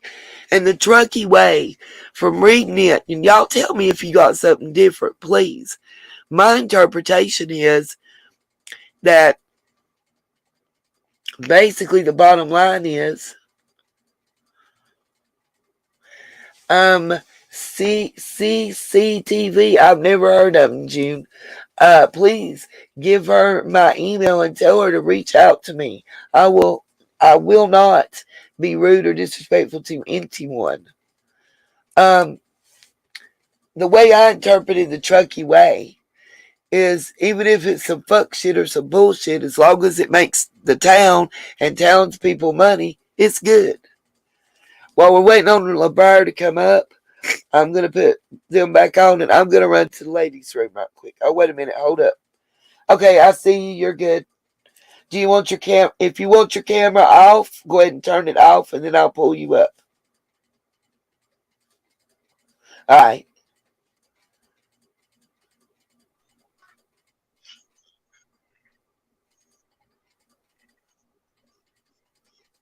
Can you hear me?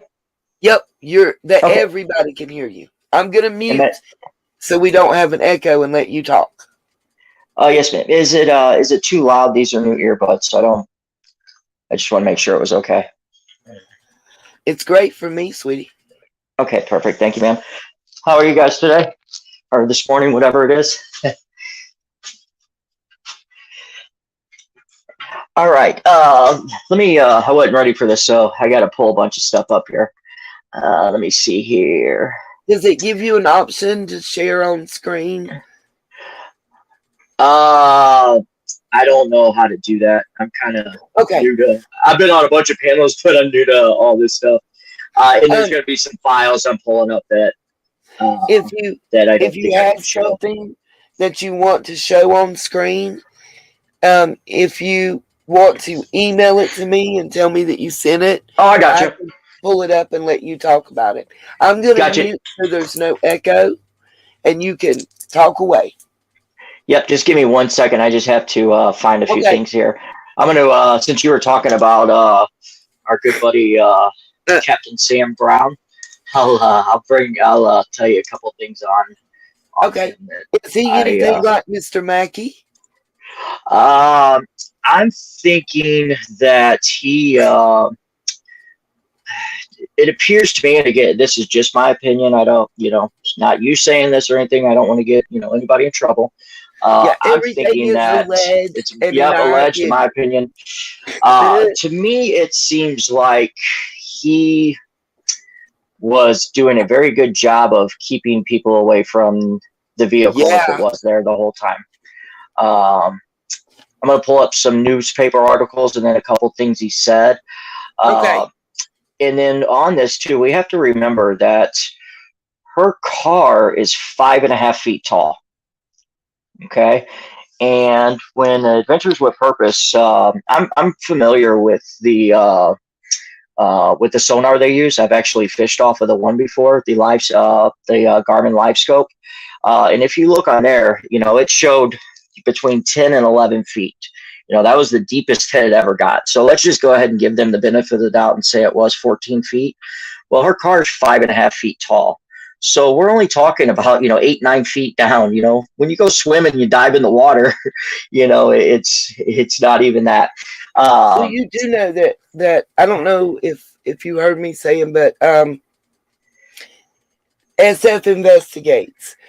My understanding is one of the reasons he was so angry at AWP is he's seen the vehicle. He wanted the reward.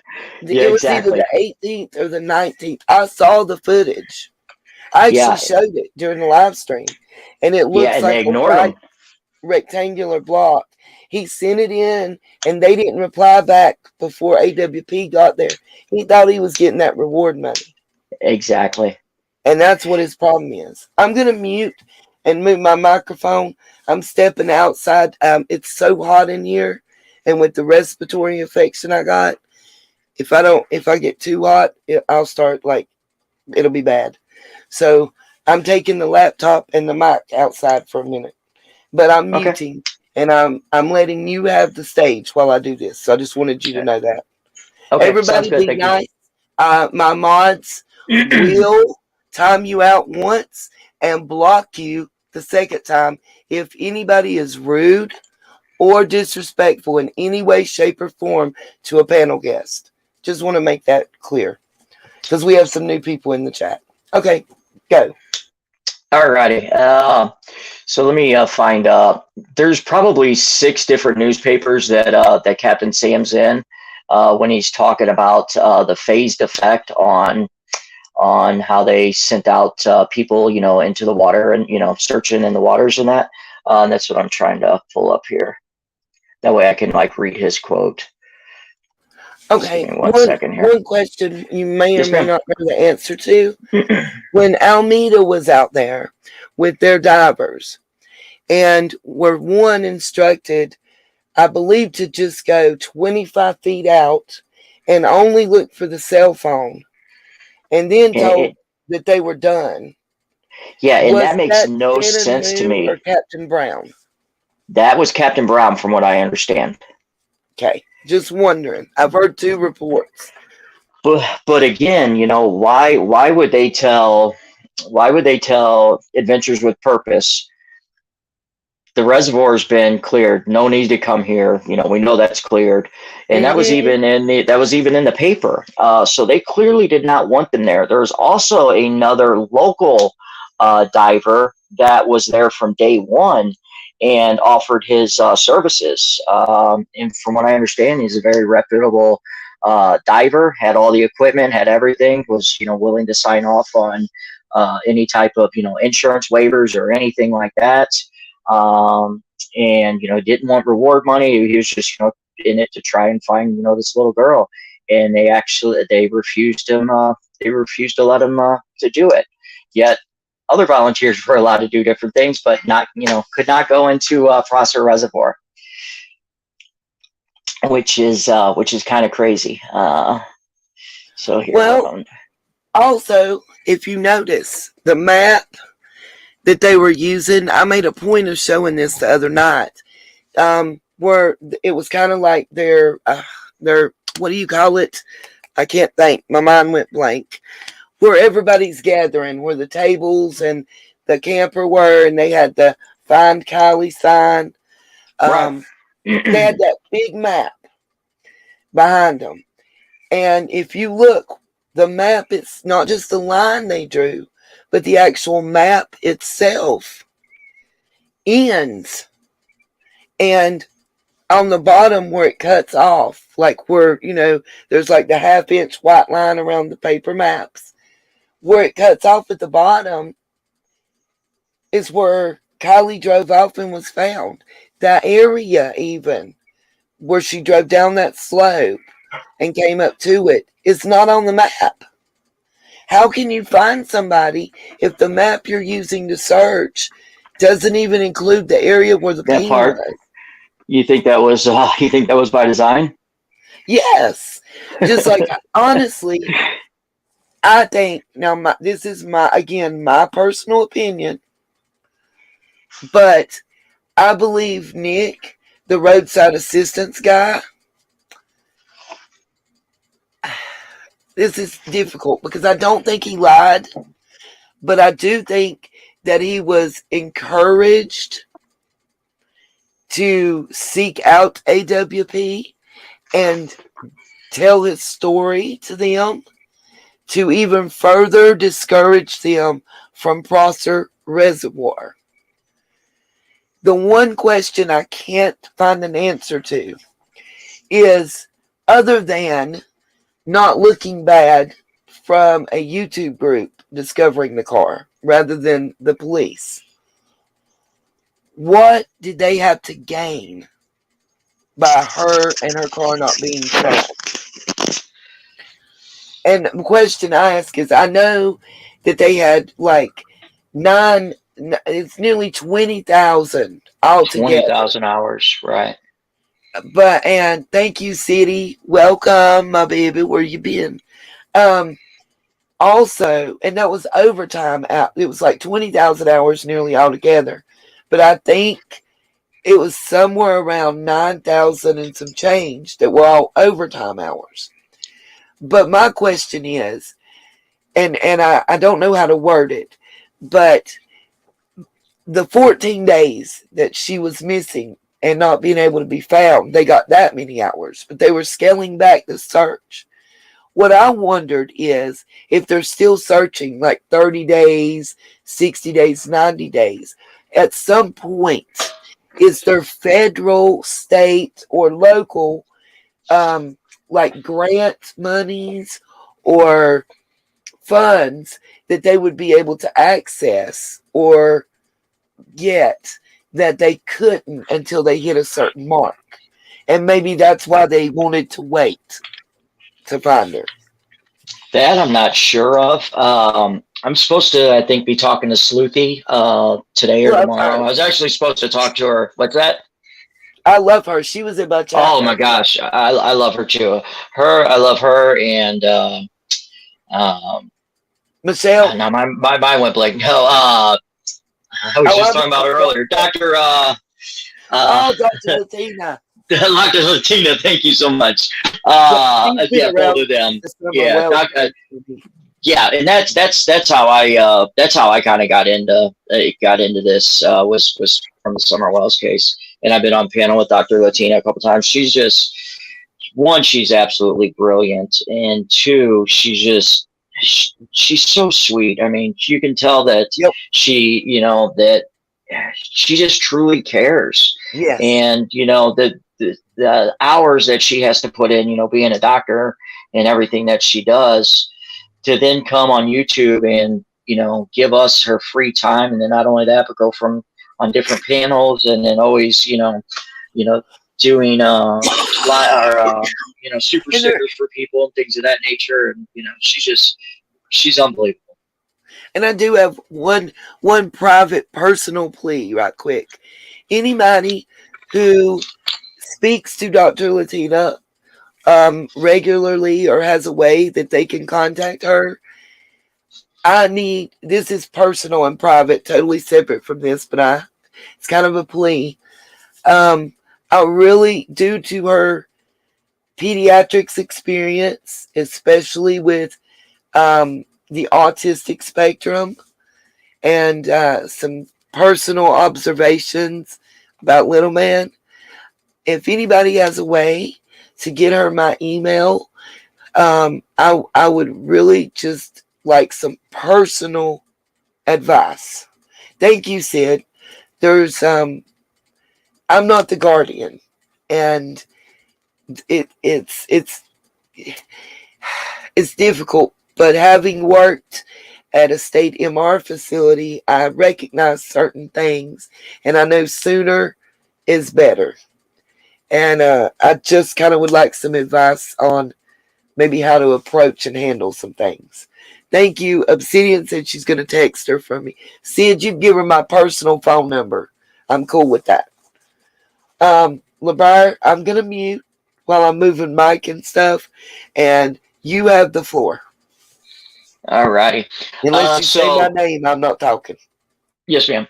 So on the 12th is when I guess Almeida and a couple others came in as far as like searching, because this article is from the 13th and they're talking about, you know, the day before. So it was on the 12th, but it says,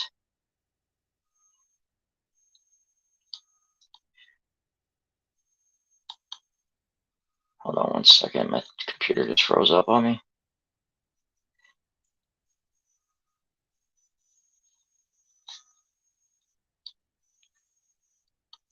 Oh, in this paper too, I just seen that he had talked about we don't have evidence to say that there's something that we're going to locate. I think we've been reasonable with areas and times that we've had to put in stopgaps to prevent people from moving around. But we do that based off of information, Brown said, noting that at one point the processor boat ramp was closed while the vicinity was searched. These are tough operations and there is no right answer for everything, but that's always a concern. Now, in his press conference, he said that, you know, they never closed anything down, that everything had been open the whole time. Then he said, he explained that with respect to searching the water, investigators were utilizing a phased approach. Swimmers were initially sent out along the surface using masks to search the reservoir because of composition of the lake bed. Once you start maneuvering the ground, Brown said, it's like going through mud. There are so many levels to this. We had boats, we had side zones, which allow you to see things, certain types of fish finders. We can go lower down into the water. But at that point, we still hadn't touched the ground or anything like that. He continued, once you touch the ground, you could potentially have all that earth come back up over any kind of evidence, over any kind of evidentiary item. So divers were the last case scenario. Again, so divers were the last case scenario in the attempt, because for the most part, you could go over and over and over again, but potentially you get one shot at it. While divers were in the water, members of the Tahoe Truckee Composite Squadron of the Civil Air Patrol took to the skies. So now my thing is him talking about the divers were the last, you know, the last approach to it, you know, kind of the last ditch effort. So the divers were the last ones sent in because, according to him, that once they go in, they're going to, you know, the place is going to turn to mud. Well, you could see when Nick, as soon as Nick started going down, you could see how clear the water was. The water is a reservoir, so it's not like it's the Mississippi River or anything like that. The water is very clear. And again, the car's 5.5 feet tall. So there's no need that you would even need to get close to the ground. So none of that makes any sense whatsoever. Do you understand what I'm saying there, Anita?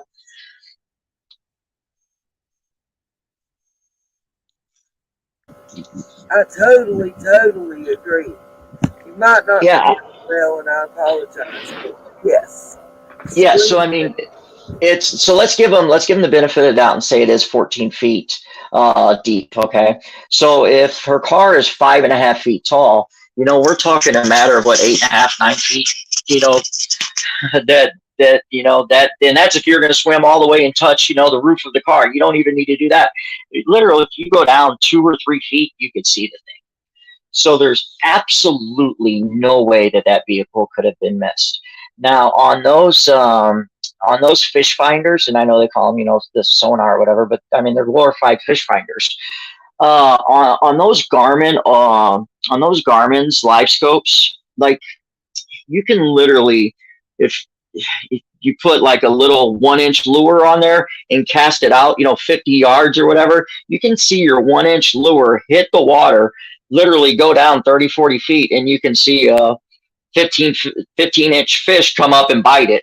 So, I mean, it's crazy how clear, you know, you can get these things. Now, let's just say, okay, hey, maybe they're not as good as AWP, and they're not going to know, hey, yeah, that's a car. Well, anything that's big, that has size to it. Okay, at that point, all you have to do is drop a magnet down and see, does it stick? In my opinion, if the vehicle was there the entire time, they were clearly keeping people away from it. But for what reason? That's the part I don't understand yet. In my opinion, if those videos are true, and that's her car going in, one, I don't think it was Kiely driving whatsoever. There's nothing anybody can tell me that will convince me of that after Sammy's interviews and other interviews. I've just caught him slipping with so many things that I'll never believe that. But if her car was in there the entire time, I think that makes it even worse for them because one, and I hate talking bad about law enforcement. My younger brothers, they're both law enforcement. My youngest brother is a detective. He's been on 17 and a half years. And then his twin is a police officer, 13 and a half years.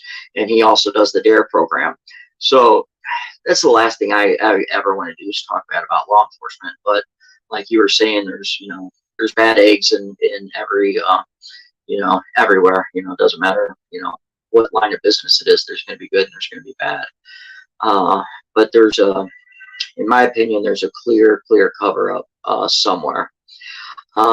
There's a video I want to find, and if I can find it, I'm going to send it to you, to where somebody had actually asked Sam Brown. Can you hear me now clearly, or am I still sounding far away? Oh, I can hear you. Okay, good.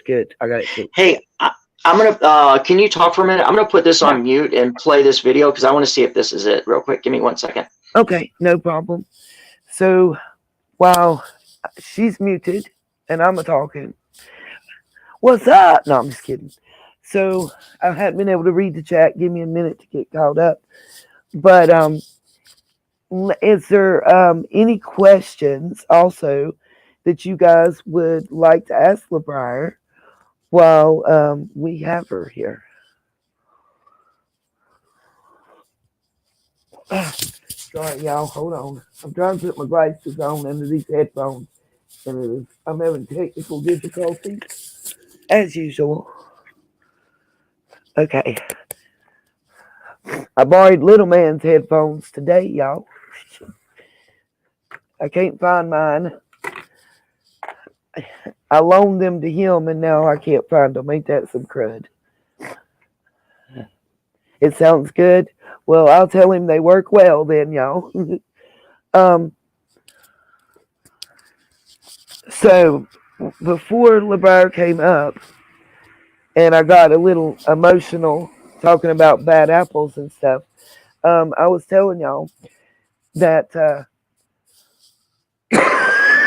in my opinion, it seems like in the autopsy in the beginning that on site, what they were saying is that they were unable to make an ID on site because of the amount of decomp that had taken place. And by the way, let me go ahead and put this in the chat. Anybody else that wants to come up on panel, as always, it is an open panel. I will mute myself until you say you're done or need me to come in, intervene. Wherever Sid went, Siddy, you ain't been up in a minute. Bring your tail up. So my question is, in the beginning, we see the report. We see where the detective that was there in the middle of the autopsy gets a call from Captain Brown telling them that she's been positively identified. We know it wasn't her mom or her dad that did the identification because that detective tells the examiner that's doing the autopsy that she has been identified as being Kiely Rodni, the person on the table, per Captain Sam Brown. He even wrote an affidavit and signed it and included it in the autopsy. Good morning, Tama. How you doing? Now, my question. Good night, Katie. Thank you, Darwin, so much, and thank you for staying up and just being here as always. Everybody, tell Katie good night, and we appreciate her. It's 7:30. Oh, hold up. I got to make sure that school things. Give me 30 seconds. If LeBrier comes back, tell him to talk. I didn't realize what time it was. I got to make sure little man's up, y'all. I'll be right back.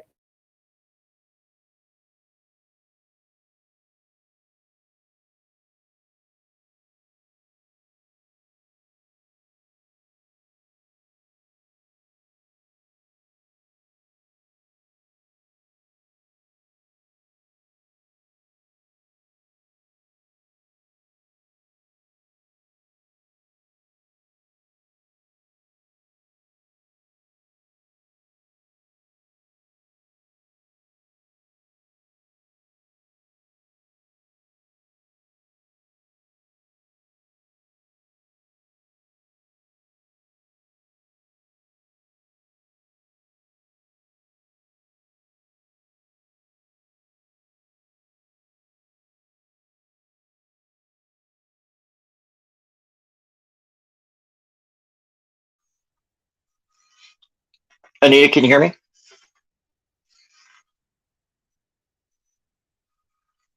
Hello?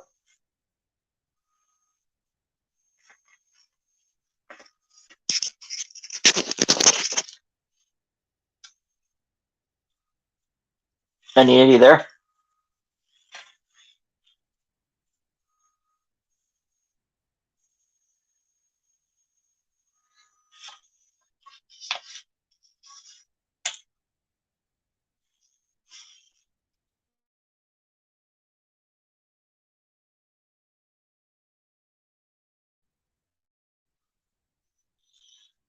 I can't hear Anita if she's talking. I sent you a email if you want to play that video.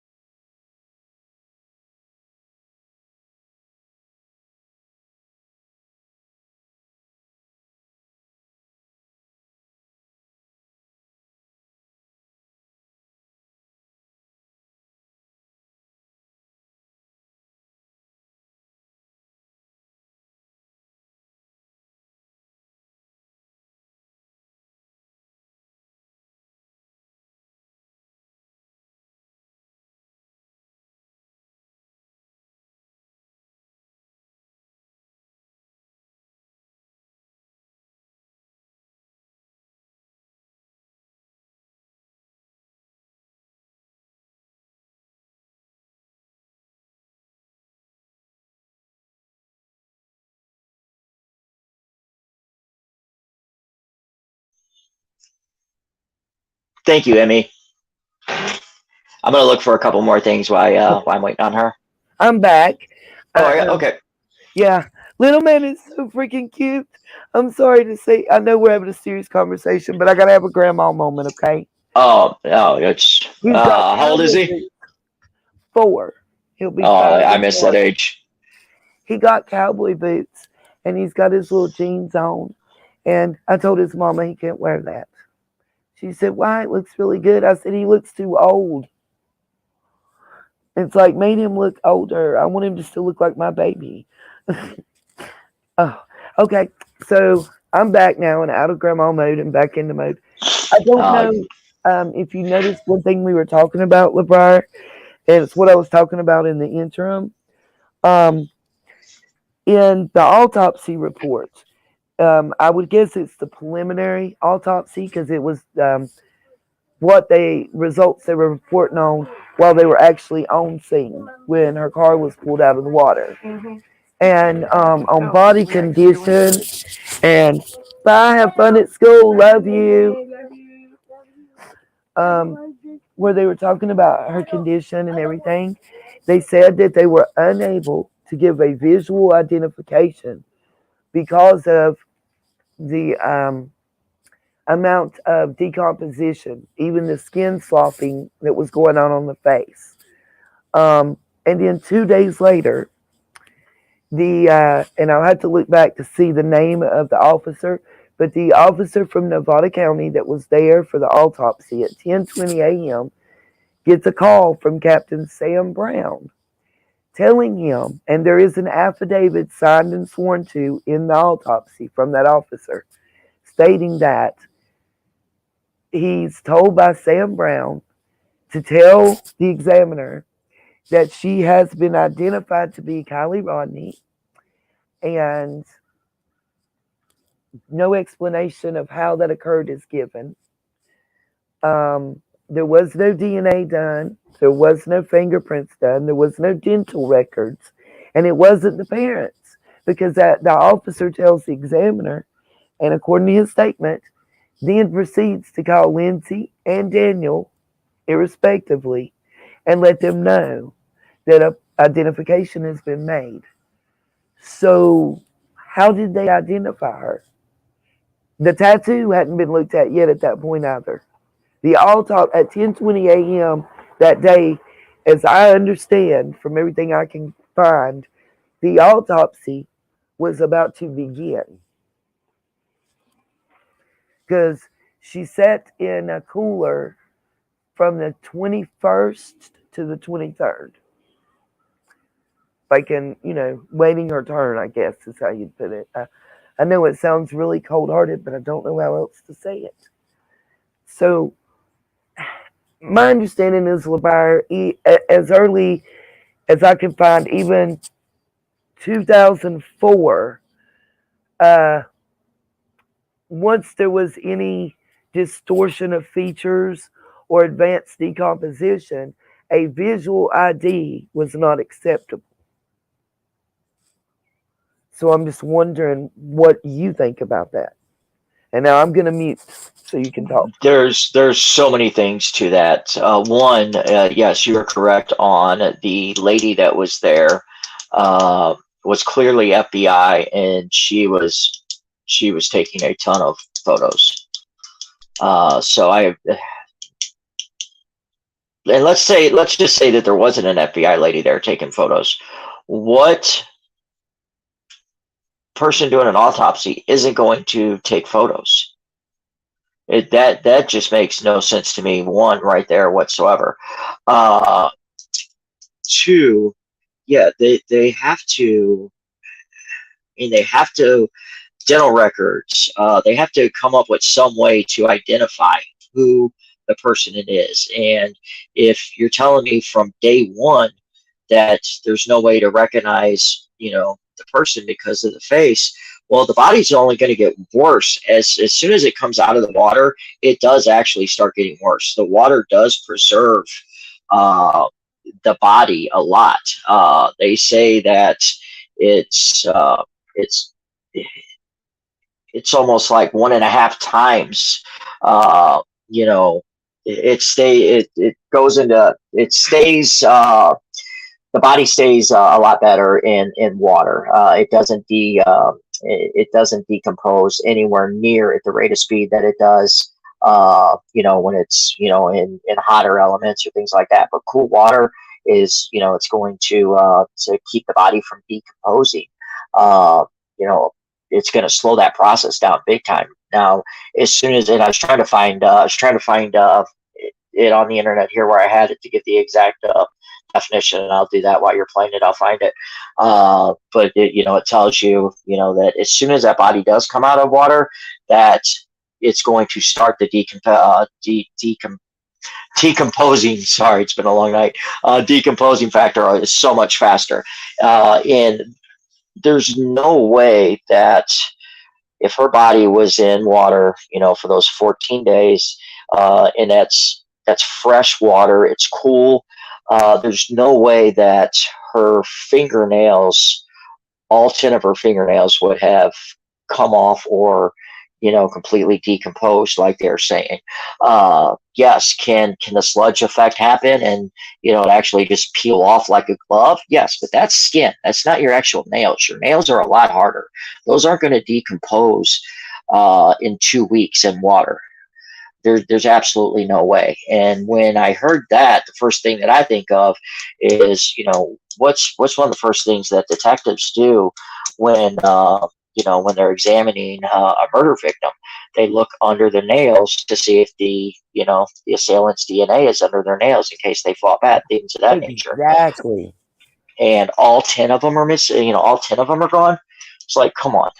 I mean, please.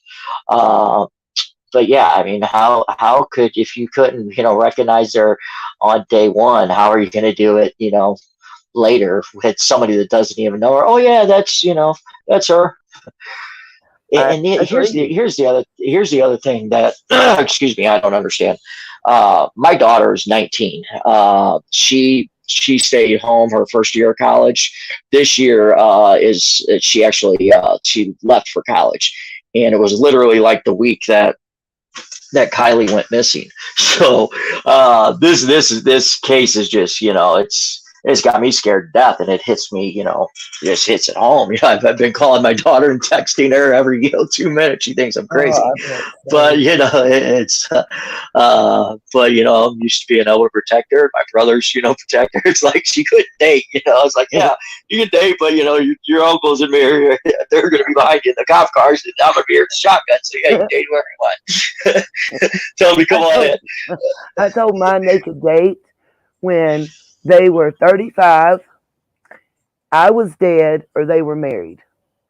They said that means not at all, and I said exactly. Yeah, and I'm blessed. And both of my kids they're very well mannered. I've never had an ounce of problems with them, but it's not them I'm worried about. It's the other people. Right. So it's Agreed on that that scares me. In that, did you get the video? No, did you see me an email? Yeah, and let's see here. Hold on, I'll pull it up right now. Yep. Let me see what the title. Okay, perfect. You can start it around. I think it was 5:25. There's several questions in this, and if I'm not mistaken, one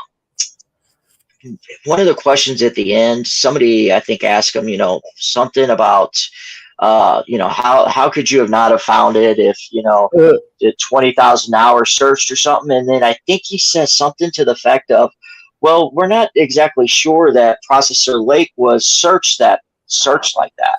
What? There's several things in here that is just like is unbelievable.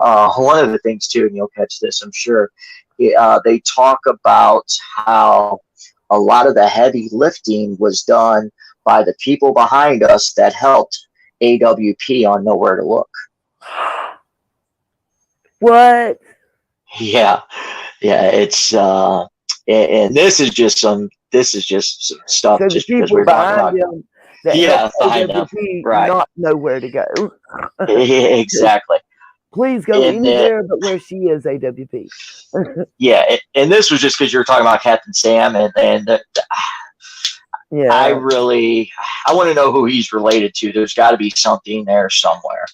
You talking about Brown or Captain Sam Brown, and he may not be related to anybody. It just could be higher ups, and that are telling him what to say and do. But he's definitely, in my opinion, he was clearly keeping people away from there. Well, and I noticed that you were talking about, I don't know if this is the video that you were referring to, where he was talking about they closed that boat ramp. Excuse my language, I'm going to edit, because normally I would just curse because I get rang, but I'm going to edit for your sake. You're fine. I called BS. Yeah, big time. We literally saw Alameda. I think it was Alameda. It was somebody.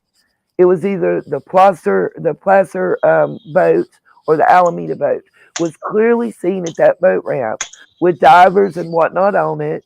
and they were inside the area. And then here comes Paw Paw, and I guess his grandson in the canoe, paddling right along beside him. It's in the news video that was shown. Like the news agency was taking footage and talking about the search and whatnot. I want to say it was 13, the KCRA, and literally they're just canoeing right there, where the boat's at to do the search. Within, and we saw what the Zanime chick. Nobody Right. was stopping her from taking her canoe. And supposedly they didn't want to ask them to stop fishing or whatever is the reason why they didn't go there. Are you kidding me? First of all, that should have been shut down. Well, let's kind of back this up. So Okay.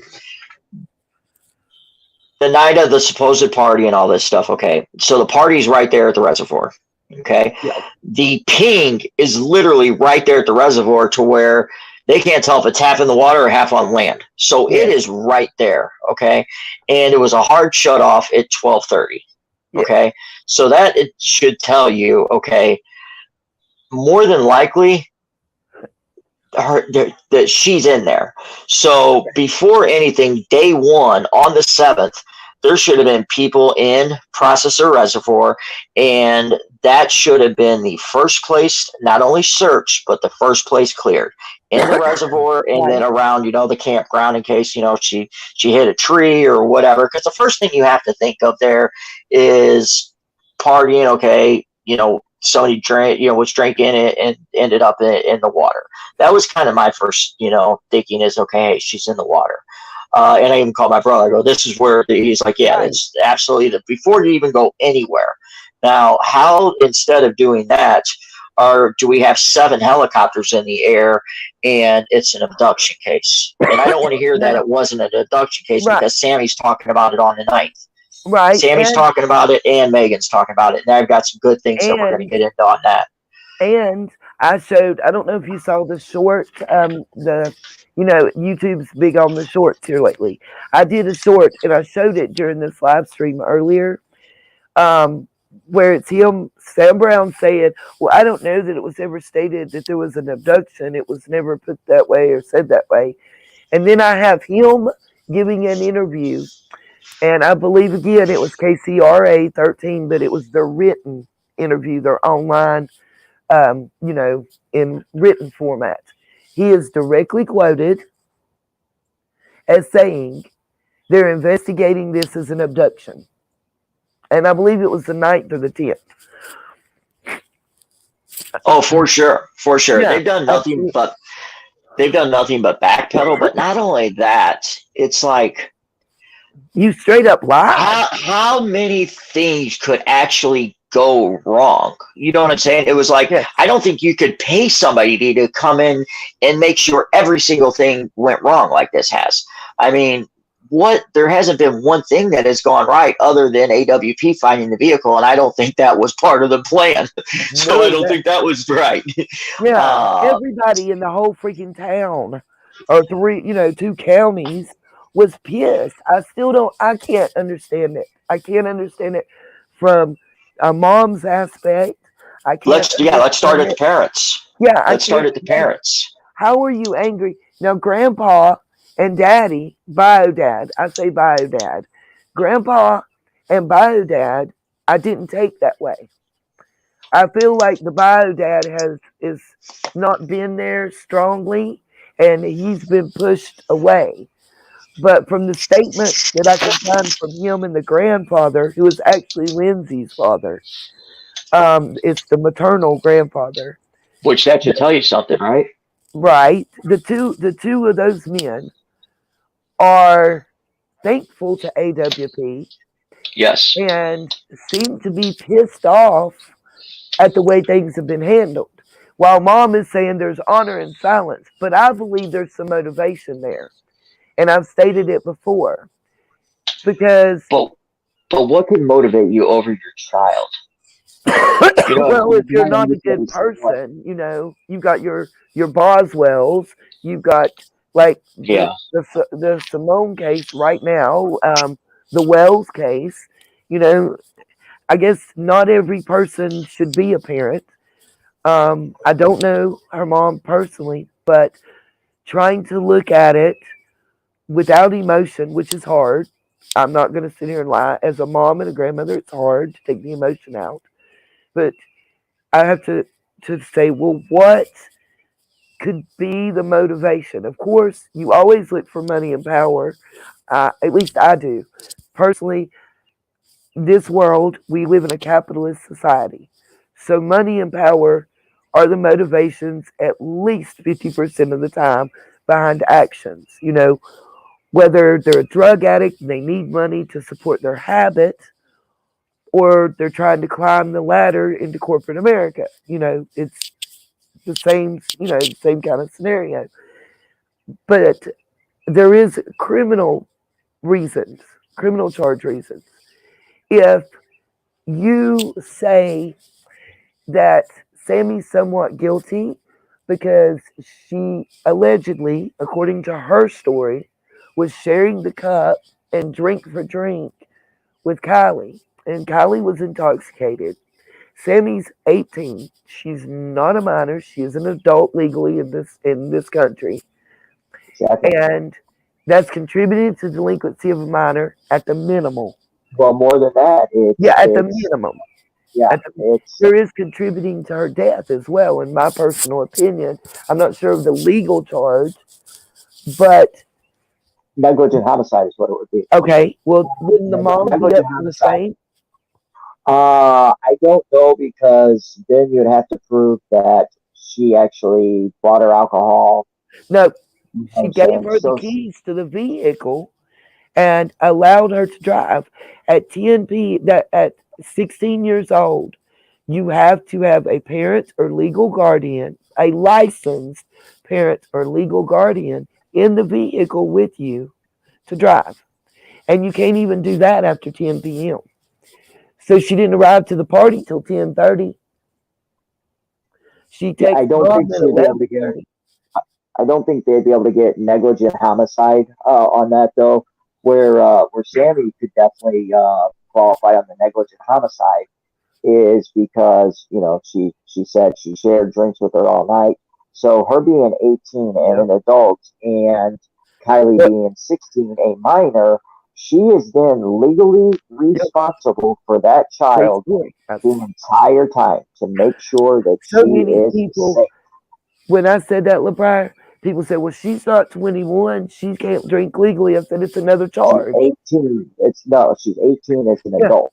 But you Doesn't gave her matter. another charge, possession of alcohol underage. So, Right. Yeah.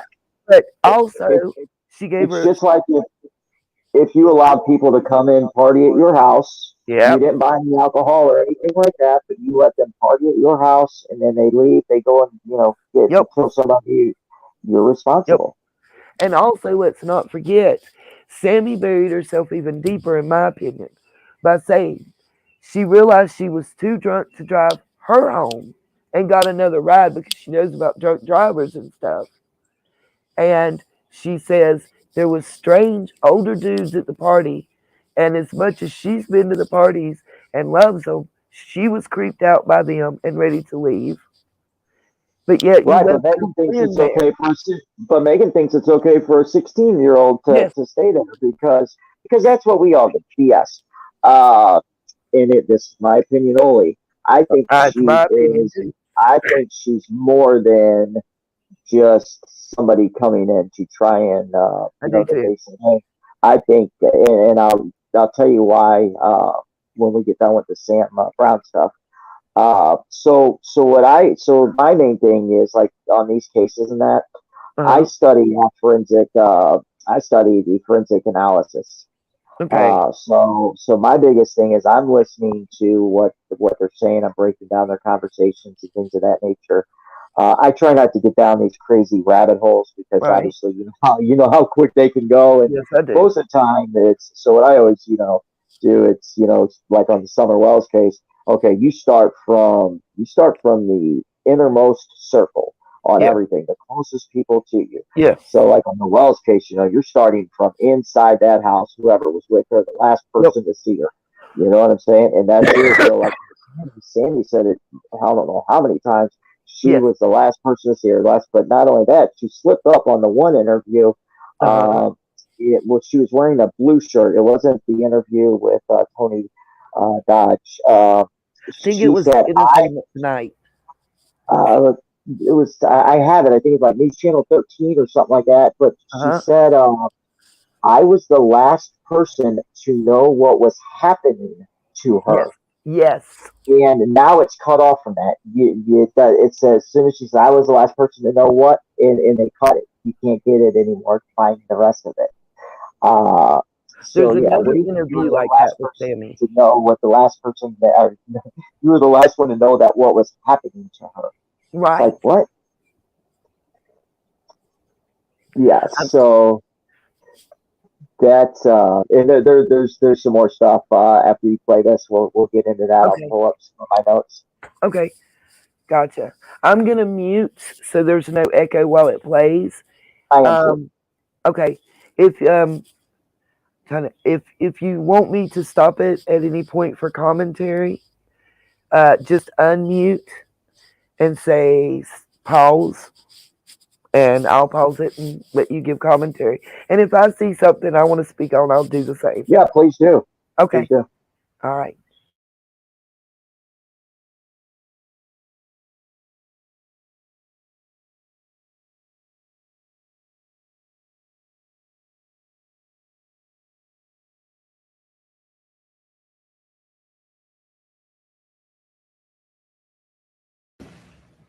Yeah, thanks. The question was, is which agency requested? I'm not exactly sure that an agency had reached out and requested from within our unified command, but as everybody's reading online and seeing all the information that was coming out, and we realized that there was an interest from Adventures with Purpose, we did link up that group with Sergeant Mike Powers with the Placer County Sheriff's Office. They had lots of communication as they were going to be traveling to this area, and then a lot of detailed information that was shared that wasn't necessarily out to the public yet that hopefully was of assistance to helping them locate the area to go to.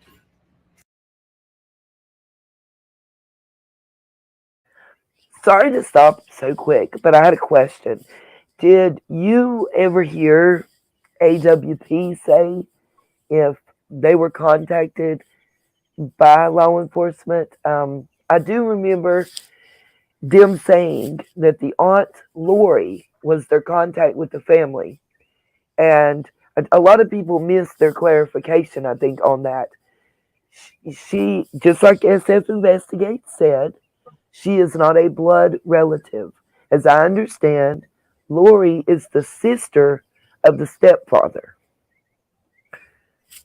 It was not the Lori that came out and said, it wasn't me, because she's actually, if I'm, that Lori is related to Lindsay, I think, the mother. But the Lori that AWP was speaking of, and I actually spoke to a team member that's from North Carolina of AWP and clarified that. I asked them, is SF Investigates giving this information? I wanted to get from you guys who was your initial family contact.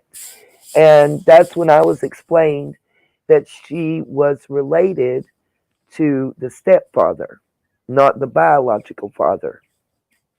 So I just kind of wanted to clarify that. I didn't ask about a law enforcement contact and who brought them in. I, made the mistake of making an assumption and assumed that the family contact was who brought them in. And it may be true. I don't know. Honestly, don't know there. I know that a ton of people, ton of fans that reached out to them and were, trying to get them to go there, which they said, that they'd be more than happy to. They normally, do, cold cases, but then apparently one of the sheriffs, whoever Sam Brown is talking about or says, I think called and talked to Jared. But I don't know. I don't know like how Jared got how he got was it Aunt Lori and the grandma or whatever it is. I don't know how he got their information or that, but somebody had to give it to him. And you know, they were in town, you could have very easily got a hold, and I'm talking about, and here, I don't want to say anything bad about, anybody that has to, bury their child. That's the worst Right, thing you could ever right, even imagine. right. And I've But I seen mean, it a zillion you could times. get a hold of them, Mhm. especially, Well, think about this. They mom pulled the doesn't girl have out a of the cell water. phone or anything, so I don't know. Is They what I have a was way of told. getting. They have a way of communicating with people. I guarantee you. They Oh, have a I way of agree. communicating to tell that they were no No, bunch of no I goods. agree. I agree. But yeah, Grandpa has a cell phone. The stepdad has a cell phone. and who's the grandma? I don't know. I don't. We saw her. I guess that was her in Check It TV. But she has actually remained um, invisible. I guess is a good word to say. Pretty much throughout this.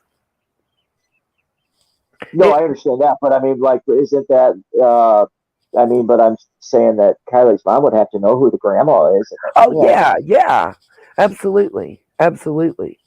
I'm not sure if when they said the grandma, if it's Kylie's mother's mother, or Kylie's stepdad's mother, or Kylie's biological dad's mother.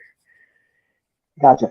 And I can understand, and I think Dr. Latina actually brings this up in her video, uh, because she talks about when she's had to contact family Yes, members to and excuse me, inform she them does it in of person. deceased. Now, uh, Jared and them in AWP normally aren't just going to call like they did. They've never done that like that before. The reason they had to do that this time is because that Sun newspaper had been following them Yes, around since they got there. So they didn't want the information going out to the world yes, through the newspaper. They wanted to at least try and control it somewhat and at least get, the family members notified somehow before the newspaper. Because I don't care, here, you know, hey, yeah, you can follow us, or, they can say, hey, yeah, we're going to follow you around, but we're not going to say anything. Please, as soon as they knew that they found Kylie, I guarantee you they were, writing stories and telling everybody. They're not going to, right. honor their word at that point. I guarantee you that. So Oh yeah, that was the reason why, that they had to call and, and break the news like they did. yeah. I know they said that was also part of the reason that they went blackout mode once Right. that they found something. But they were like, yeah, they had telescopic lenses on the other side of the reservoir, and everywhere they went, they had kind of shown up. And they've been highly involved in this case. And at the tail end of Summer's case, and I mean here in the states, that name doesn't. It's not like saying the New York Post or um, you know, um, I don't get the local papers following you around. You know what I mean? The Sun is one or two steps removed from the Inquirer. Exactly. Right. You know, Right. when you say names, for reputable papers and journalists, most of them are not going to say, "Yeah, I want to work for the Sun." Exactly. Yeah. They have a very bad reputation. Yes, That's yes, for sure. That's for sure. And I feel bad for AWP because no matter how they would have handled it, yeah, at that point, there was going to people that loved them, and then there was going to people that that hated them. right. There, no matter what they did at that point, they couldn't please everybody. My thing And I is want this. I want to say something about them too. A lot of people have a misconception, I think. AWP, I don't think in any of their stuff I've ever read, they don't say they're like a 501c for a not for profit, because people are like, well, they're making money off their YouTube videos and sales of this and donations. Well, they are. They are. They also spend, what, 4 months straight at a time away from their homes and their families. And You know, any Risking their job, lives. right? Any job anybody does, they get compensated for it. So why would they not? I mean, they're buying the equipment. They're not charging law enforcement or the families. They're not charging them. So everything they've went and done, they went for free. Any money they receive is on the back end, you know? And I that I hope equipment is I not, hope I hope they have I hope they have to buy trucks yeah, to deliver their money to the bank. hell You know yeah. what I mean? I don't Yes, understand. I I don't either. want everybody to do good. I don't Right. understand that. People that I are like don't get it. that are just mad and jealous because they're sitting there doing nothing and, won't get out to do anything to do that. Here, if they're making so much money, call Jared up and tell them you want to take scuba diving lessons. They're looking for Word. help all the time. Absolutely. Go risk your life. And then think about this. We have found, and I was off sick last week, so I don't know. I think they had found one of I don't know what their actual count is, but Kiely was what, 25. 24? It's a 25. 25 people Yep. in 3 years. Yep. And some of these people were lost for over 30 Yes. years. Yes. And think Yes. about that. Think about the loved ones that they no longer have to be wondering, where their loved one is. Now, Just I don't like to say it brings closure. I don't think there can ever be closure, but it can at least peace start the healing process. It can get their and loved one, buried and yeah. kind of start the healing process if at all possible and bring you peace. Exactly. Yeah. Uh, Did you see when the you're, Dr. Phil? I did not. I need to watch Oh, that. yeah. There's a very poignant moment between Jared and one of a lady that was a mother to one of the younger boys that were found, and he got emotional. Jared actually started crying during the conversation, but he said, "I never got to ask you this, and I always wanted to ask you." And her son had been missing, I think, for like 9 years. He said, "I wanted to know, were you angry at me or felt some hate in your heart with me? Because I get that now you know. You don't lay your head down trying to go to sleep wondering every night." He said, "But also on the flip side to that, I took away your hope." And he started crying. And she said, "No, no, I never even thought of it that way." She Hey, said, Anita, "Yeah, my earbud died. Give me 1 second. okay, I'll play the video."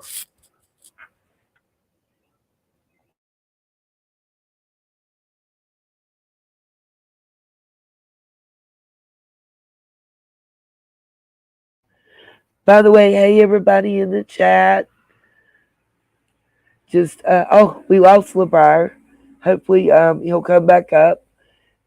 Mods, if y'all can just make sure and let LeBrier know that the link stays the same, and if he needs me to drop it again, I will. Matter of fact, I'm gonna drop it in the chat right now because this is an open panel. Anybody, you don't have to be a creator. You just have to have thoughts and opinions. Um, what's up, Mama Bear? Grab the link and come up. Moxie, grab the link and come up. You don't have to show your face. You guys are welcome. I see LeBar's back. Let me put him back on panel. Sorry All about right. that. I'm not sure what happened. Can you hear me okay? You're good. Yeah, you're fine. Okay, perfect. Happens to me all the time. I keep a hardwire set. But all I was saying is, and I'll start the video back, but all I was saying is to me it was a very poignant moment. And it was nice. Like for them, it was closure. For the two of Where you cut off is or where my where it cut me off is where it's where Jared said, "Were you mad at me?" But then I didn't hear anything oh, after that. the mom said, the mom told him, he was like, "Were you mad at me? Because I get that you didn't lay down every night after that, wondering, worrying, as a mom would. But on the flip side to that, I also took away all your hope. The last bit of hope. Yeah, and he started crying, tears Yeah. rolling down his cheeks. And she got emotional as well, and she said, I never thought of it that way. Wow. She said, for me, it was peace and understanding, and knowing that I did everything I could do. And she said, you're right. She said, I probably slept better for not that night, but the next 3 nights after that, basically. I'm paraphrasing, I don't remember exact words, but she was like, yes, it did take away the hope, but it also took away the worry, the stress, the not knowing, the pain, the anger at thinking that someone had done something to her child. She said, no, I was always thankful. And she said, you're always welcome. Anytime. Oh, you're always welcome. We're very grateful. And it was a very poignant moment.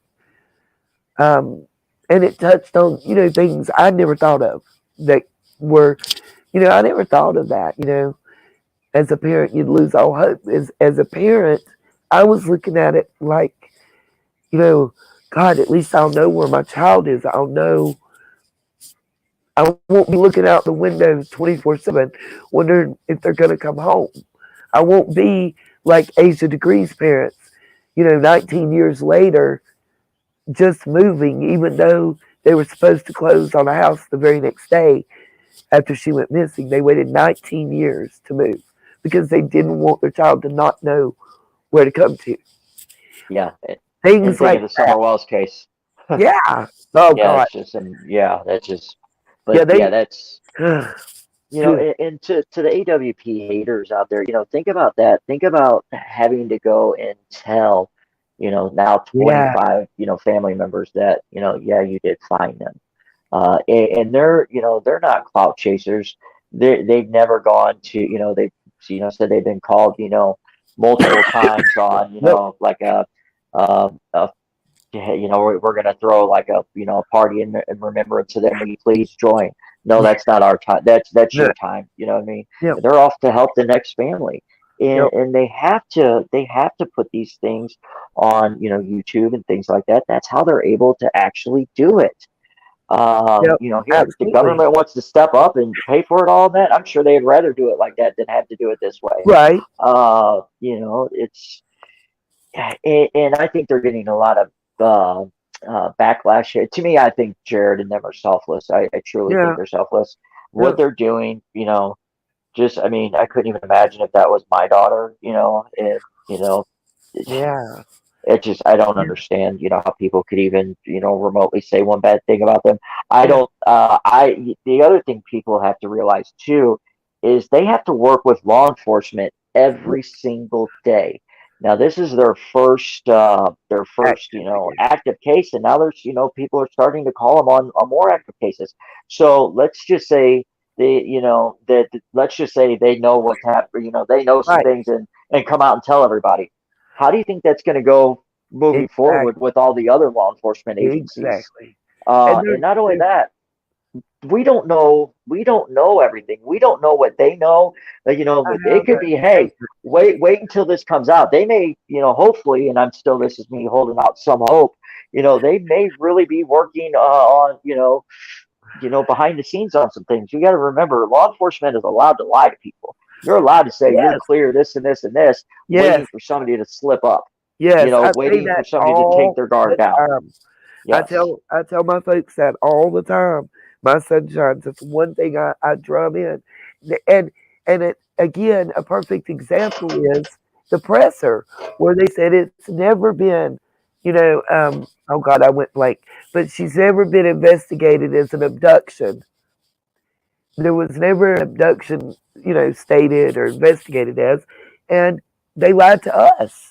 They lied to the public. They're The allowed to Wells lie. never said an abduction either. So. Right. Yeah, right. Well, and that's like I showed a previous case in Hawkins County where the police detectives even went and made a statement to the press saying that they had no leads on this, that, and the third. It was, I think it was like an identity theft or embezzlement or something. And literally, they made that statement. And less than 24 hours later, they were at the woman's house arresting her and her son. And they had said in the press conference they weren't persons of interest. Well, technically, they weren't. They were the persons they were getting warrants to arrest. They were beyond that. Yeah, persons of interest and the number Yeah, one suspect are two totally different things. Well, exactly. So technically, they didn't lie. unless you're Sheriff Lawson, I think they're Right. kind of all the same. I do know that. Let's see. I'm looking at something. I had an email and a screenshot of it that was sent to AWP. I think I'm trying to find it, but basically, I don't know if I have it. I don't know what I did with it. Let's see, this is the detective statement. I know that Squirrel. I don't want to say it wrong. Squirrel Girl Time. It's a tongue twister. Had She's emailed. great too. I love her. She had emailed AWP, and the understanding I have from that, what was said and she highlighted was that AWP's reply to her was, "We have said since day one that if law enforcement ruled this an accident, that was all we were putting out, and we were moving on to other cases. And if they ruled foul play or murder, then if we had more footage, it would be put out." So basically, whatever law enforcement says, they're good. They're going to go with. They're not going to buck the system. There are already 3 more cases down the road, and like you said, I get it. They have to work with law enforcement. They're in Utah. The last few days working with law enforcement in Utah. They can't. They don't want the response that Ronnie gave them from law enforcement. Yeah, and not only that, if this place is this powerful, Absolutely. and obviously, if you look at Sammy's old boyfriend, Kylie's new boyfriend, Yeah.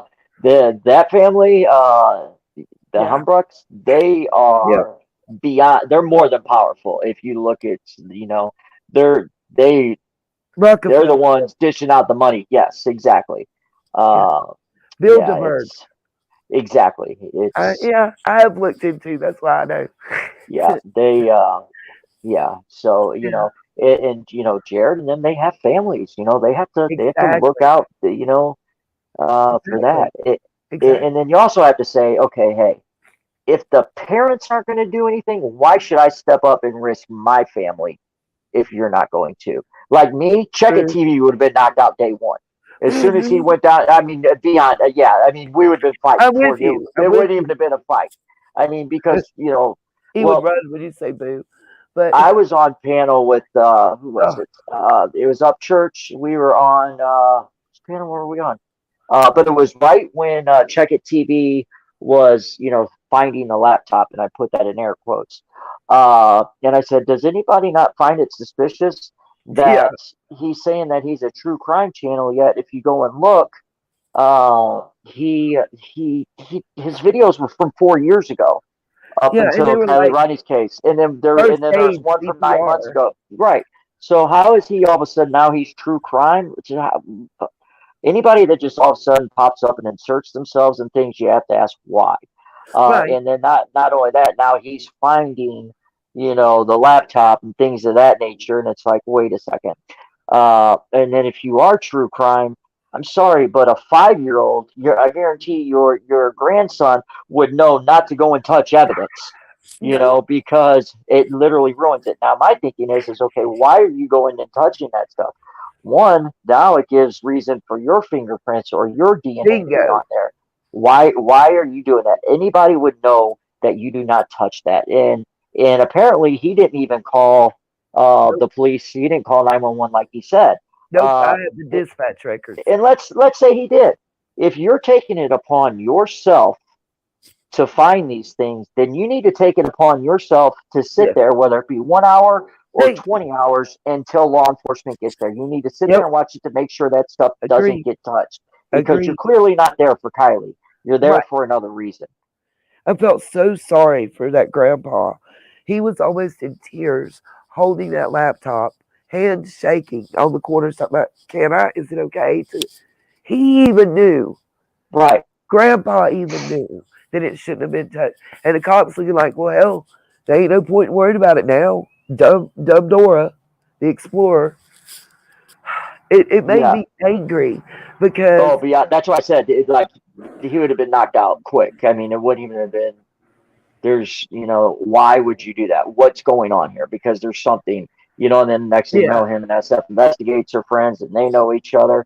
One yeah, of the other things too is I forgot how many 27,000 square feet, processor reservoir it is or whatever it is. yeah, Well, there's that couple there that's in a truck. So yes, and he took that video down because he's pulling up and he's like, oh, I wonder who these people are. yep. So wait, so like if you go up to the beach, you go, oh hey, I wonder who that is in that vehicle. No, you don't say things like that, and then the next thing you know, they're coming up and say, hey, are you live? Yeah, I'm live. I'm gonna be looking for a phone.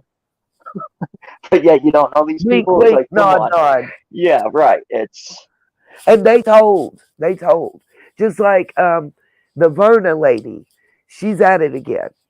I don't know if you know who that is. I don't Allegedly, know who that is, but apparently that she's linked with him, correct?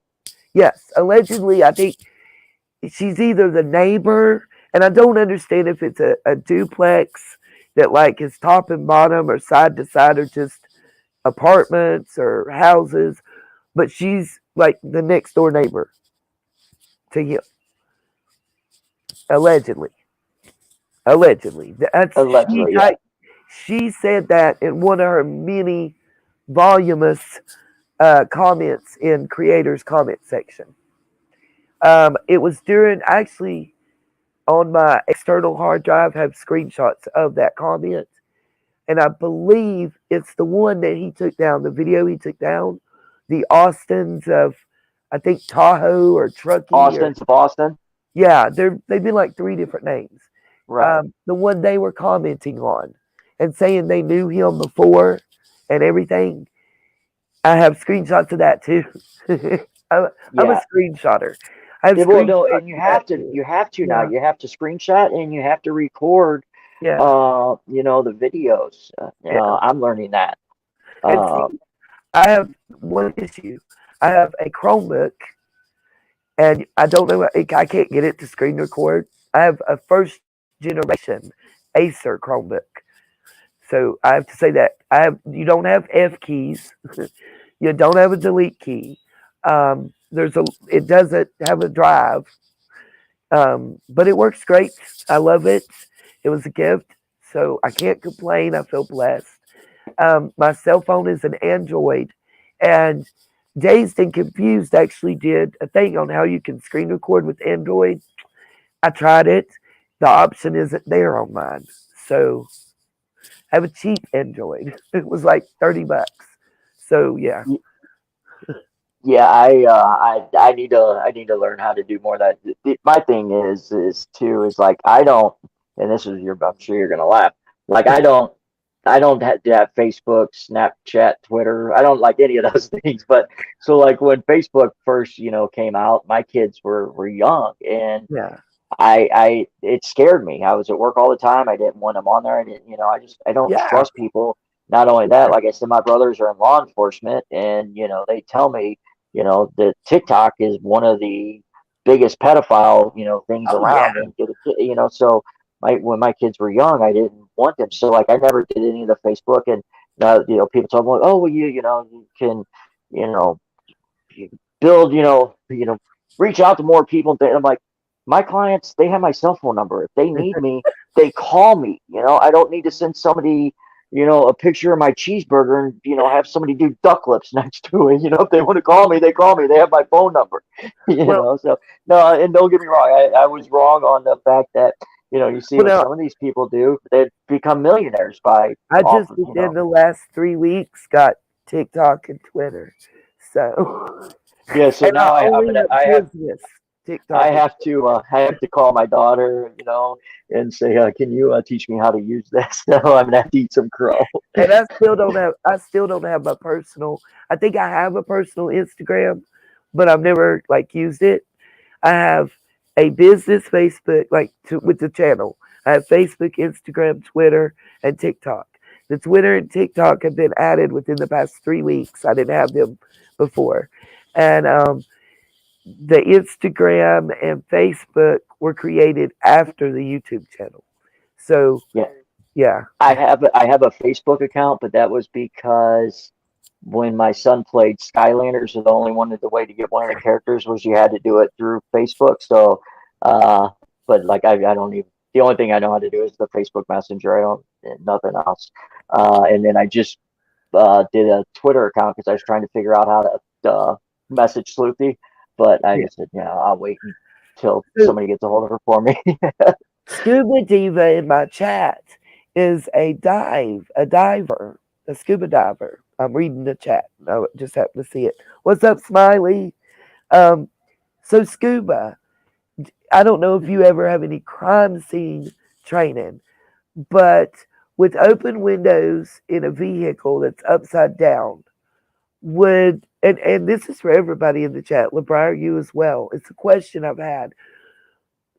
I would have never known wrapping it as a term, but what I would not have done as a layman after somebody in law enforcement on the channel was talking about armchair detectives and lay people putting their 2 cents in and causing problems, not having training and not knowing.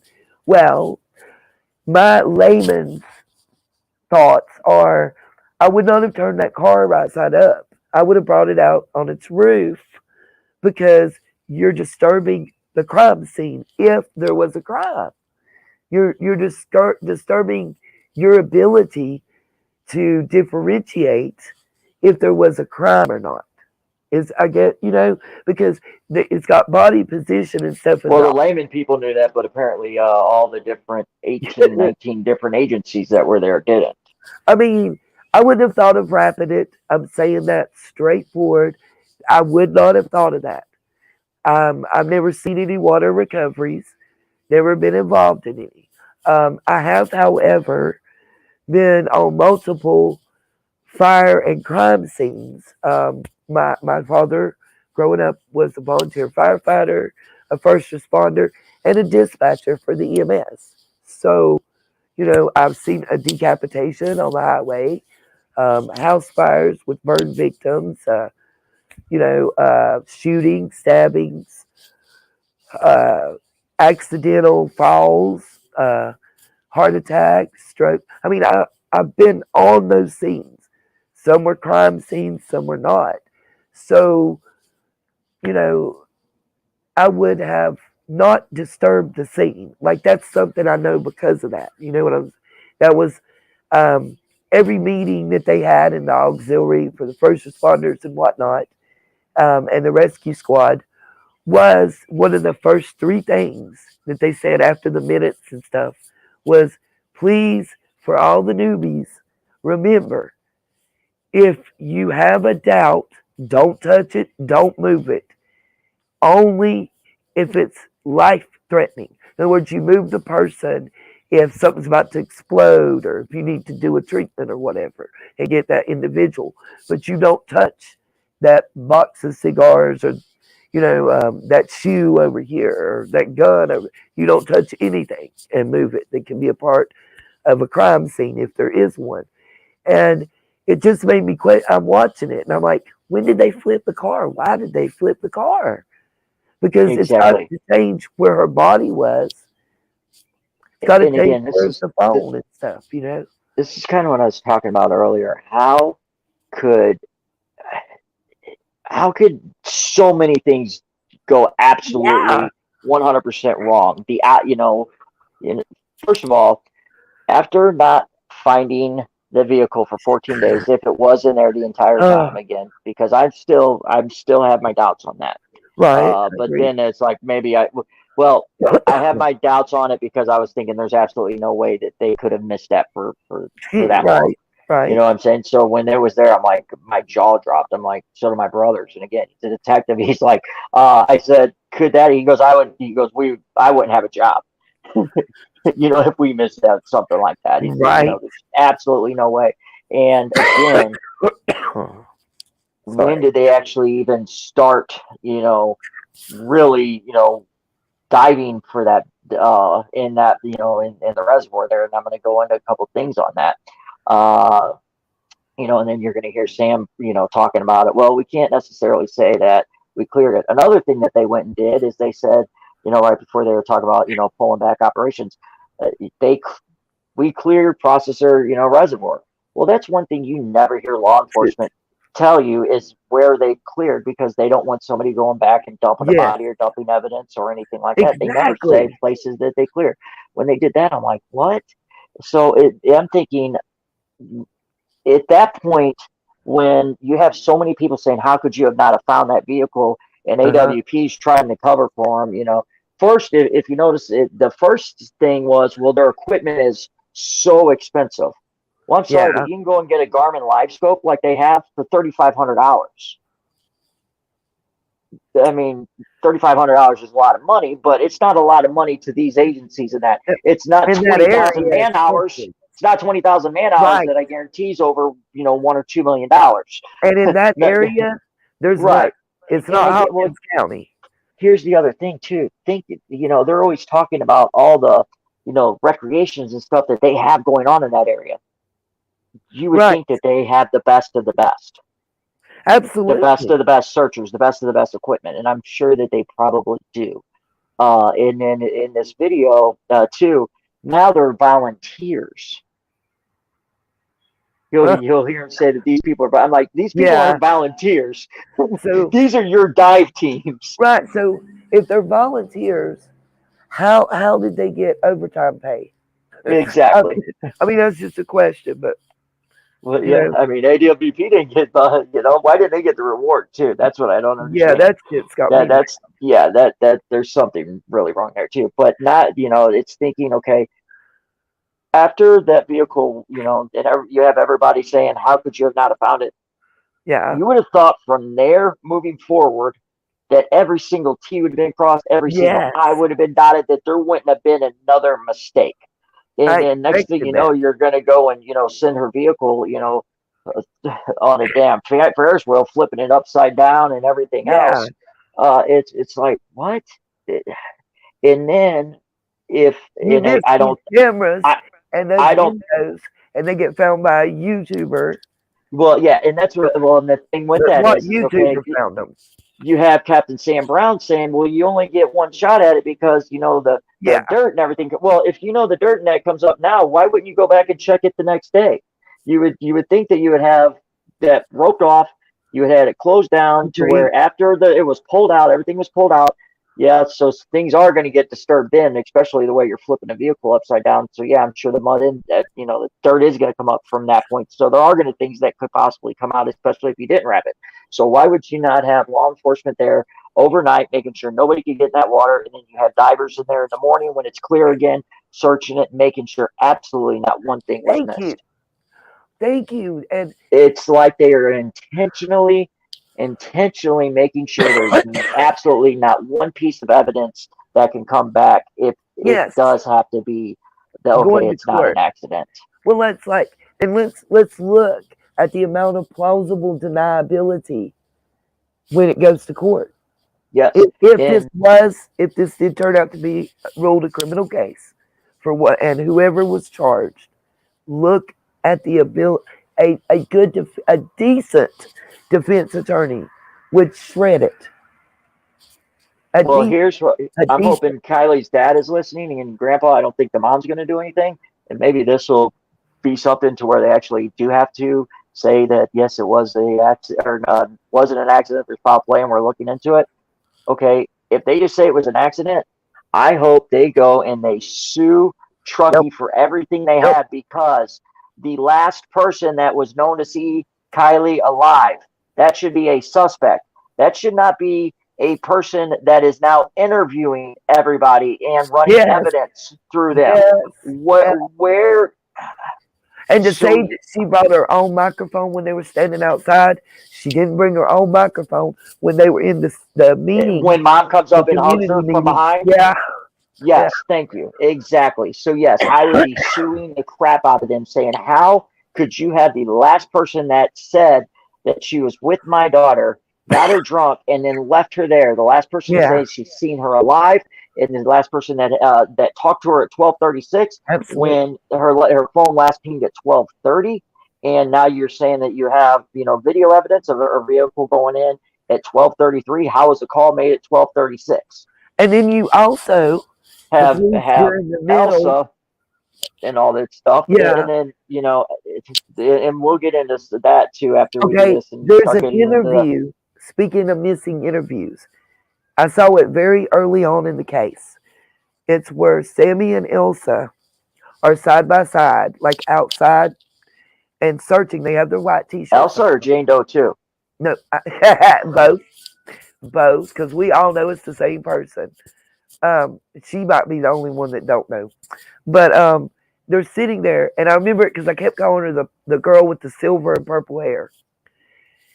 She's sitting, and Sammy says something about them being such good friends, something about how good of friends they are, and Elsa does what I call a knee jerk reaction. She rubbernecks, and her eyes, like she catches herself turning her head, but her eyes, she side eyes the heck out of Sammy.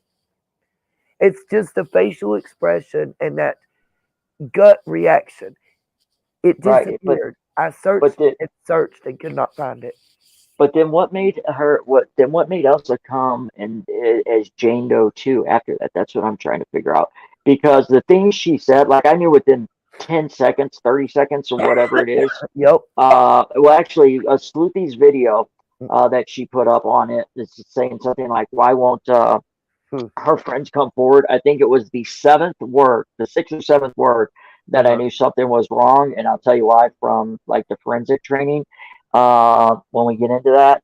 And Uh-huh. I knew that it was Elsa on the seventh word of her video. Yeah.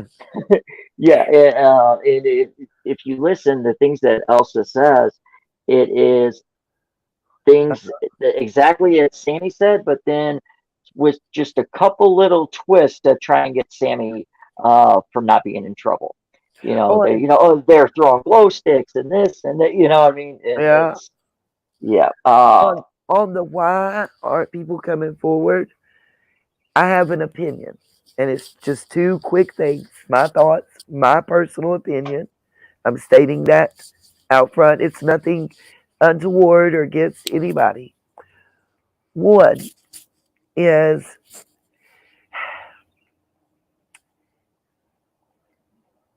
I'm thinking about the fact that the town is predominantly second homes for wealthy folks. We have senators and congressmen and women that own, townhouses and estates and such. And if you have those, you also have business folks, wealthy, you know, like Bill Gates level, or close to business folks living there. And you have law enforcement folks all over, city council, mayors, whatever, not any one specific, just giving an idea of who makes up the population of Truckee. That's it. And I I'm don't think you could. sure, I don't think you could have 10 teenagers keep a secret like that, much less a well, 100. My I'm thinking sure is, I though, don't know that she was there at a party. Like there may have been a party there, but I don't think right. it was a I, party and Kylie's there like that. I'm just saying, you have those type people, and I'm sure they have children and grandchildren that were at the party. That's influence, possibly. And then we have so many conflicting stories. Sammy's telling us that she's in what we see her in at the truck stop. But midway, like what, 7 days, 6 days in, we get shown the hoodie, the Odd Future hoodie, that they have a picture quote unquote from the party. We were never shown that. Um, and it's funny, none of her friends describe her wearing that hoodie. Now, Mags has it out. She left 10 minutes in, and according to SF Investigate, she had a very good reason. We don't know what that is, but I know my thoughts. But anyway, Now, wasn't that her boyfriend in the video fight though? that's what I thought. That's the understanding got me given. Yes. Yeah, Yeah. and why did Kiely change her mind and all of a sudden go to this party? Exactly. And I don't Who think did she go Kiely with? is the partier that people are trying to say she is. First of all, I mean, when my high school was a party, my Yeah. high school was known for partying and that. But Yeah. guess what? The couple people that did graduate a year or 2 years earlier, they weren't at the parties. Right. People that I said graduate that. two Oh years my God. early aren't partying. You They're just made me jump up. responsible. You just made me jump up and scream because that's what I said since day one. I see. Have you ever seen the movie Heathers? No, ma'am. Okay.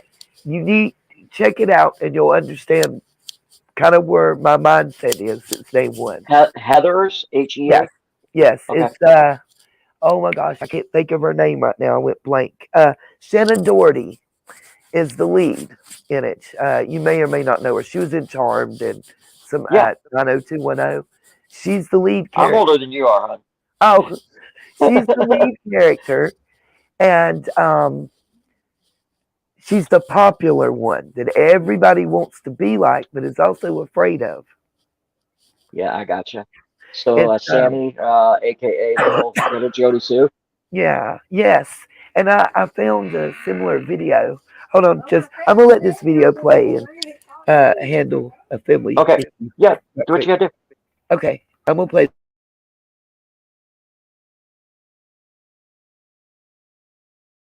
You said the car was found in the area where you've been searching since the beginning. What did AWP have that maybe you guys didn't have, or why was that missed in the initial search? Yeah, I think that's a great question. That's one that everybody's going to have, right? Is how did we not find it when we were searching? The lake was extensively searched with side sonar, with an ROV. We had divers, we had swimmers. I think that's part of what we're going to have to go back to do and debrief.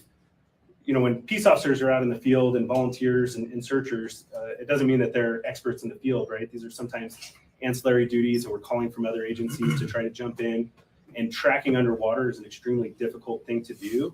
So I think part of our debrief on any of these situations is how do we figure out to improve our services, work on our resources and the way that we use them. A lot of this equipment is high end, very expensive, and you really need to have a lot of practice and expertise. And I think that's where a group like Adventures with Purpose is able to focus and practice those skills and really hone them. And so we're appreciative that they were able to come out and locate it.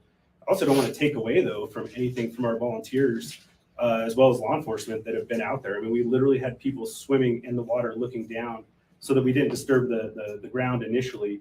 My understanding is the vehicle was upside down. That also makes it more difficult. And if silt and things come up above, that can also make things difficult. So before I really can say, hey, why we weren't able to do it, I also could say that we eliminated a lot of areas that we would still be searching if we didn't have all the great people out there.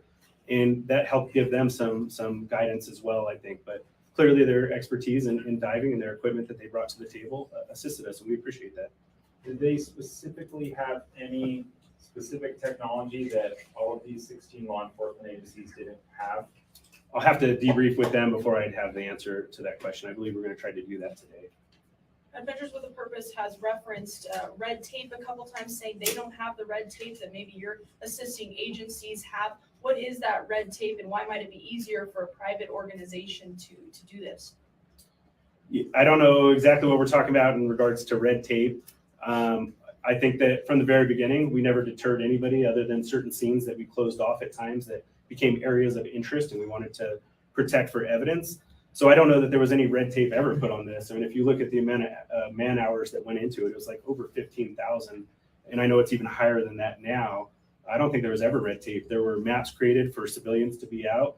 the boat ramp and the lake were never actually shut down, because the way we were looking at it is more eyes out there, the better off we're going to be for finding. Never actually, the boat ramp was never shut down. So I'm not sure that there was ever red tape. I think it comes down to lots of factors, and like I said, we're going to debrief and try to figure out how do we become better and do a better job at these types of operations. Why did agencies believe it was an abduction at first? Yeah, I think there was a lot of miscommunication. I don't know that it was ever labeled as an abduction. I think that you can never take that off the table. And so as we talked as a command group and unified command with all my partners that you see behind us, you couldn't remove that off the table because we hadn't found her. And so, that was some of the struggles with some of the services that we wanted to obtain and things we wanted to do, but we couldn't say it wasn't an abduction, but we also never said that it was an abduction. I think that was clarified fairly early on. But we also probably wouldn't have received all the services and all the people if that wasn't an option. If this was truly a search and rescue mission, we may not have had all the resources to conduct interviews.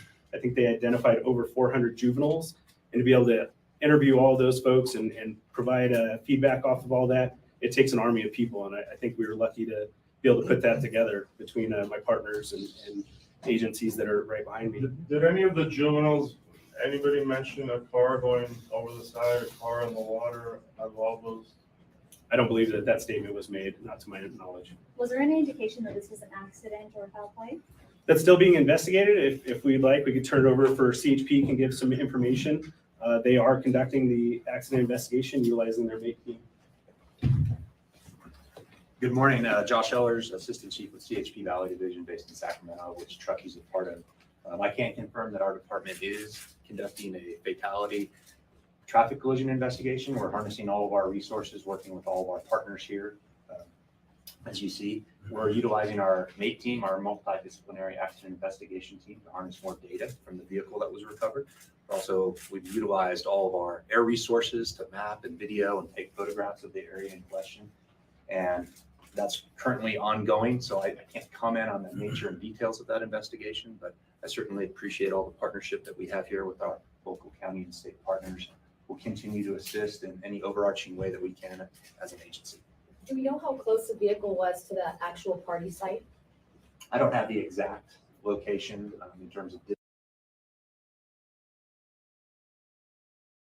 Sorry about that. I'll go back to the video. Just wanted to let y'all know I am back. Mom's going to the doctor, and I helped get her in the car. Oh no! Did you have any comments or anything? So in the video, he says, the boat ramp was never. I don't know what red tape you're talking about. The boat ramp was never closed down. Well, I just emailed you the newspaper article to where he's talking about, they closed the boat ramp down to keep certain people out at certain times. And that's to the kind of in one point in that, and I don't know if it was this video or another one, he kind of messes up and slips a little bit and says, what was it? And we were hiding evidence is what he said, or something like that. And it was just like, well, I didn't mean it like that. But I sent you the video, the email and the newspaper article is boom something. Clearly, he says that they did close it down, and then also he says, well, we never said that it was an abduction, which he clearly said that too. And then he said it wasn't an abduction. We never said that. Yeah. I've got. Let's see.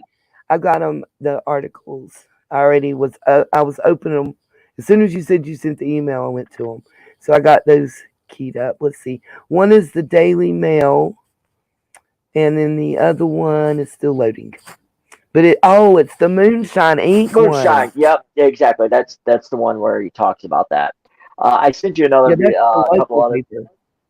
I sent you a couple other videos too. Just fishermen. These are just regular fishermen. They're not divers. They're not even volunteers. These are just people that are fishing with the Garmin LiveScope that found vehicles in water while they're fishing. They're only like a minute long or whatever, if you want to, just so you can see.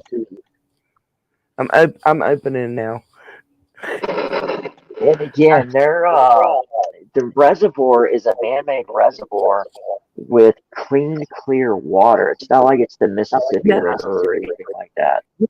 Actually looked at several different drone footages from the week that Kiely went missing, and the water, that week should have been very close to where the water levels at the time that she went missing, and it's wild because you can Let me give clearly. you the backstory of this video. Sorry, hold on. Me and Megan were out fishing the bank. I said pause. Okay, sorry. Um, it's literally you can see to the bottom. That was one of the things that we had discussed because it's like how did you miss this? How can you miss this? Exactly. I went on Unjustified, Kim with Unjustified, Uh-huh. uh, and it talked about some of the interviews, and this is like a month or so two ago, whatever it was. Um, and a gentleman had come on to uh, that live and said that he had actually called law enforcement because he thought he could see the vehicle from Google Maps. He's disabled, and so like Uh-huh. everything he does is like through Google Earth and all that stuff. And he was actually, and he's like, I called, and apparently he's gone on to several different people's lives, and has brought that up. But so there's multiple people that said that they could see the vehicle from drones or helicopter or Google Earth, and but Wow. can't see I it if mean, they're swimming on top of it. right. I mean, we could actually see it from the drone footage, and like I said, it was SF Investigate, so I'm already skeptical. I'm, people feel how Well, they want, but he doesn't and, have a great and track why was he record. there? Why was he there? And why Yeah. would he throw himself into the case? And all of a sudden, he's going to Yeah. just donate his time for the family because he's He's just not that that. good of a guy. But He yet, as doesn't soon as come he across doesn't get as the a nice reward, guy. everything's I mean, and I'm talking about not just gut feeling, but also on paper. for He sure. does come across as that kind of dude.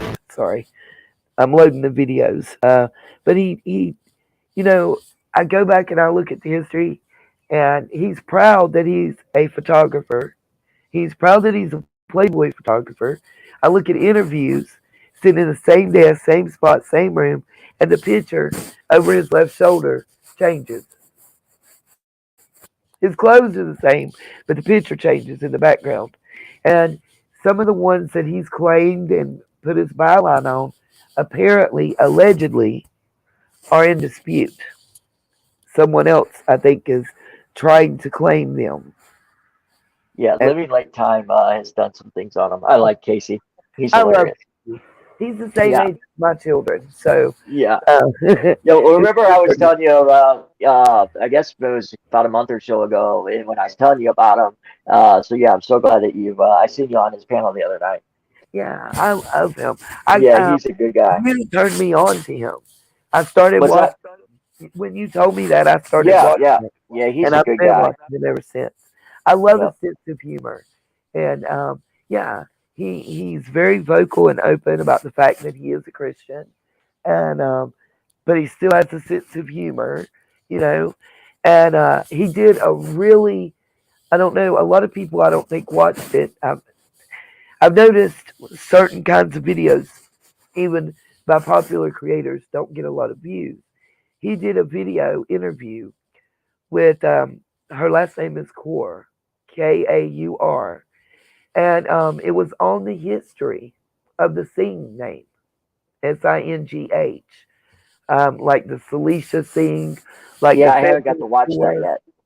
It was very, very enlightening, very interesting, very enlightening, and probably one of the better interviews and programs, better produced, better quality that I've seen on YouTube, to be honest with you. He's an extremely smart kid. Yeah, yeah. I can. Very smart. He's definitely got some broadcast experience somewhere, somehow. I just a gut feeling I have. Yes, and yeah, well, actually, I think on the live you were on, I think you said something about that. Didn't he say, "Oh, Oh, that's just my own broadcast voice coming out" or something? Yeah, I missed it. I caught that. Uh, and he's good at looking stuff up, Yeah, and like yeah. finding the donations and all that You stuff. know, Now, there's a Marquis did thing. those things have anything to do with this case or no? I still am not ready to say they don't. I'm gonna put it Okay, that I understand. Yeah, way. to me, it didn't seem like they did, but who knows There's in a this? Marquis thing with an H that lives in California and is a CEO of an IT department within Google. Gotcha. The lady sing that came on and said that she's seen Kylie Rodni and that I didn't believe Yeah, any of that because one, if these people are as dangerous as you're saying, you wouldn't have been yeah, on I agree. 25 different people's channels and that Yep. they would have got you long ago. But I do feel like she was trying to frame someone. Is that what you think it was? I really do. I think not almost like a juvenile attempt at trying to get somebody in trouble. To me, it sounded like she was trying to scam some Well, money somehow. that possibly But too. But she put out a picture of that girl in the text that wasn't available on the lady's social media. But the lady's social media had a different picture with the same clothing and shoes. So that's why I kind of felt like it might have been personal. Like she thought that she could, at the very least, get this lady maybe messed with by ICE or Homeland Security or somebody. I feel like that was the goal. To have I like, gotcha. yeah, almost like to swat her. It was just, I don't know, that's just a gut thing for me. For some reason, I felt that way. There might be a boyfriend they shared in the past. It's what, I don't know. It was just a feeling I got while researching. Okay, let's see. This one is scuba divers looking at sunken car on camera. Was that interview over? Because I don't think was that interview over with Sam. The one of No, the things is did he come back up? He was uh, down. The other guy was. okay. It don't matter. Like those things that I can play it. I we still wanted got to it. talk about. No, that's fine because I want to get into some of this other stuff, the important stuff. No, I think he's important too because he's I think clearly and Yeah, again, in my opinion, allegedly uh, make believe that he yeah. was not wanting people there. Right. Uh, but to what she said something about I still why got it was it queued up. 20,000 man hours and you guys weren't able to Yeah, I know. to find them when they're 55 feet off and 10 14 Well, feet down I and he's need to like step well to the ladies' room. he said something about well So I I can't play it. actually say that we searched it. Let's see. Is it back on screen for you? Yes, ma'am. Okay. I'll mute and let it play because I need to run to the ladies' facility anyway. So that's perfect. That'll give me time to look this other stuff up. Okay. And I've got those videos loaded whenever you want me to show them, and the two written articles, so I can queue them up at any Yeah, time. and I just sent those for you that way because I know you had said something about the boat ramp, so that's why I just sent you that Yeah. so you can have it. And then if you want to play the video, whatever, Yeah. just show how those Okay. sonar. Gotcha. Okay. I'm gonna play the Facebook one to see. And I want, if you notice, by the way, Mr. Brown that's in the background right now, this at this moment and several other questions, especially after Kylie was found, his face turns bright red, which, as someone that suffers that as well, generally when I blush like that, and in junior high I got the nickname of glowworm because it happens so often. Um, it's because I'm embarrassed, nervous, or pissed off. Yes, I blotch like that as well, or like when I Yeah. used to drink, it was the same way. Ah, and I just think at the points that it occurs, it's noteworthy to just, because I went back through videos and I have a notebook somewhere where I did this and wrote down every question or statement that was made preceding that happening to him. And it's very kind of interesting. And if this is the video I think it is, it's going to be real interesting. He's already read, but is this the one where he gets asked if there was anyone else in the vehicle? That I'm not sure. Because that video, when he gets asked, he turns the reddest and he looks up and rolls from left to right on his eyes and says, no, there was no one else inside the vehicle. Yeah, that's. And I just wonder about that. And to me, I know a lot of people were thinking, well, they were thinking that she was pregnant and, you know. Somebody could have been thrown out the vehicle. Exactly. But to me, I was like, you know, like he knew that somebody drove that vehicle into the reservoir and that she was the only one that was left in there. Yes. That's what I thought out of it, or in my opinion. The only other option is that given the past history in Nevada County, and I'm talking about the movie, I think it's Everyone Counts, of people being found in bodies of water and railroad tracks, there could have been another person found from a previous occurrence. Not in a car, but just another missing person that they found while finding her, if that makes sense. Was my other thought. It was either that or they knew, because that passenger side window being all the way down, and the driver's side rear one being all the way down. The driver's side front window was shattered. They shattered it when they rolled the car over to bring it out. Yeah, but I thought the passenger side looked like it was broke. Was it just rolled down? AWP said they weren't sure if it was shattered completely or rolled all the way down. That was so. When the vehicle was out of the water and just sitting there, if you like look through the driver's side window, I saw it to the passenger in the right-hand corner, you can see a little bit of glass. That's why I think it was broke.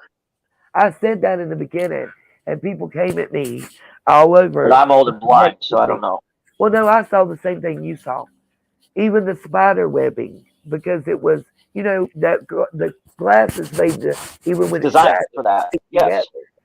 And I saw the spider webbing, and it's when you're facing the driver's side, it's in the upper right-hand corner of the passenger side window. I saw it. And there was some in the bottom left-hand corner, too. And then the rear window that's rolled about a little over halfway to 3/4 of the way down, that is as far as those back windows will roll down because of the way the door is designed. Yeah, I thought it was for child safety, because my car does that. In the back, but it on those CRVs they will not roll all the way down because the way the door is designed. Okay, I can see that. I can definitely see that. That's why. And here's another thing: the car rolled over when it hit the water. Everybody agrees on that. It turned upside down, right? So the car's upside down, and according to the video, if we believe the video, it immediately was flipping. It was doing it nosedived and barrel rolled. So if she's going from the front to the back, even still under her own power, okay, from the driver's seat, let's say for shits and giggles that she was driving and she's the only one in the car. She goes from the driver's seat to that back hatch. The only problem I got with that is the car is upside down. If you're going for where you can get air, you're going upward. You're not going down. When you go upward, you're going to the floorboard. Your head is going to be in the back floorboard or on that back seat where your ass goes. You're not going to be diving down to go over that seat to the hatch when the car is upside down.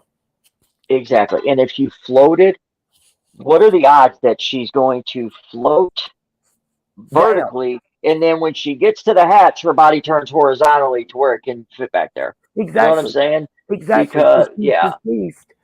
Again, when you float up. Up Yes. would be the floorboard. And how are you going to get to the hatch? Even Yes. from the back seat. That's what doesn't make sense. And at some point, common sense has to rule. It has to come in and play a part. I'm gonna have to let the video play. Especially when you have 1,000 other things that are wrong. Yes, I'm gonna let this video play because I've got to go. I'm gonna go to the ladies' room, but I gotta spray my throat. Take your time. My voice is gone if I don't. So I'm gonna mute and push play.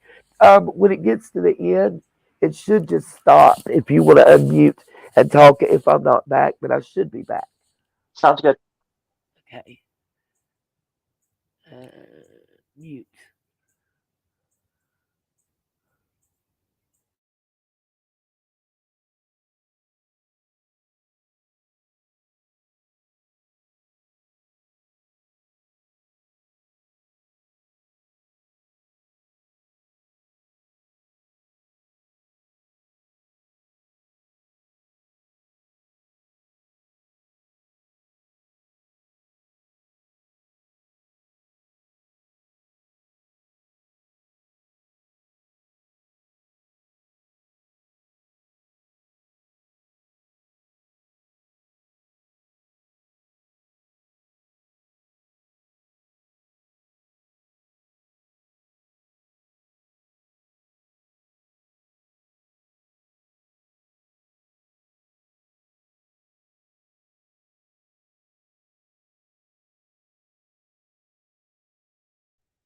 I think she muted. Can anybody hear this?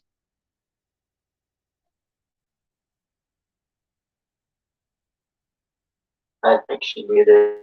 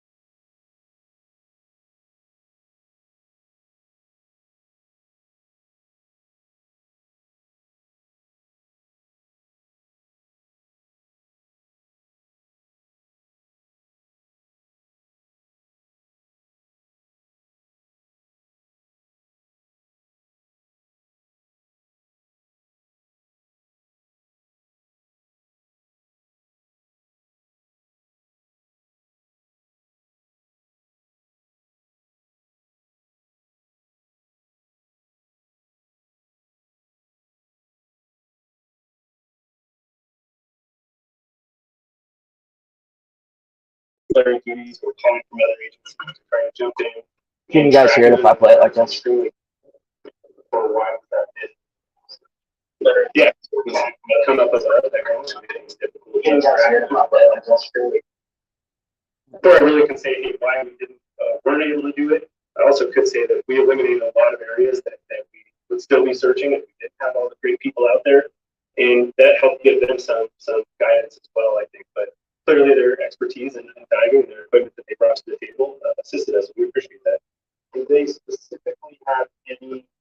specific technology that all of the 16 law enforcement agencies didn't have? I'll have to debrief with them before I have the answer to that question. I believe we're going to try to do that.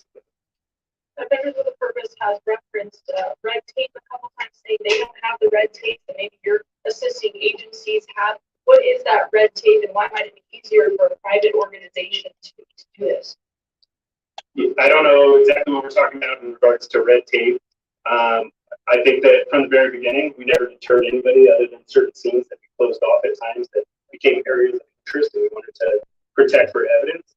So I don't know that there was any red tape ever put on this. And if you look at the amount of man hours that went into it, it was like over 15,000. And I know it's even higher than that now. I don't think there was ever red tape. There were maps created for civilians to be out. The boat ramp and the lake were never actually shut down because the way we were looking at it is more eyes out there, the better off we're going to be for finding Kiely. And that was continually the goal. So I'm not sure that there was ever red tape. I think it comes down to lots of factors. But like I said, we're going to brief and try to figure out how to become better and do a better job at those types of operations. Why did agencies believe it was an abduction at first? Yeah, I think there was a lot of miscommunication. I don't know that it was ever labeled as an abduction. I think that you can never take that off the table. And so as we talked as a command group and unified command with all my partners that you see behind us, you couldn't remove that off the table because we hadn't found her. And so, you know, there was some of the struggles with some of the services that we wanted to obtain and things we wanted to do, but we couldn't say it wasn't an abduction, but we also never said that it was an abduction. I think that was clarified fairly early on. But we also probably wouldn't have received all the services and all the people if that wasn't an option. If this was truly a search and rescue mission, we may not have had all the resources to conduct it.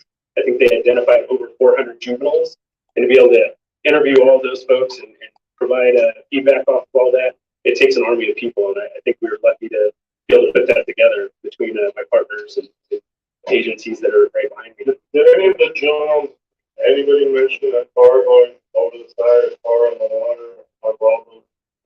I don't believe that statement was made, not to my knowledge. Was there any indication that this was an accident or foul play? That's still being investigated. If we'd like, we can turn it over for CHP and get some information. They are conducting the accident investigation utilizing their BP. Good morning, Josh Ellers, Assistant Chief of CHP Valley Division based in Sacramento, which truck is part of. I can't confirm that our department is conducting a fatality traffic collision investigation. We're harnessing all of our resources, working with all of our partners here. As you see, we're utilizing our MATE team, our multidisciplinary accident investigation team, to harness more data from the vehicle that was recovered. Also, we've utilized all of our air resources to map and video and take photographs of the area in question. And that's currently ongoing, so I can't comment on the nature and details of that investigation, but I certainly appreciate all the partnership that we have here with our local county and state partners. We'll continue to assist in any overarching way that we can as an agency. Do you know how close the vehicle was to the actual party site? I don't have the exact location in terms of distance, but it was relatively close to the area. Like a few hundred yards or half a mile? I couldn't say. I haven't seen the exact data. I think that's still. Did many partygoers leave by the same route? Now, this is, I can't comment on all of that, but what I can tell you is that I think it's been discussed. This is a very popular area. There's a lot of foot traffic, a lot of vehicular traffic on and off road. So certainly crisscrossed and a lot of extensive movement in that area continually throughout this time of year. Is there any suspicion that it could have been another car who maybe hit this car, or was it a one-person car situation? I don't have that information that I can comment on at this time. What I can tell you is we'll do a thorough investigation. We take every big piece of information that we have, including what's already been provided to us, and we'll reach some conclusions that we provided to the party. Before Adventures of Purpose went out there this weekend, when was the last time that you had swimmers or divers from any of these 16 agencies out there in that area? I prefer back to spend about a year.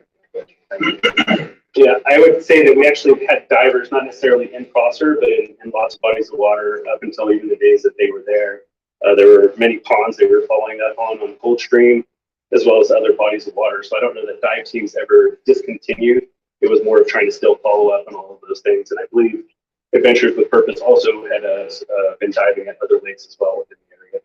Is there any time frame from the time that Adventures with Purpose started, how long it took them to find it? You're talking on Prosser Lake specifically? Yeah. Yeah, I think it was relatively quickly, but I don't have an exact time. Like, again, we're gonna have to debrief with them, figure out, between putting the equipment down, getting in the water. And identifying. Can you talk about what happened last night in terms of taking the car out? What kind of law enforcement was there? And what happened last night?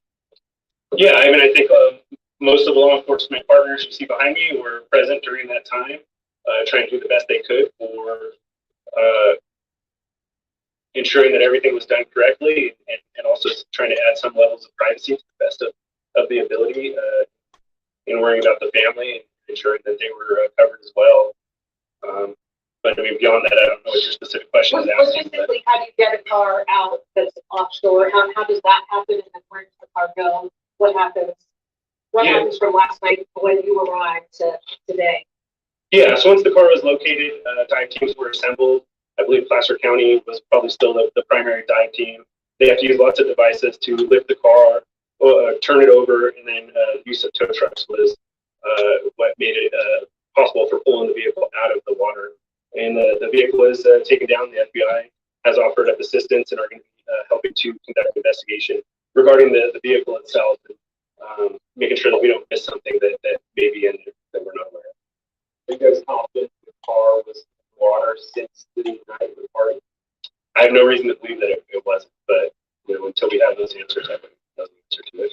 Can you just clarify as far as what teams have been in that area before Adventures with Purpose, if any, on that specific, on Prosser? Yeah, I mean, it's almost so many that it would be hard to link out between the different teams.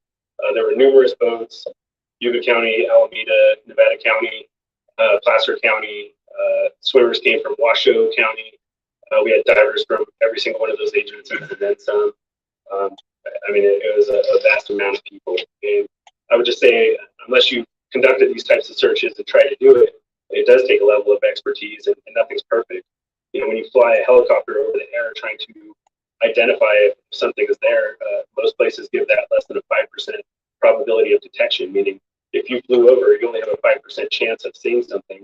You have trees and brush and bushes and dirt and all these other things, and it becomes a pretty difficult task. Even though once you find the answer, on hindsight, everything looks 20/20. The reality is that it's not that simple. It is pretty complex and it's tough. So again, we're just appreciative that the resources came out and were able to help us locate. Were there signs that the person in the car tried to escape? I think that's too preliminary for us to be able to determine that at this time. Was there more than one body in the vehicle? No, there was not more than one body. Despite the difficulty with what water does over 2 weeks together. It depends. That's a complicated question. I'm not an expert in water. However, temperature of the water and things like that come into play. But it can add difficulty based on many factors that can cause damage to, obviously, things that we want to look at to investigate, but also to bodies that have been submerged for a period of time. There likely could have been tire tracks or some type of signal that a car did go into the water there. Did rain impact that? Did this heavy activity in the area impede seeing those signs? I think everything's a factor, but again, that's where we rely on the MAPE team from CHP to come in with their expertise and be able to provide some of those answers. And it seems that Adventures with Purpose has pretty sophisticated equipment. There's something that the agency here, or you all still need.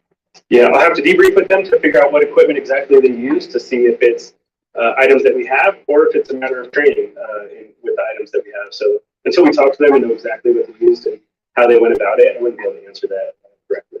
They also said the car was 14 feet deep. Did y'all go that far to look for the car? Yeah, some of that information is sometimes deceiving. So yeah, the car was reported at 14 or 15 feet. However, the water level since the 6th has also dropped a vertical 3.5 to 4 feet, which could be 20 to 25 feet off of shore. So a lot of things have changed in those aspects. Until we really can look into all that information and sort through it, it's difficult to say whether those factors had a play in it or not. I think it's still more important for us to debrief, look at training, look at equipment, look at tools, and look at outside entities that are experts where this is maybe their full-time gig that they do, and try to see how we have that involvement from the community to come out and help support. At this time, can you tell if there are any signs of foul play? At this time, we're not going to be able to say anything like that. It's been said that people were drinking at the party that night. Was anything found in the car that could lead you to believe that she was drinking that person found this? Yeah, the investigation's ongoing, so we're not going to be able to comment on that. Like where they found the car, it might have been pretty far from the road. You have suspicions that maybe people were parking on that little island. I wouldn't be able to comment on that either unless somebody gave some statements to that. I hadn't heard any information like that. Do you have any theories as to how the car got in the water, and also what gear was the car found in? I think if I make up theories, then I'm just guessing, and I'm going to lead us back into a trail that's not certain. So we'll wait until we have those facts and details. And as far as the car, we're not going to release any information until we've done a solid investigation. Who received the first call? I don't know that we received a first call. I think we reached out to them after we read it online. And so I'm not sure, I mean, Is it data back? 150 law enforcement officials, it's possible that a call came in and something happened, but from the Unified Command and talking with my partners, none of us were aware of an initial, so we tasked the investigative sergeant with contacting them and reaching out. So I believe, best I know, we did that proactively on all. And they contacted the family? I think there's still some sketchy details on exactly how that contact went out, so I don't want to speak on behalf of the family. What was it when you heard that they might have found the car? What was your head? Well, I think what we all are thinking, which is hopefully this is true, and we got a lot of work ahead of us to make sure that we still do right by the family. Our biggest concern is making sure that the family's been aware of everything from day one, and that we're not shielding them, but we're also not bombarding them with things. There's a lot of ups and downs throughout this investigation, a lot of emotional turns throughout the whole thing. And our goal was to make sure we're supportive of the family throughout this whole task, and doing our best in that. How long will an investigation into the car, maybe that's for having control of it? Yeah, how long does an investigation look at a car take to figure out what could happen? I mean, I think there's a lot of factors in that. I'm turn it over to you. Let them. Because obviously we have a multifaceted investigation with multiple agencies, it can take time. The FBI is working, evaluating the vehicle. We have to come in and do that. We want to allow them to work. We come in, examine data, examine the vehicle, have all of our investigators look at that car. So depending on circumstances, it can be several days, it can be several weeks. We also want to wait on other information related from the coroner's office and other things that all get compiled into a comprehensive investigation. So the easy answer is it takes time. All right, we've had the opportunity to hear from most reporters. Most have asked 2 questions. Is there anybody that had a follow-up question that they have not been able to ask yet? There was a report that Adventures with Purpose was told by police that they did not need to search Foster, or at least in the specific area where the car was found, because it had been extensively searched already. Is that true? Yeah, I'd say that's probably not accurate. And we shared maps, ping information, and locations, and so we probably shared that was extensively searched and sonar was used, and that may add to the level of where they chose to go to first or last. However, nothing was prevented or shared, and I don't believe that we gave any indication that we thought we knew where she was at, because clearly from all of our daily press releases, we reported over and over again that we didn't know where she was at. We needed anybody's help and assistance in finding that location. But you were working in partnership with the Purpose. Yeah, I believe that what ultimately occurred was that our sergeant was able to make contact with them, Sergeant Powers with the Placer County Sheriff's Office, come up with a plan and share information on where things were at. So we're still appreciative, like I said, of them being able to locate the vehicle. Will they get the actual work for helping find the vehicle and the bomb? It's not a question I'll be able to answer. May I ask, have you been able to determine a cause of death, and will there be a toxicology report conducted? The question was, have we determined cause of death, and will there be a toxicology inquest? Yes. Autopsy is scheduled for tomorrow. Toxicology results generally take 4 to 6 weeks for a return on those. And at that time, we will provide that back over to the medical. Does anyone from the family want to make any comments at this point specifically about this massive search and all the tips that you don't believe they do at this point. Okay.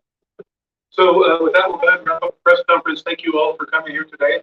We certainly appreciate it, and pay attention to both Placer County Sheriff's Office as well as Nevada County Sheriff's Office as we continue to share details.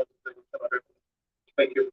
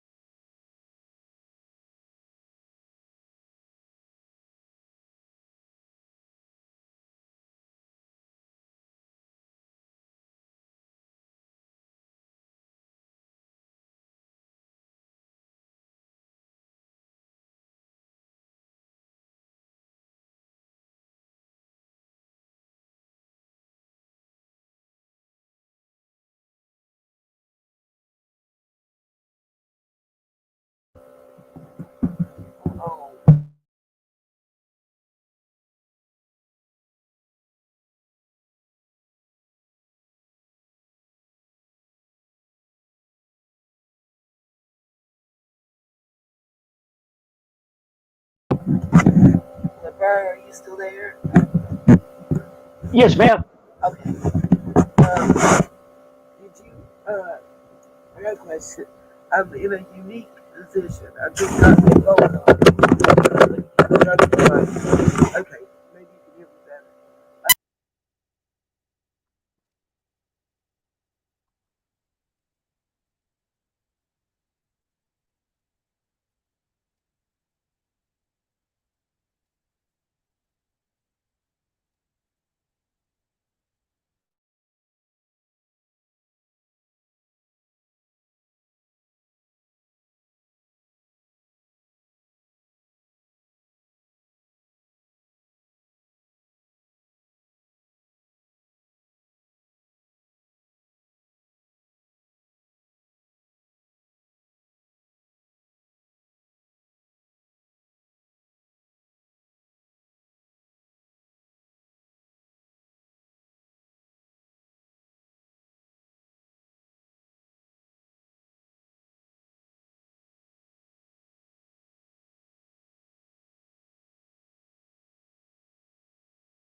Okay, can you hear me now? Yes, ma'am.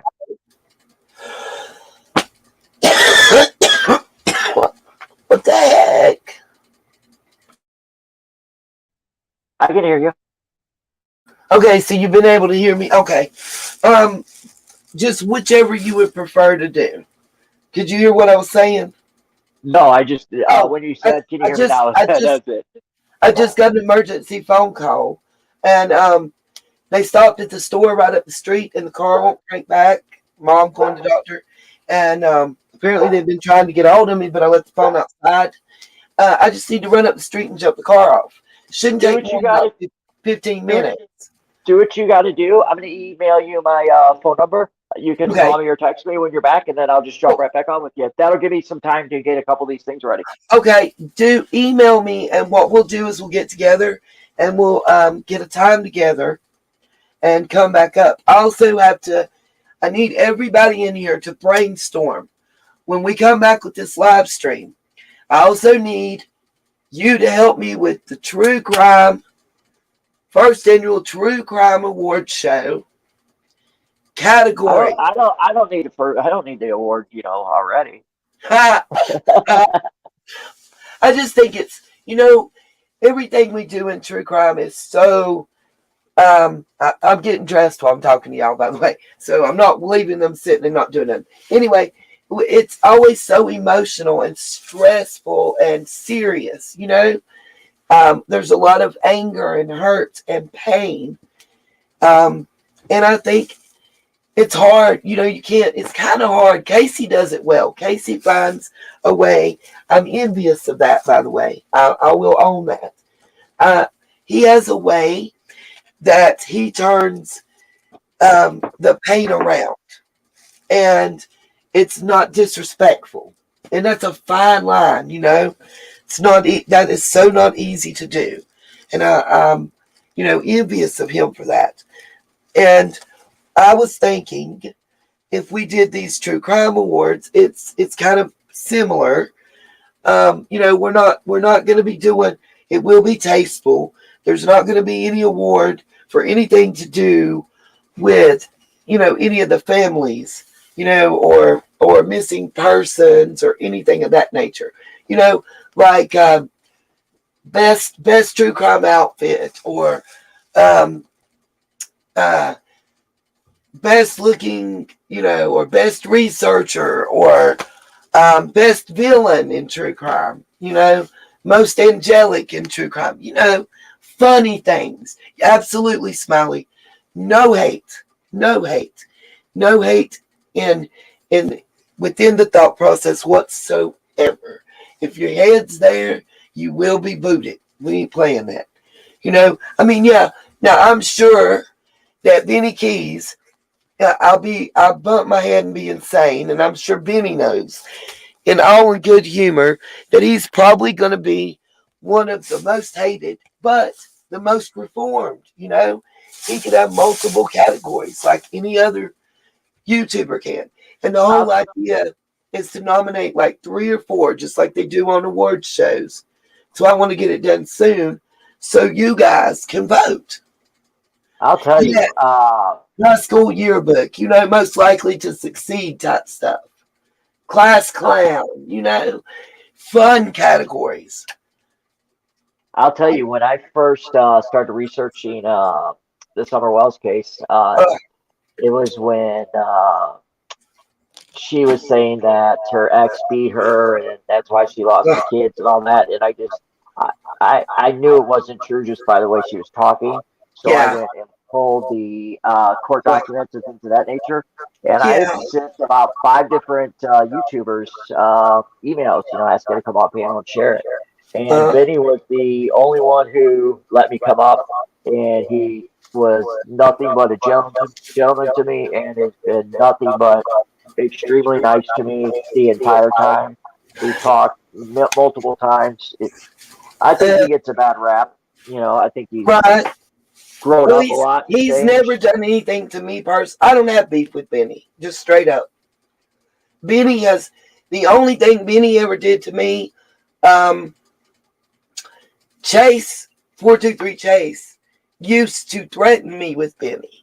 I don't think Benny was involved or knew about that. And I told Chase that. I said, listen, he don't like you that much, bruh. And that was before they had a falling out.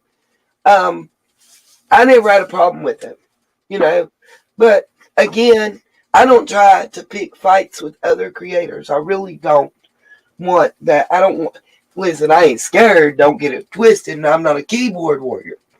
But what I'm also not here for is some dumb high school elementary crap.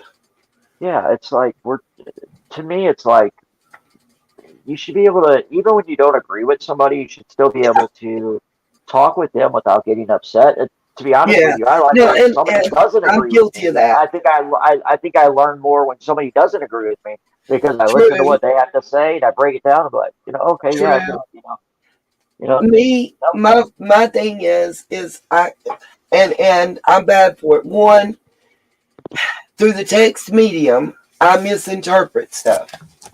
I take it the wrong way, and I own it, and I will apologize. That's the thing I hate. It's why I offer anybody that wants to come up to always welcome to come up, unless for some reason I'm saying that it's not an open panel night. But I'm the first one to admit that I have taken things wrong and got butthurt. Like earlier tonight. My thing is, though, if you ask me a question, you make a statement, and it's opposing what I'm saying, and I'm telling you I have evidence, please allow me to present it, and the whole time you're kind of kicking me in the shins. It feels like, like I don't get the opportunity for presentation. That bothers me. I'll get bothered there, but I own it. I will own it. Not saying it's right. At that point, if I may make a suggestion, I would just ignore them at that point, especially if they're just typing or whatever, and just keep going on with what you're doing. Just don't even give them the time of day. That's what they want. You know what I mean? So they want to interrupt you. I know you're right. Yeah. Well, you ladies wear your heart on your sleeve, I think, more than guys do too. So it's and I admit that. I mean, and there's nothing wrong with that. I am the first one to tell you I did not come to YouTube. Been made fun of for this, but I'm gonna be honest. I didn't come to YouTube to do true crime. And I see Smiley saying, "I know, girl." I was originally like doing couponings and clearance stuff, and a vlog more or less, because I was talking about my neighbor, Cracky Crackerton over here. But and that's a hot mess for real. Could do a whole week's worth of shows on that one. He's one that I was telling him he swept his rock driveway earlier today and weed eated it. He vacuumed his rock walkway and porch. Yeah. And he vacuumed his floor mats and scraped them off and with water hose and stuff at about 2:30, 3 o'clock in the morning. That's why I'm up sometimes at 3. People make fun of that. 1, I'm used to working second or third shift. 2, Cracky Crackerton is in and out, squalling tires and all kind of stuff all night long. And the police tell us there's not a law against being crazy. Yeah. I mean, that's pretty much how it rolls. But I mean, when we was talking about being honest to goodness, like, okay, I don't care for Jody Sue. I make no bones about it. JSB? Yeah. Because she's no way that I look at it did she do right by Summer. Period. She's involved, in my opinion. I do too. I agree. Same. Yep. But even if you could convince me that she wasn't, she still knew at the very minimum that she was being abused. And YouTube demonetized away because I'm going to say what I'm going to say, especially when it comes to Summer. She knew that food was being used as a behavior modification.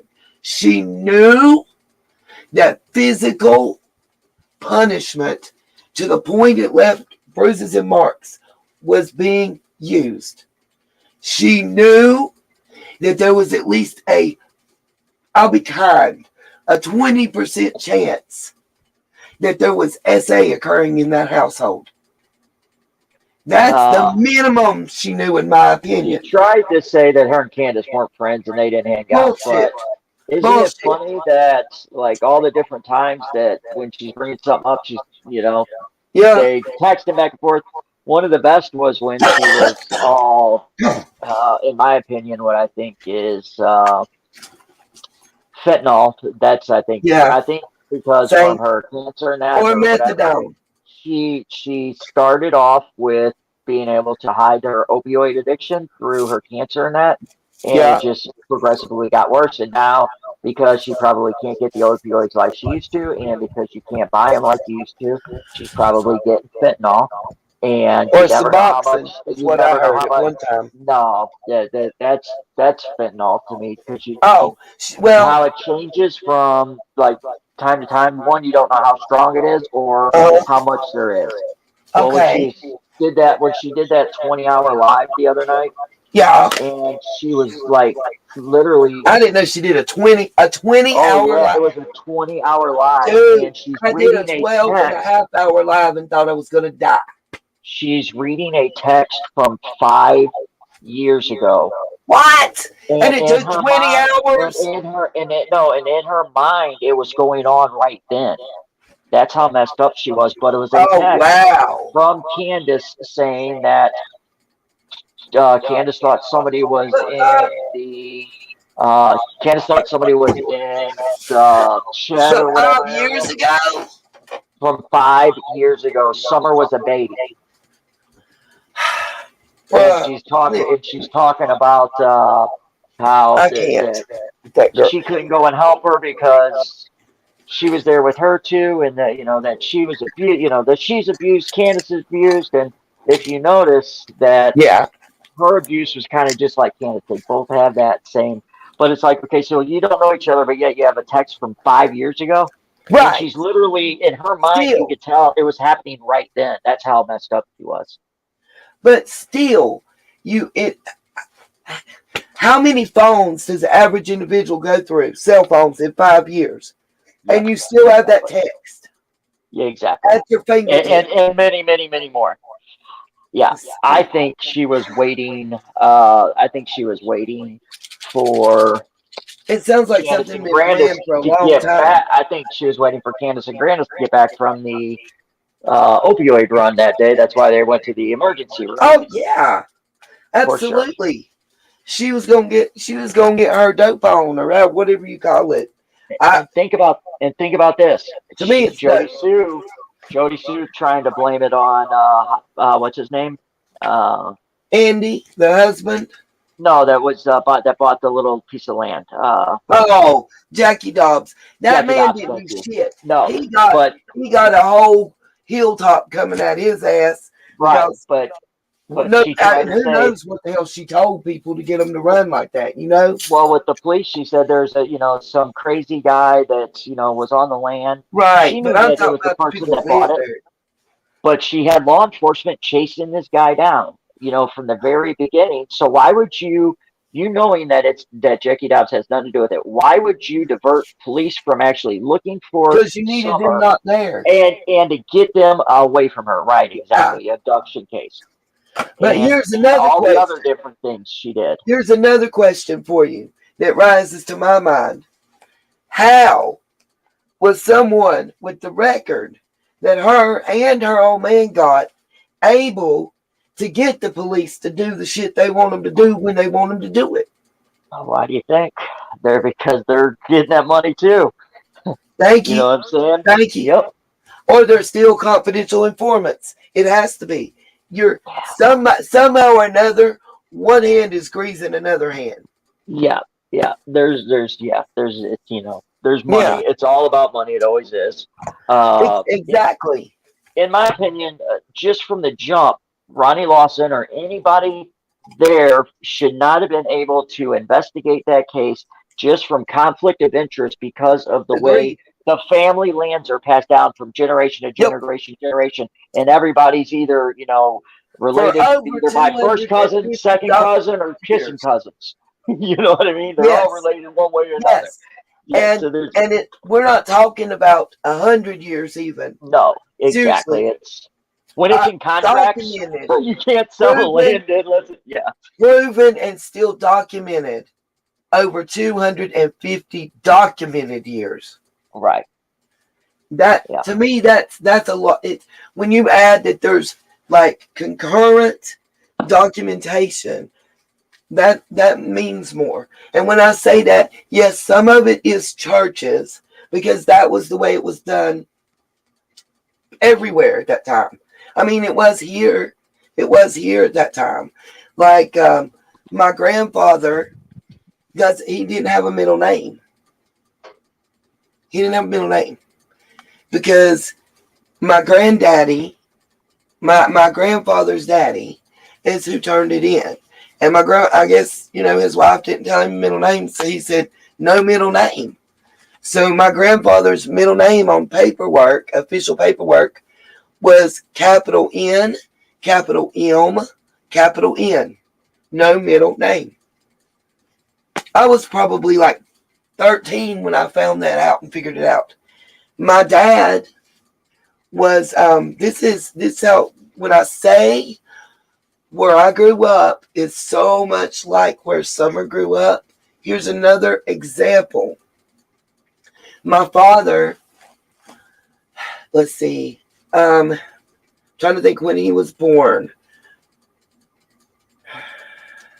I think 40. It was either 46 or 47 when he was born. Because he died. Let's see. He died in 95. Let's see, 55. Let's see. No, Daddy'd be mad at me. He was 47 when he passed in 1995. Oh wow, here's young. Yeah, my father had polio. Oh my gosh. Yeah, he did. He was in one of the public pools, and he hadn't had his polio vaccine, and there was a piece of broken glass in the pool. And I guess, that's what the story's always been, is how he got it. But he actually lived longer than expected with the polio, because he didn't die from the polio. You die from the heart and liver and spleen and other functions that are affected by the polio. But let's see, that would be what? Is that 52 or 53? Anyway, my father was born around 1950s era. We'll put it that way. I got time to think. I'm trying to pack stuff up and I'm looking for the car keys. But anyways, long story short on that, he trying to say how close in the way things operate, and maybe how kind of Mayberry, where I grew up, is. It's Mayberry's not far away, actually. But the church actually at that time was still recording the deaths. The church is still standing. And my family, and it's my grandmother's side of the family, the land was preferably to go to boys in the family.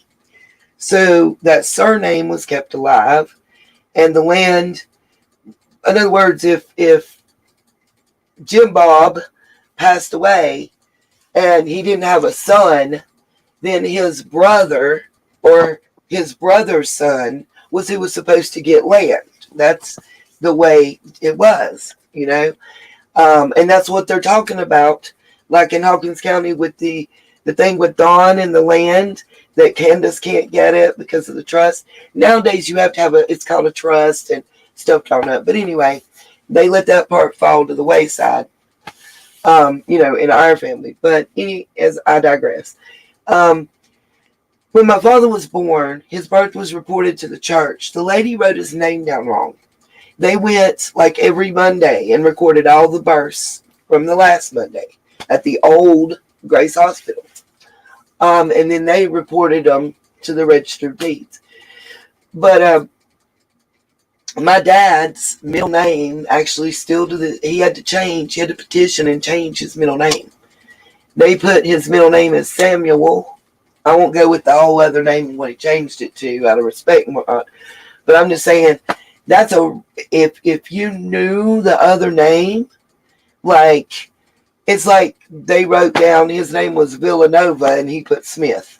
It's that much difference. But he had to go through the system to get it, changed. When he was born, we still had main roads that were dirt roads. When I was born, we still had main roads that were dirt roads. Actually, there's quite a few. I was shocked. There's quite a few videos out about my hometown just because of the historical nature of it and the wide variety of things to do, apparently, that I still don't see it as wide variety, but we have a lot of natural waterfalls, rocks, rivers, lakes, climbing areas that I'm trying to think of the name of that one climbing thing, and my kids were part of it growing Outward Bound. We have a huge presence of them in the area. Senator Sam Ervin is from here. Apparently he was some big wig deal. I'm a Generation Xer, okay? As long as I made it home, by the time the street lights came on, my room was clean and my grades was a C or better, and I wasn't in a fight, I was good. We was not.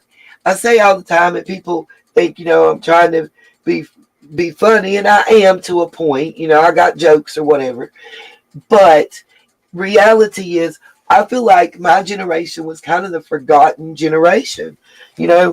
Um, Lord forbid, because I'm talking about my kids and the generation after, and please know that it's nothing personal to our babies and grandbabies, y'all. And I say our because I'm in the same boat. But we have raised a bunch of whiny little pansies to a point. Like, they get their Well, knees we bent. haven't, but the ones right behind us did. What? What did you say? I could hear you. I said we didn't, but like the ones right behind us did. I Yes. think. Yeah. Yes. Well, see, sorry, I was tightening this bracelet. Anyway, my babies, I guess, didn't technically, because mine are 31. So it's like my kids fell in between. Like they're in between the millennials and the Generation X. Gotcha. They're on the cusp of both. And they got raised by me, and I was a single mom. So yeah, they didn't catch no breaks, unfortunately. They'll tell you real quick. It was walk the line. And I ain't talking about beating my kids. That I didn't have time for that either. Nope. Oh, you didn't do you got in trouble at school. You didn't do your homework. And your room's not clean and the dishes still ain't done. Okay. Well, I'm gonna be taking that TV and VCR with me. Yeah, And the next thing is I'll cut the house phone off. But see, like nowadays, like you can see it in Truckee for a perfect example. These kids are driving their $50,000 cars around Yeah, like not happening. idiots, running people over. It's because they never had to work for anything. Right. Everything's just handed to them, so they don't know. I mean, Right. I was. My mom raised 3 boys on her own. We were poor. Right. I worked full time when I was 11 years old. I Had started to do working it. when I was 14. Yeah. My mom, she said, "Hey, we may be poor, but manners are free, and you will have them." Right. She told me that once. She That told me and that class. times. That's two things Yes, and money yeah, can't buy. and it's the way. And so I was brought up that way to have manners and to be respectful of that, and my kids picked that up. But it's like since I had to always work for things, that's how my kids, I gotta I read tried this to comment. go ahead. It's funny. Moxie said, "You give a child a trophy for not winning, and Mm-hmm. at first they feel weird. A generation later, they think if you don't cheat, you are Amen. not trying hard enough." I'm just saying. Amen, Moxie. Amen. We got a participation ribbon. When I went to school, sometimes that was the sometimes thing, and it was a little cheapo, smaller ribbon than the rest, thinner and almost paper-like. That said, "Thank you for participating," and Yeah. that was on a good year. Some years we didn't get, we were lucky to get our ribbons, but we didn't get no trophies for that. You had to make it through playoffs and shit. Well, so I lived in Houston, Everybody Texas as a doesn't kid. win in real life. And I thought that's what school is supposed to prepare you to be in the real world. 80% or better of students that go through the United States public school system do not go on to college, at least in my time. So you were being prepared to make it in the real world. Just like, what was marriage preparation? What prep for marriage was an actual class, by the way, when I was in high school. Preparation for marriage. We had one boy and like 30 girls. Poor Alan. But that was a class. Home economics was a class that was supposed to prepare you for either living on your own because mama and daddy was kicking you to the curb, or getting married. Like college, and it's a wonderful thing. I was the second person in my family, thank the Lord, to go to college. My father was the first. He went to school for drafting. But and he was the first. Well, he got his GED, and so did I. So my children were the first generation to get a high school diploma. But I wasn't expected to go to college. Understand that? Like, I was pregnant and working, and my grandparents helped. But when I got pregnant, everything got taken from me. My granddaddy didn't speak to me for like 16 months nearly. It was, oh, my children were close to 6 months old when he spoke to me after he found out I was pregnant and I wasn't married. So when I say I do identify with Rogersville, the locals, if they're in here, will tell you that's kind of, you got to understand I was born in 1972. I was pregnant in 91. I actually worked at Hardee's to pay my bills. And I thought I was older than you, but you got me by a few months. See? I'm 73. Oh, that's what's up. Yeah. But, well, then you know what I'm talking about. We had Atari and Sega Genesis. Atari 2600 for sure. Yeah. And, I mean, we had a blip that went back and forth to a little bigger blip. Yeah, they don't understand what Pong is. Yeah. Oh, my God. And then, we thought we was doing something with the Nintendo 64 with rumble packs and shit.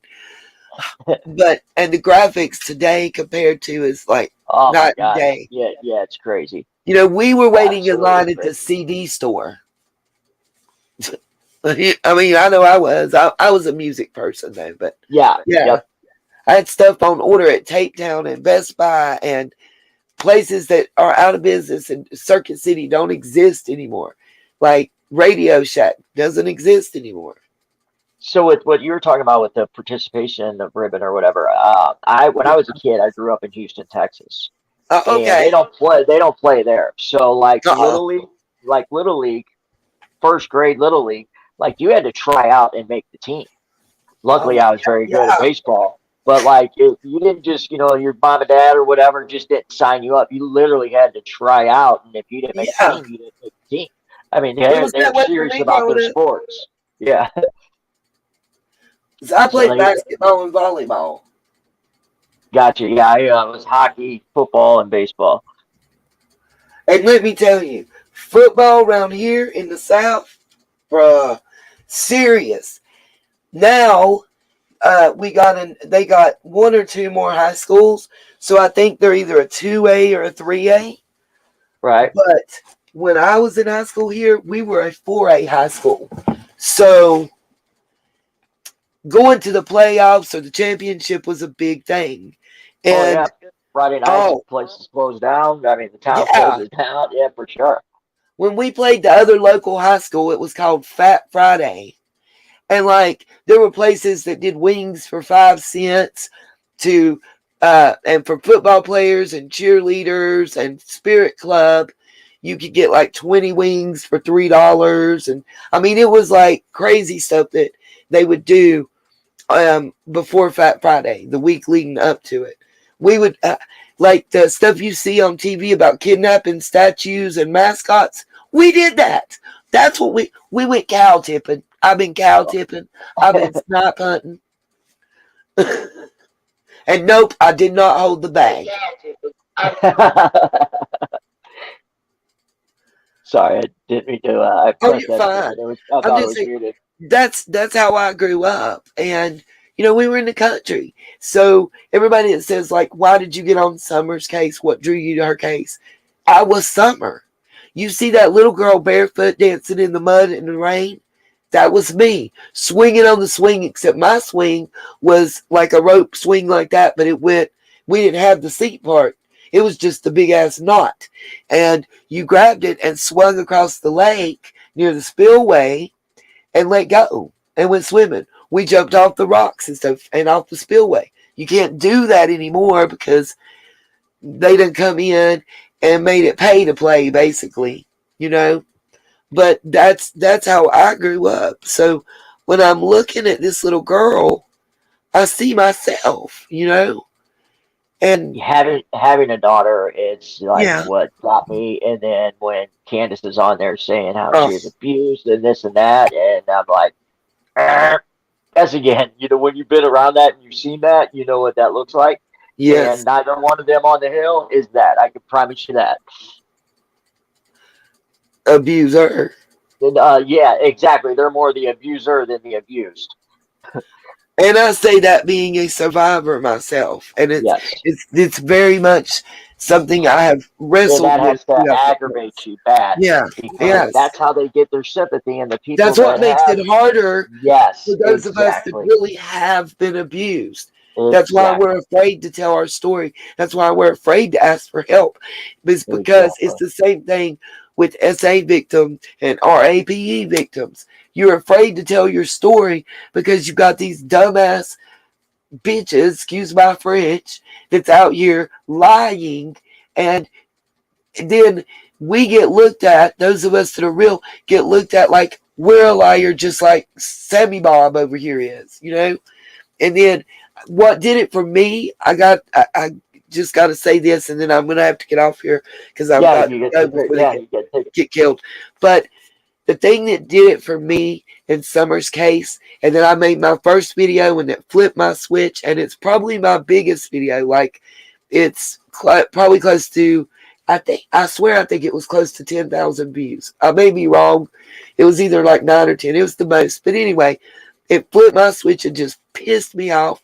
Was the interview, everybody calls it the Sermon on the Mount. First of all, I know somebody that slowed down when I see it. Now, what I mean by that is, I know benzos in use when I see them. oh, for sure. Yeah. I know the opioid and all that. Very, Yeah, yeah, for but sure. She that was, was like yeah. that wasn't pain pills. No, That no. Yeah. that was something like Klonopin or I think it was a mixture. Xanax or Ativan or something of that nature. And here that she was asked and denied, and my whole point on that one is she had a missing child. Now I know they're rural just like I am, and I know that a call to a family doctor, and it would have been very easy for her to get a prescription for Oh, yeah. something to calm her nerves, and that's Yeah. all she would have had to say. Yeah. But the way that she acted and reacted to being questioned about was she medicated told the story. Story. She bugged out like the police was questioning her.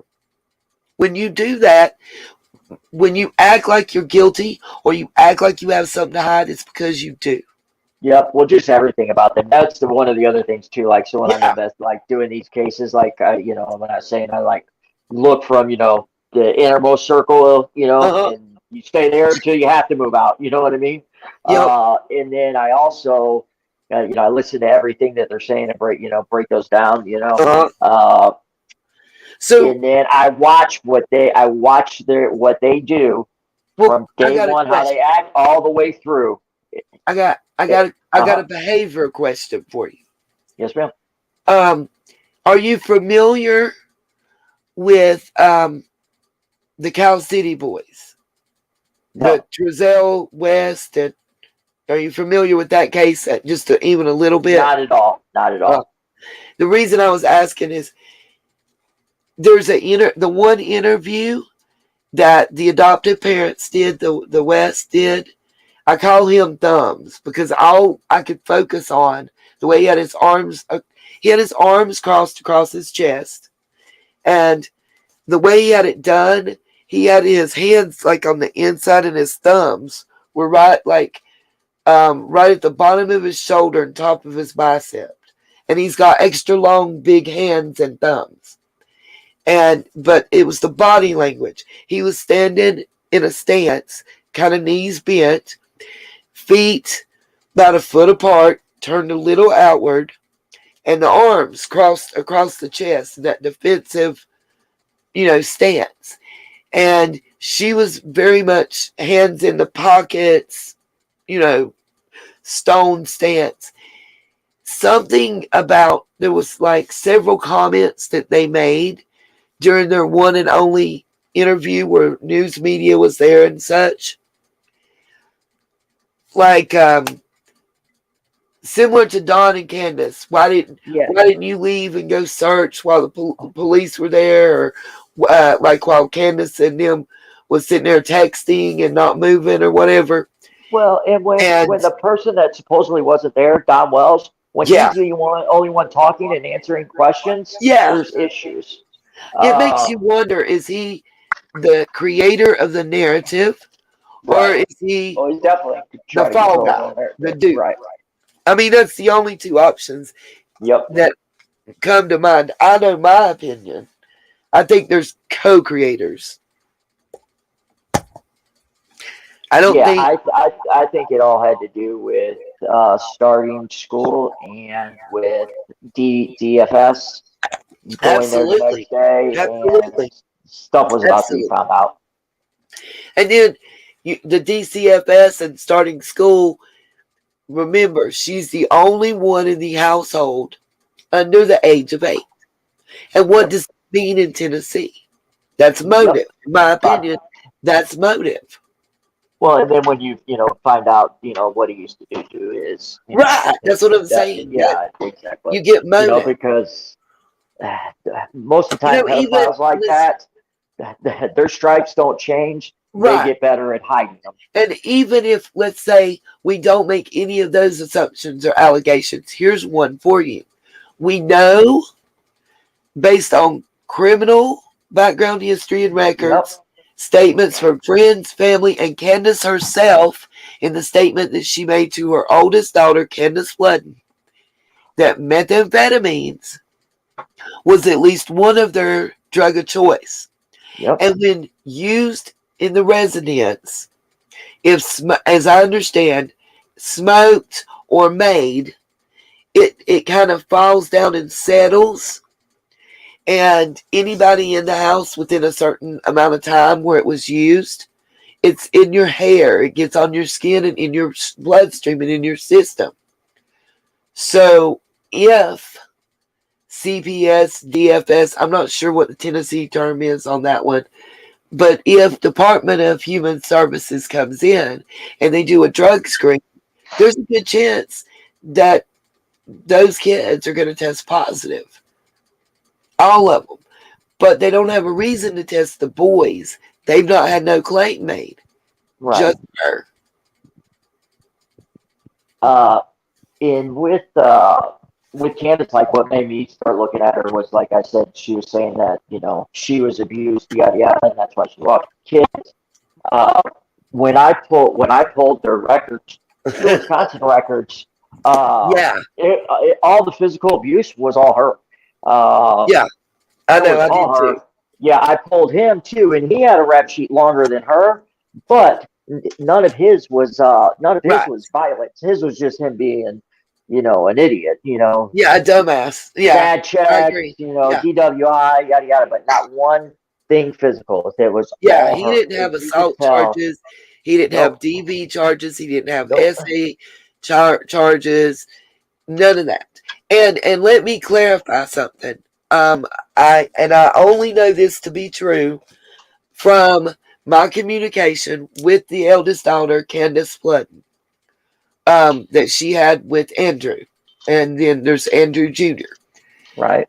The situation with the ball bat that caused her brother, the Andrew Jr., to be like in a group home type setting and facility. To help his entire life. Yes. It was not Candace or Andrew that used the ball bat. It was not them. That at the time that, as I understand, and I haven't gotten to, she didn't tell me the whole story. She just said, from what I understand, both of them were adopted out to separate people. And over a period of time, returned into the system. His was because of that abuse that he suffered. is the understanding I have. And but how would she considering know? the She was source a that it baby. came from, I choose to believe it. Okay. That's all. But That's I all. know all the other stuff she did to him, she Oh had yeah, that's true. No. she had zero remorse for her Yes, kids. absolutely. Yeah, the daughter wants nothing to do with her. And in saying that, I'm not saying that there was no abuse. Yeah, no, I understand. I'm not saying that at all. Abuse was admitted. And I was given that proof. That communication. It was made public on Facebook.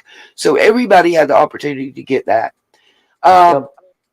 And the drug use was admitted right from the horse's mouth, in that communication where Summer's mother wrote back to her eldest daughter in Wisconsin. She admitted and said that she had been clean, I believe, for 12 years. I'd have to pull it back up to be exact, but I believe it was 12 years that she was saying that she had been clean. There wasn't really an apology, but there was an owning of actions. And she wasn't clean either, obviously. Yeah. And, the eldest daughter, as I understand, was glad for the communication, but chose to leave it at that and not pursue anything more. You know what? The life that poor little girl endured. Oh my God. To be strong enough to come forward and say that I had. Oh, she's an awesome person. Biggest and utmost respect for that young lady. Yep. And man, I literally brought tears to my eyes just because, like, I am having a right daughter, now. it's like don't mess with little girls. I'm the nicest guy in the world, but don't mistake kindness for weakness. When it comes to kids, that's where I I can't draw the line. say enough good stuff. Yeah. She's a wonderful young lady. She's got a good head on her shoulders. She's making a good future for herself. And that's hard I to think do when you've everybody been should brought just up leave in an her the fuck environment. alone. Exactly. I don't know. And there's no nice way I can put that. I don't care to try. She has given everything she knows. We as YouTubers on Summer's case probably know more about her mother than she does. Oh, I'm gonna have to end this though. I emailed you my contact information. Okay. Just let me know when you're ready because I got some good stuff for you. Okay, will do. Alrighty, man. Thank you so much.